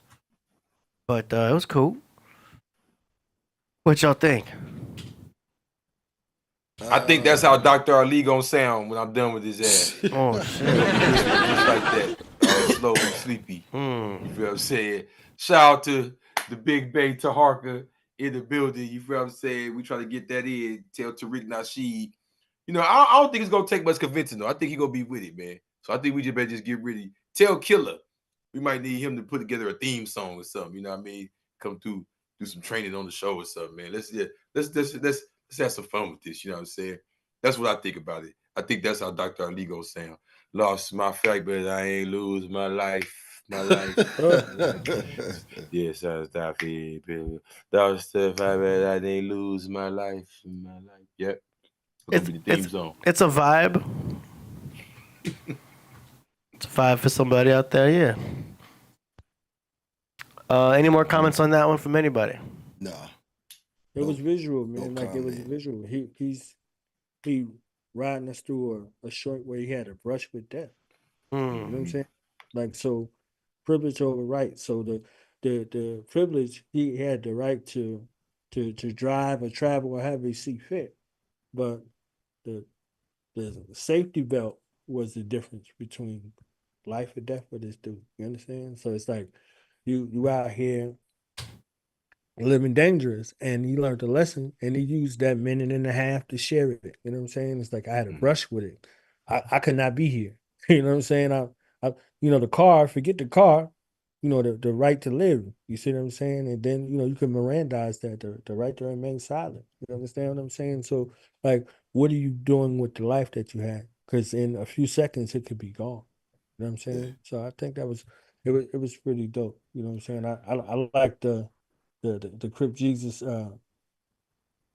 breakdown. You understand what I'm saying? I like the breakdown on it. Because that was dope. But the seriousness of life, the things that come with life. Life is precious, man. So he used this time to say that. You see what I'm saying? My man said he was coming from church and this happened. You see them? So like literally connecting all of the worlds together.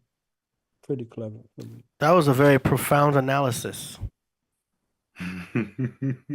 Nice.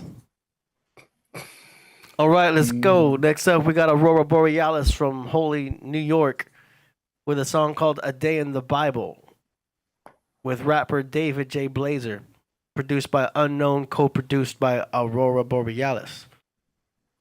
All right. What's he saying? Okay, here we go.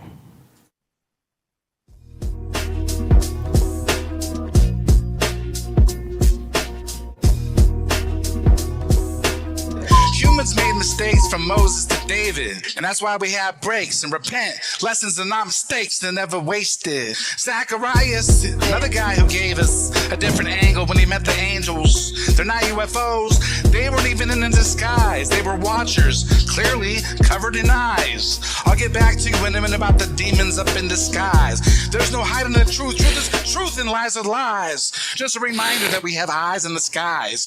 Everything's recorded, you already know why. Then came Pisces. He met our favorite, way he lived, the way he cried, the way he got upset, the way he died. Ultimate sacrifice, the truth and the life, and my salvation. He's my hero, my king. I'm reading Revelations. I should feel no evil. In the book of Isaiah, we're covered by his might. No weapon formed against us can ever take flight on our light. Matthew 5:16. Let a light shine bright in this world of darkness, guided by his sight.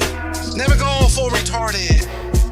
1 Timothy 1 more, chapter 1, verse 4. Let his word take root. Hold on to the truth. Beware of the lies. Plots with a twist. Meditate and pray. Some of this might even not exist. Religion is division. Jesus said it with precision. Buddha said much too, and many more who knew. While we focus on that, what's the devil trying to do? Isolate, annihilate, inherit all of you.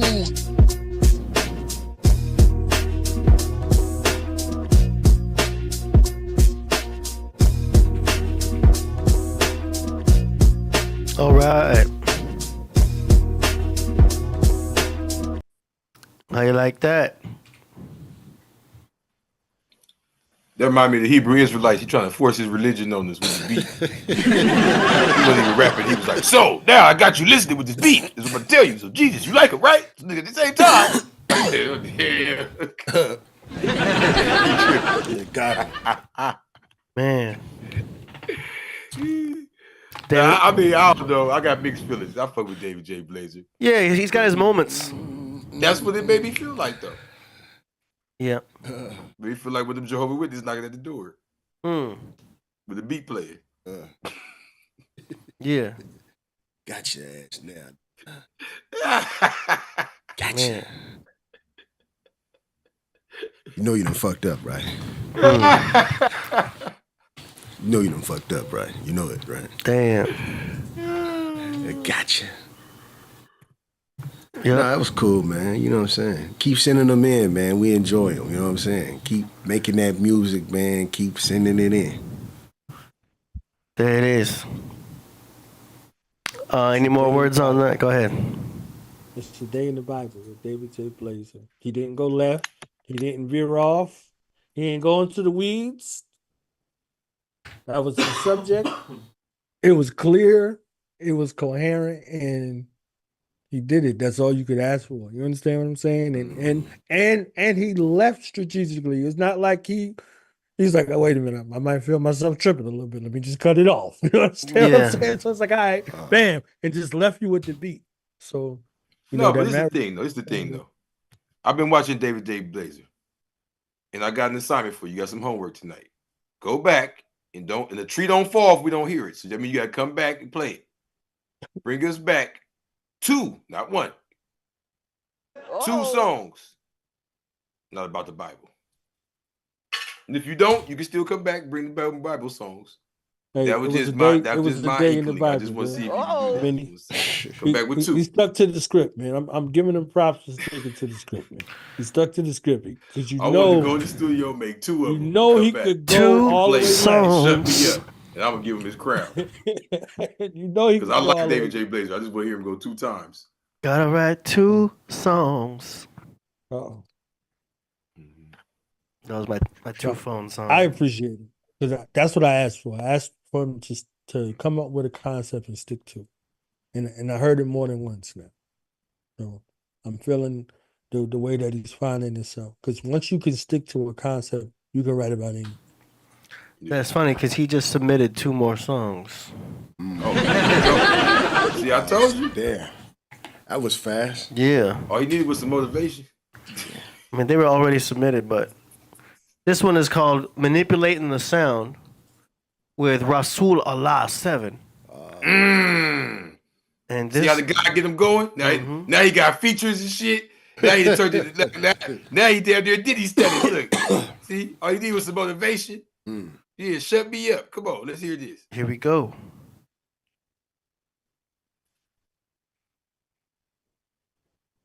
Oh, messed that up. Here we go.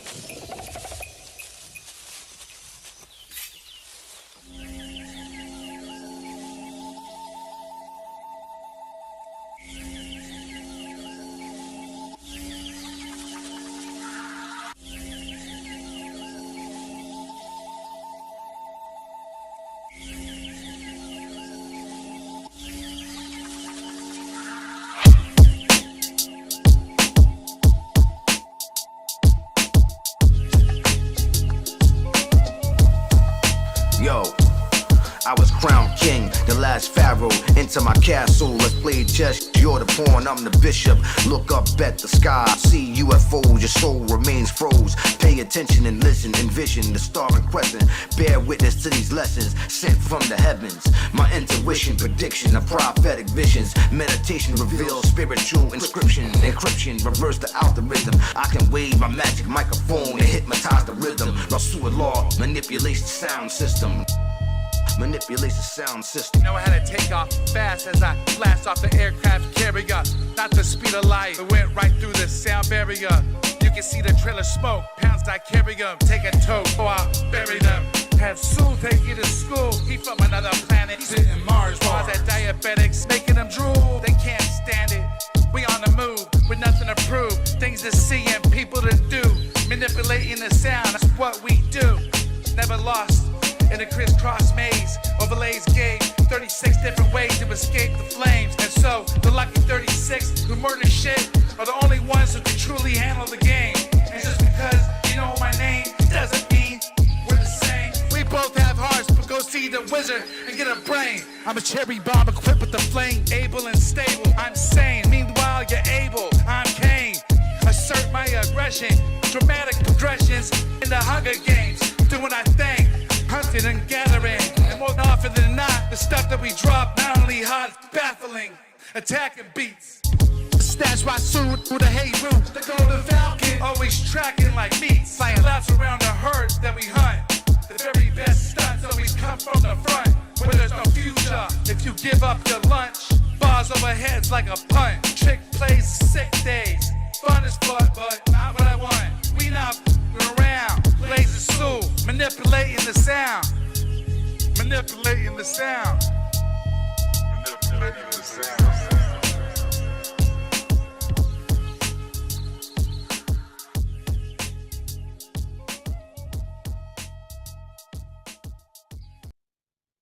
All right. Manipulating the sound. What y'all think of that? Rasul be going in. Rasul don't want to battle. Man.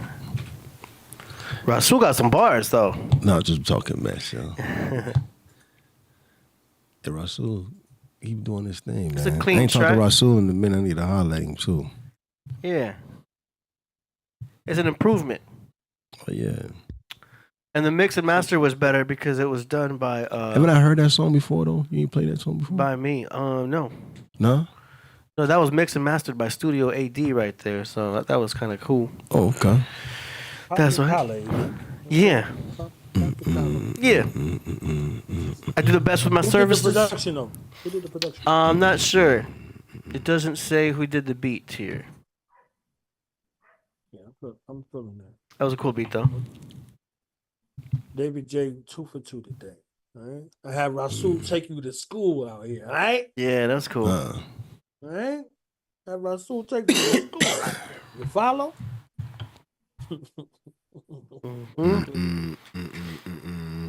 That's what's up. Any other words on that track? Nah. Hot.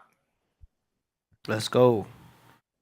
Let's do the second one that we got by Rasul and Blazer from San Pedro. The beat. This beat is by 3 a.m. and the song is called. It's a preview of Psychological.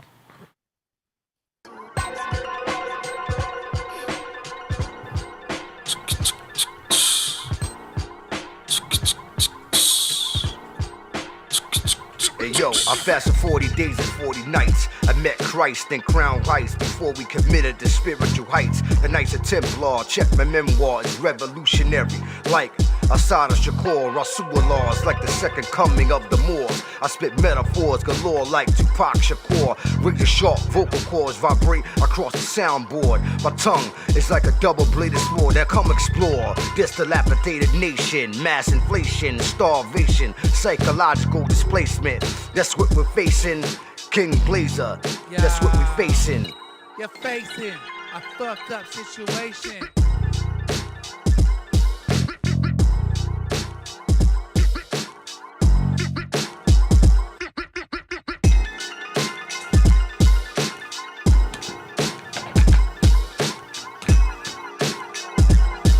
Okay. Is there another verse to this?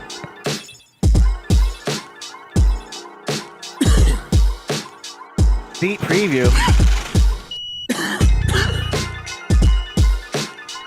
Alright, I guess it's a teaser.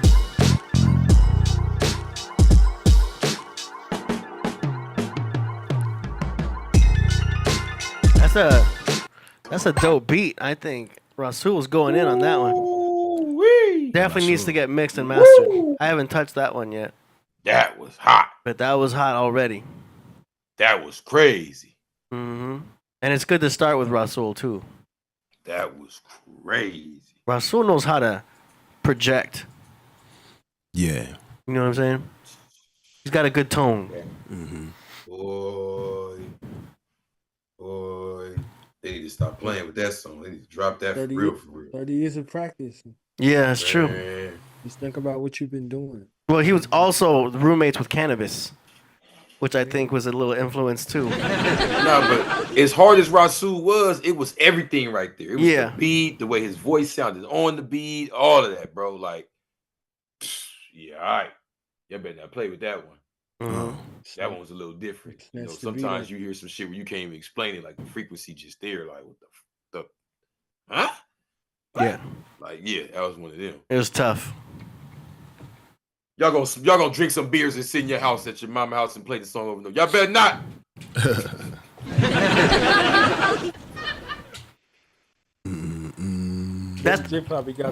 We probably got to go back and get into that vein of the verse.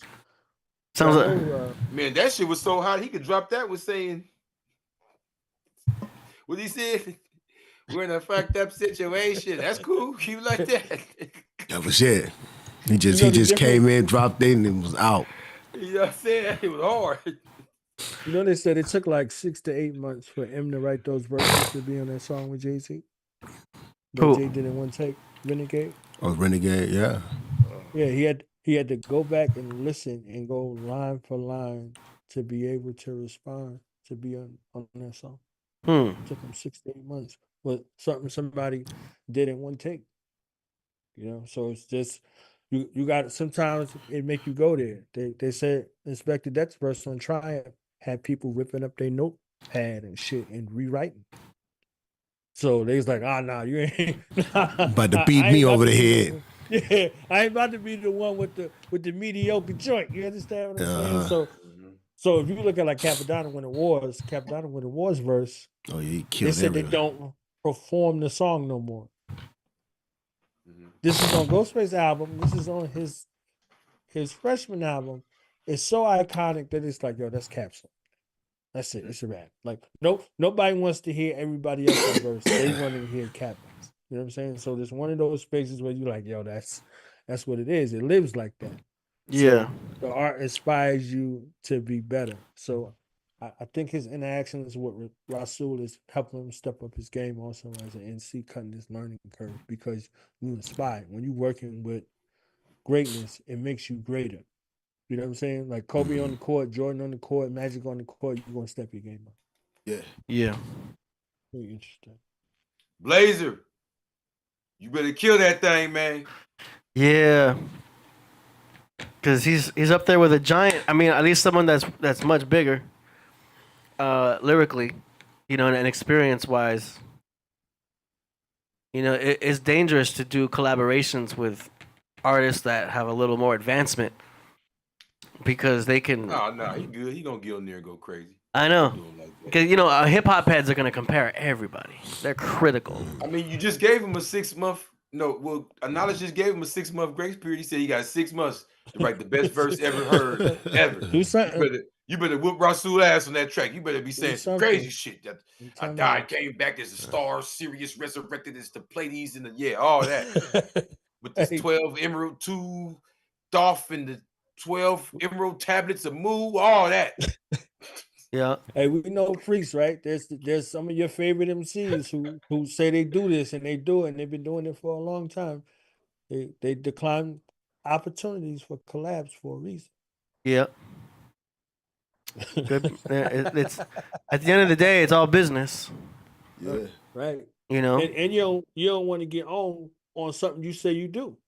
Yeah, because that can You know what ruin. I'm saying? Like this is something you say you do. Like, all right. Here go my proof. Where yours at? Time to show and prove. Teach your man how to squabble. Yeah. Squabble up. He said squabble up. We're going to move on to the feature presentations. The feature presentations are they're like song promos, but they're features. How many we got of those? We got 2. And One, the first two, one two, is three, by. 4. Hold up, my computer is starting to lag on something. Every time I open Explorer. Them dirty red dogs done hit the door and they got everybody on their hands and There we go. knees. This first one is by Crip Jesus. The song is called God, Body, Soul. I keep telling you, consciousness over coochie, politics over punani. I keep telling y'all that. Consciousness As I remain conscious on this 24,896 mile circumference, you ain't about that life, then you can't come amongst us. We monsters. They gotta call SWAT to confront us. The blood scared to front us. I laugh like my blunt up. You gotta stay down if you really want to come up. It's gravity. Fuck social media, it's reality. Plus I'm in tune with a whole different galaxy. I'm Mansoor, Ansari, Kansu, Allah. I could trace this to my mama's mitochondria. God in my body, it's molecular, telepathic. My cells talk to your cells, call it cellular. 360, 365, the whole area. I'm in Turkey at the Blue Mosque, rolling devils up the spine to the 32nd vertebrae. To the 33rd degree, watch me graduate, radiate, gravitate. Nigga, you gon' need a passport just to get inside this mind state. My soul, God in my soul, God in my soul, God in my soul. I'm from a Merovingian bloodline. I'm from the lost tribe of Benny and Brown. I'm a descendant of a kin of time, not just the flyest. I'm Gullah Geechee, I'm a child of Goliath. I'm black on both sides, so I can't help but be biased. What you represent, nigga, I'm black Illuminati. I don't fuck with Obama, cause that nigga killed Gaddafi. Look at my vision, the streets clean, the hood redeemed, no more division. It's motivation for all my niggas stuck in the system, and all my sisters that hold them down and pay them visits. You either win or you lose, you make your decision. I'm vibrating on a whole nother frequency. I remember when they wasn't believing me, now when they seeing me, they wanna leave me. Maybe it's cause the G in me, or the energy in me, yeah. God in my soul, God in my soul, God in my soul, God in my soul.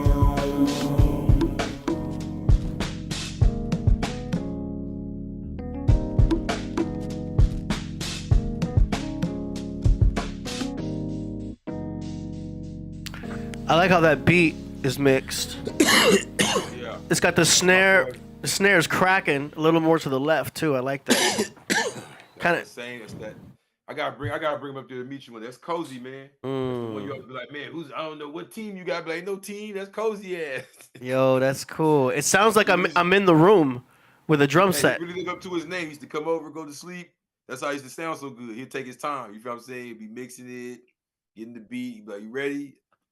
I might do a whole episode with y'all. You know, we be taking 4-5 hours. He'd go to sleep, get back up. Wow. Cozy. That's off my new track dropping, my new joint dropping February 22nd. I am. Like Nas I am. Mm-hmm. But not the letter I. EYEM. You feel what I'm saying? You have to see who I am. You feel what I'm saying? So up until this project, I feel like you couldn't see who I was. I still had a lot of things, you know, with that lower self, putting on these different masks and these different walls, blocking you from really getting to that heart chakra. You feel what I'm saying? So in this one is EYEM. You feel what I'm saying? I'm on the front. I ain't gonna give up too much, but y'all gonna see the picture, man. You know what I mean? And basically, it's dropping on February 22nd. You know, in honor of the Father Allah, who taught us that, you know, arm, leg, arm, head, in the flesh. You feel what I'm saying? We ain't got to put all the extra sauce on it. And on top of that, that's an important time of the year anyway, because it's a lot of different birthdays and things. And, you know, I got other tracks in there. Every track on here, it ain't no like, you know, a lot of people be like, man, I like how you're back and forth. And I always tell them I'm not back and forth. The songs you hear where I'm on that type of time, that's how I was living at that time. The songs you hear I'm on this type of time, that's how I was living at that time. So I guess people get confused. They're like, well, when you ever live in one way? This is the first time I got a project for me where I was just all good. You know what I'm saying? I'm just They got to know the energy of a Sagittarius. I know I'm on the higher plane now. So Yeah. It may be both energies still, but they both high plane now. You're gonna always be all over the place. But it's all high plane now. Yeah, you know yeah. what I'm saying? It's all over the higher higher realms. Yeah. Yeah. You know what I'm saying? So Well, that's where we at with it now. Before we get to the other artist, we got another submission from Crip Jesus. We're gonna knock this one out. It's called Chariots. February 22nd. I am.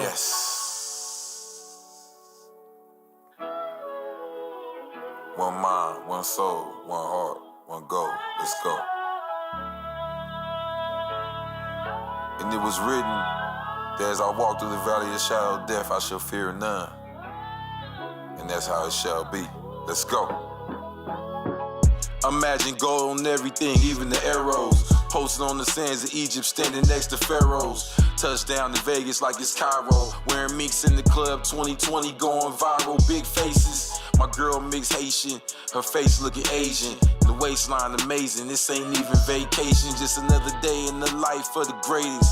The Aztec ruler, Montezuma, modern day. With a K, got a carbon 15 that carry 223s. I'm a descendant of Prophet Noble Drew Ali. I heard they heard about me way out in Abu Dhabi. Free Jet 4, peace to Muammar Gaddafi, gang. Cause we the real black Illuminati. Hanging devils from trees, Sudanese, Muhammad Mahdi. I can hear the ancestors in my sleep. And when I speak, you can hear the ancestors on the beat. And since the days of the pharaohs, bow and arrows, Sagittarius. In the hood is thorns, in the kingdom it was chariots. In the scriptures it was written, we was meant to true and live it. Since the days of the pharaohs, bow and arrows, Sagittarius. In the hood is thorns, in the kingdom it was chariots. In the scriptures it was written, we was meant to true and live it. And the Lord will take you back to Egypt in ships. 2,000 years later, we in bondage again. May the one God show us mercy. Like Prophet Muhammad in Mecca, my lyrics is curses written in cursive. Your lyrics is bullshit. A bunch of bragging and cursing. My lyrics is full scripts written in hieroglyphics in the minds of a million men.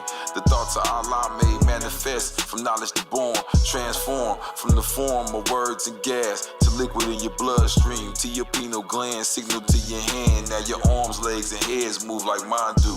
You do what I do. I live forever through you. They wrote about me way back in year 2. I'm the truth, like the 12 emerald tablets from the island of Mu. The most honorable, Abyssinian, Aboriginal. The 2024 Bobby Digital. Since the days of the pharaohs, bows and arrows, Sagittarius. In the hood is thorns, in the kingdom it was chariots. In the scriptures it was written, we was meant the true and living. Since the days of the pharaohs, bow and arrow, Sagittarius. In the hoods, foreigns, in the kingdoms it was chariots. In the scriptures it was written, we was meant the true and living.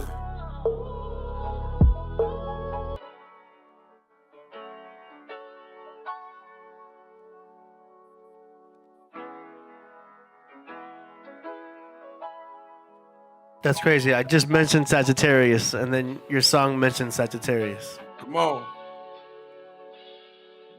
Bows and arrows, Sagittarius. That's cool. Good production. I like it. I like it a lot. That's dope. Shout out my boy Malik. He recorded and mixed that. Yeah, so that's you see the direction I've been going, man. Y'all been having y'all influence. You know, I done really elevated this last year. Yeah, and that's really just the warm up. I'm gonna drop something this year that's like, that's just to get it, you know. Yes, sir. Let them know that's what we on. That is fire. I like it. Appreciate that. Y'all ready for the grand finale? Yeah. Today's grand finale is Mighty Hebrew. Mighty Hebrew. Yeah. I ain't talked to him in a while. Right? He got a song here called Evil. I said it was for Evil. Here we go.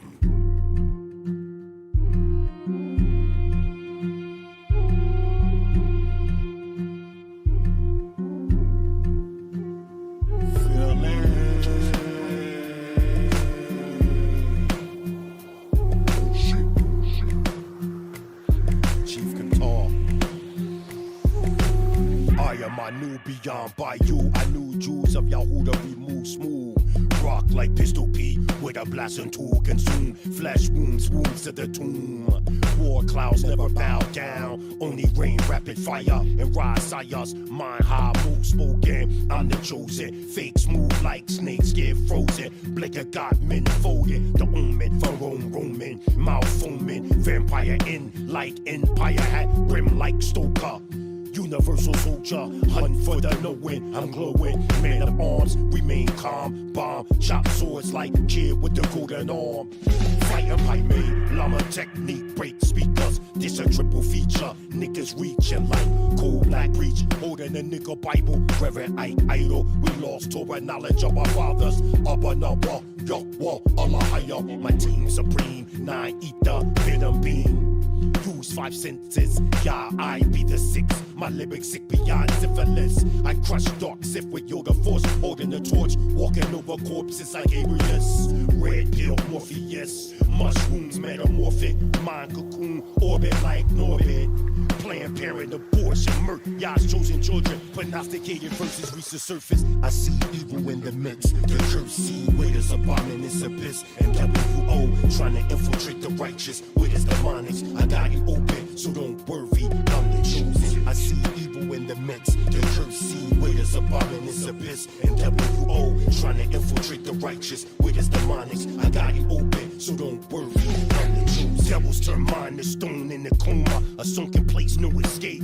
Baiting hotel, hell for Norman. My brain storming, killer bee swarming. Watch those talk too much informant. Smoke like Joe, hit hard like Foreman. Numa torment, Opticon light, Kuma Kente, tournament. I point in his strength like Itana. Focus on subjects, the Lama Priest, Quantum Leap, NEB. I remain discreet, so those can't see beyond 3D. Visions from the MIND. View living evil, vampire interview. Fuck up peer review. The truth need no rules. Show improve as I blast petty fools with get busy tools. Airing them out, making room for Judas Bloom. Body of rappers like a boom. I see evil in the mix. The curse see waiters abominable abyss, and WO trying to infiltrate the righteous. It's the honest. I got it open, so don't worry, I'm the chosen. I see evil in the mix. The curse see waiters abominable abyss, and WO trying to infiltrate the righteous with his demonics. I got it open, so don't worry, I'm the chosen.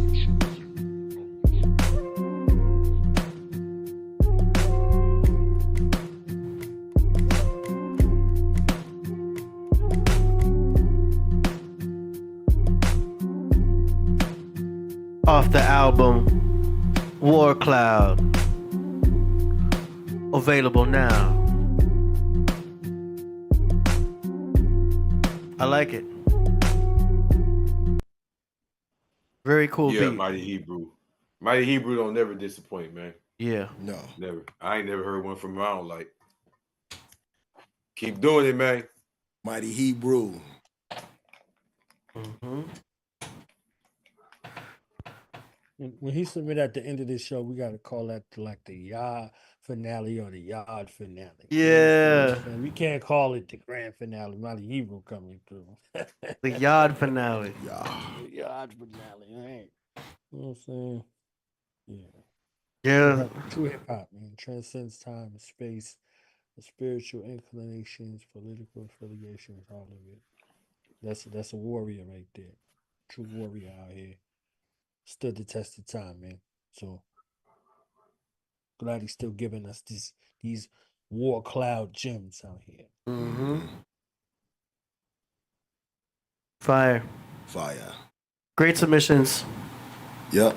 Great feature presentations. Where the rest of y'all at, man? Bring y'all music up, man. Put y'all music up. Yo, it's the end of the year though, too. Though, like I understand, right around this Christmas time, things get a little bit slow for some people. So it's like I know 2025 is going to be a major production year, not just because of the astrology and what they all saying, but like you could just feel it. You know what I'm saying? People kind of been waiting. This year's been kind of weird for everybody. Everyone has their own experiences for this past year. Not as positive, not many best years, but I feel like for many, this next year is going to be great.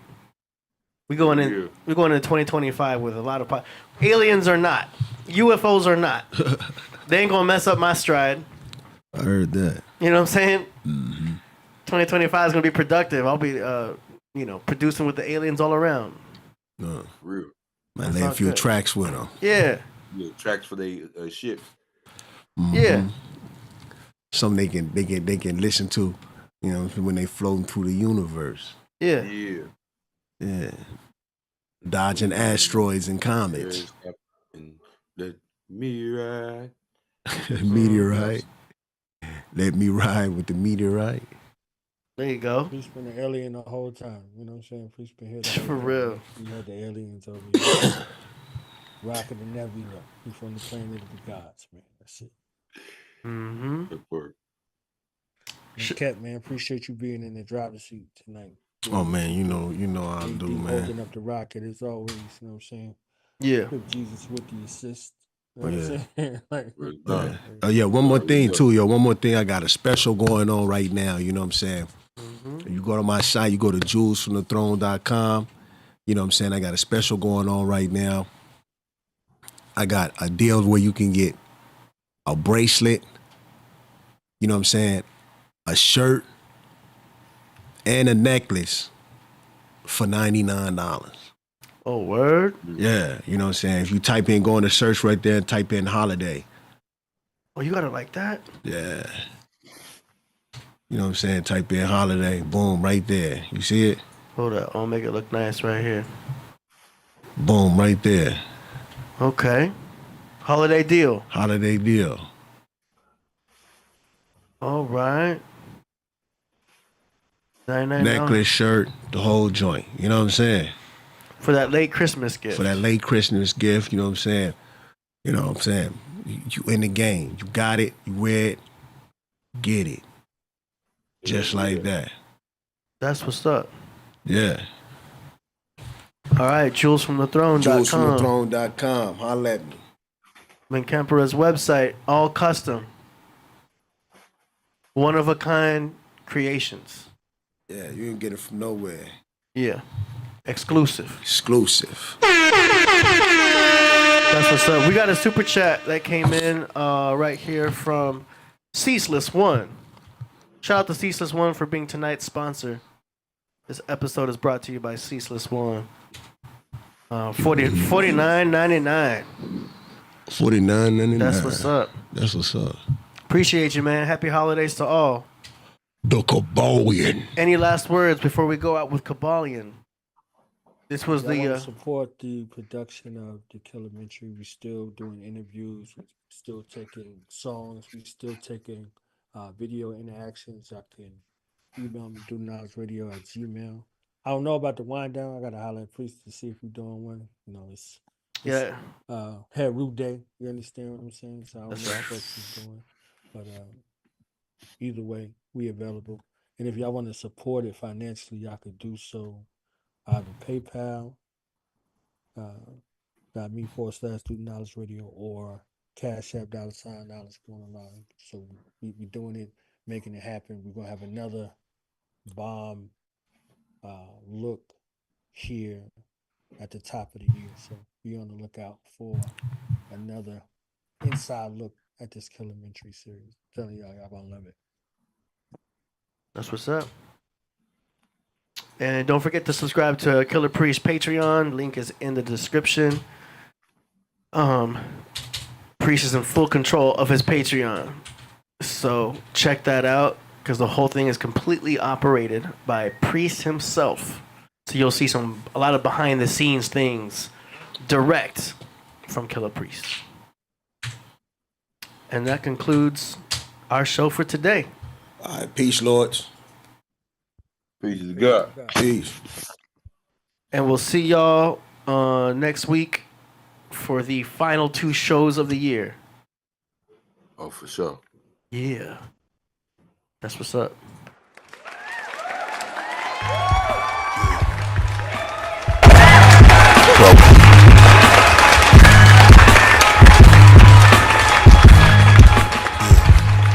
Behind the Vedic veils, Sarah Bartman, Venus of Holophels, victory visits Valor Vest through Vortex, Stargate, the tarot card shows Patar face, the goddess vape while I cigar taste. Priest, I'm camouflaged within the grates. I channel into stars, then disperse around space. Send candles in the Mars, then the verses I create. Each bar becomes a god, past times, different place. While y'all on Instagram, I microdose with 1/10 of a gram. The mics I broke with the strength of a ram. Took my rights, Jim Crow said I'm only 1/5 of a man. Now you can see the whole god that I am. I consume the whole mushroom. To whom much is given, much is required. Trust your messiah. I'm a monsoon, a typhoon, clusters of fire. Big hands reach out the jewel, clutching the writer. What's your desire? To rule. My heavy mental became an empire. With the symbol of 10 bulls, it's simple, I reign wiser. My temples are raised higher. Explain firmly. Hermes, Trismegistus, and lyrics that specialize in the pyramids and physics. It's mesmerizing for human ears to hear this. My nebula guidance. Soon you feel this weirdness. Your blood pressure rises. You get cold as the fear grips your soul. The sheer bliss you go. Spirit from bones. This way into the vape room.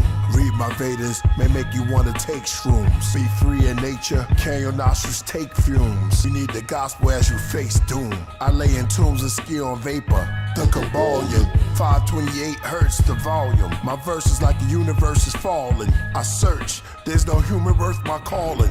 The whole earth, every womb, every coffin. The hermetic hookah lounge. I'm in the back, I'm not used to crowds. Sudden movements in groups too loud. I just lounge in my suit and crown. Cigars in the car, red shoes on the towels. Wild style when I blow a cloud. Women get aroused as their attention swim around. It's written down, pen is swung like a pendulum. My writing is psilocybin mycelium. Bicentennium, bodies and drums to next millennium. Reptilian, next get rung, I'm killing them. Since Da Vinci carved this demigod. Called the priest cause he knew I came from the infinite divinity squad. Heru, Nimrod, firestones engraved to the Templar. Priest, I rise upon the throne where sages grew, Avenger.